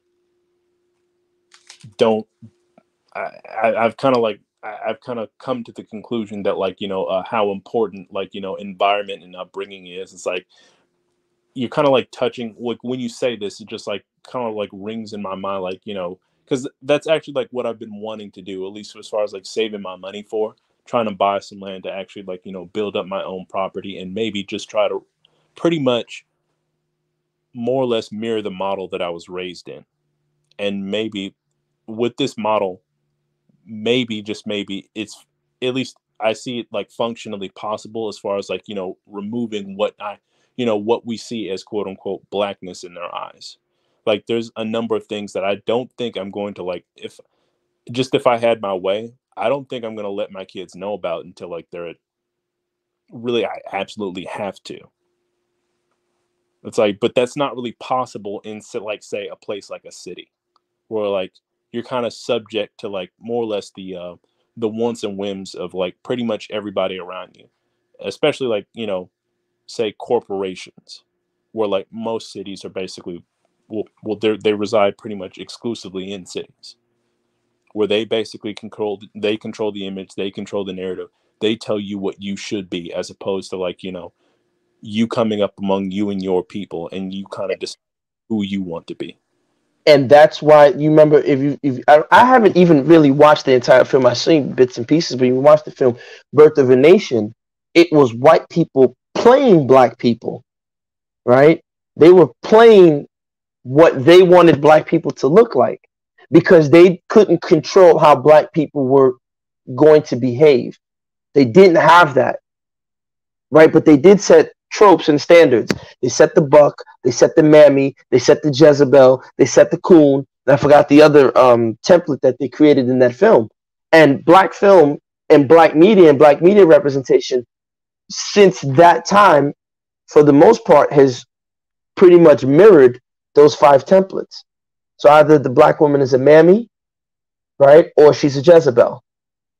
The black man is a coon, or he's a buck. This reminds me, like, this conversation reminds me, I was watching like a documentary on like Richard Pryor's life, and basically there was like a turning point in his career where he'd basically taken his first trip to Africa. And what amazed him the most was like he basically like saw a continent full of people that looked like his people, and yet the N-word meant absolutely nothing to them. Like nobody used it, and it, like the word held no meaning to like any of the people there. And then from then on, he basically, like on his flight back, he pretty much decided that, like, you know what, I'm not going to use the N-word anymore. And then when he did that, people turned on him. He would basically tell the exact same joke on like in a different set, but he would just remove the N-word from it. And for some reason, it wasn't funny to, well, the majority of the people, which was at the time, a lot of them was white America. Because he's no longer fitting the commodity template. And this is why when you remove yourself, I've been saying black people in America have to get away from, you know, white definitions of success, right? I'm tired of hearing, oh, he was the first black guy who did A, B, and C within the white industry. And it's coming to Africa. Look, listen, if I don't know if you have Netflix, Marie Tan, you watch Netflix, you start watching all these African films on Netflix, particularly the Nigerian ones. They got single mothers now. They're promoting these androgynous characters little by little. They're already doing the South African films. They're always presenting the black guy as, you know, abusive. It's there. Shout So out it's to like, Kenya for outlawing some of that nonsense. Go Kenya. yeah, you know, hey, shout out to Kenya, right? I hope they can hold firm to it. You understand what I'm saying? But it's just crazy, and I'm like, I don't know why people confuse a product or a commodity with culture. They're not the same thing. And if what you're doing comes from a corporate, you know, like people say Beyonce's culture. Like this lady's sitting in the studio with 30 writers and, you know, 25 producers to come up with whatever she thinks is going to make you move. I'm just like, she, you know, I'll say this last sentence. Was Beyonce thinking about uplifting the, you know, black woman when she's making her songs in terms of real upliftment, to say, hey, you know, black women could be in the medical space like Marie or you know, successful like Tan? No, they're not thinking of that. They're thinking about, look, I need to sell 1 million records, and that's the bottom line, the revenue. So, you know, I'll tell you it's girl empowerment and hot girl summer and blah, blah, blah magic, but I'm just selling you a product. Yet people people will kill if you got up there and said Jay-Z's a clown and Beyonce's a moron and screw Oprah. What you mean? You talking about black people? No, dude, they don't represent you. They shouldn't represent you. You know, again, you would never hear anyone hey, Brad Pitt, that's that Chris Rock joke. Brad Pitt, what do you think about the democratic elections in Congo? No one's asking Brad Pitt that, but they'll go up to Lil Boozy. So Boozy, what do you think about black on black crime and how black people need to go to Kenya, man, and talk to Tanzania, man. I just like someone has the mic on. Okay, we have a few more minutes and then we can start wrapping it up. But yeah, we can continue on Shoot the Breeze, on Swahili Nation, on the Black Pentagram. Hey, Dang, please put your email in the back chat, Dang. Type your email in the back chat. Oh yes, please do. Yeah, we'll connect. Yes, go ahead. So let's do this. Let's have final statements, and we'll try to get out here in the next couple of minutes. So since you came in right now, Yusra, thank you earlier keeping it real from Mr. Real. Oh, sorry, I think something with Real. But go ahead and have your closing statements, and then we'll close out everyone. And yeah, this is not the last conversation we'll be having. I think it's an important one, and there's a lot to cover. So yeah, so go ahead, Yusra, and then Marie Antoinette, Gas them up, Dang, and then we'll call it. Go ahead. Okay, thank you. It was a long show for real. And you're my telling last me. yeah. It's about 4 hour show. It's a long show. We can't stop talking about this kind of topic, so I appreciate that. Finally, what I want to say is work hard, and women should be woman and feminine, and men should be man and masculine. That's my last statement. Thank you very much. I would just like to publicly thank Tanzan for being firm and maintaining a civilized space of discussion without obscenity. It's like an oasis in the desert. So thank you, Tanzan. Most welcome. And I'm not sure if that was a slight jab to gas them up. If it was, no, Marie loves me. Listen, Marie loves me. But what's funny is, Marie, you've never come to the Black Pentagram show and experienced pretty much the opposite of that type of craziness that you might not like, because when you come on the Black Pentagram show, type in Gas Them Up on YouTube, right? Shameless plug, but Tan, Jose and I, we conduct ourselves. It's an intellectual space, it's an occultic space, and I think you'll definitely enjoy it, right? So yeah, come to our program sometime and listen to what we're doing. Especially next week's episode, we're talking about mirrors. Tan is leading; she's taking us down the occultic rabbit hole of mirrors. So I think you'll love it. Okay. Yeah, that should be a good one. You're most welcome. Go ahead. Oh, and Marie, put your email in the chat if you want to. Yes, and Yusra as well. Yes. So okay, you're all invited. Yes, go ahead. And then okay, I'll put my email. Yeah. Okay. I have yours, Marie. I had it from before. Dang, we have yours as well. So Yusra, if you want, go ahead. Dang, your final words. Well, I just had like a sentence for you, or a question or whatever. Like I saw you like quoted me on the whole Black people shouldn't live in cities. Like, did that come off silly to you, or did I offer you a decent enough explanation? No. Actually, I put in quotes, the important points of the day, and that was an important one. We have to examine every aspect of our lives, including our surroundings. And even though we haven't really gone into the effects of living in the cities, there are actual tangible effects, not just from the deeper aspect, but from the psychological one as well. But yeah. I'm saying, like, I know sometimes I say stuff that, like, I'll say when you hear them on the ear, there's like shock value, but like you don't really get it until like I kind of offer a decent enough explanation for like the phrase. Like I say some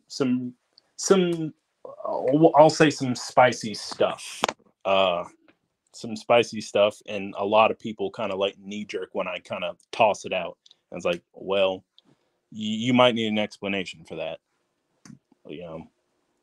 So I was just asking, but I guess I'd like to say thank you for having me, and, you know, wonderful conversation. You know, always great to speak to you all. I'm sorry it's been so long since, like, you know, I showed up. I've been very busy with, you know, a number of things, trying to get stuff together for my. So while we get drunk, so while we smoke weed, we're just having fun.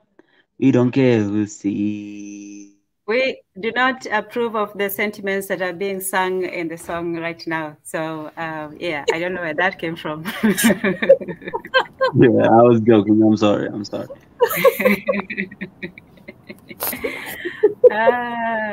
Okay, well, you know. I yield my mic to Tan. Yeah, it was a long time. You need to relax now. That's why I was singing.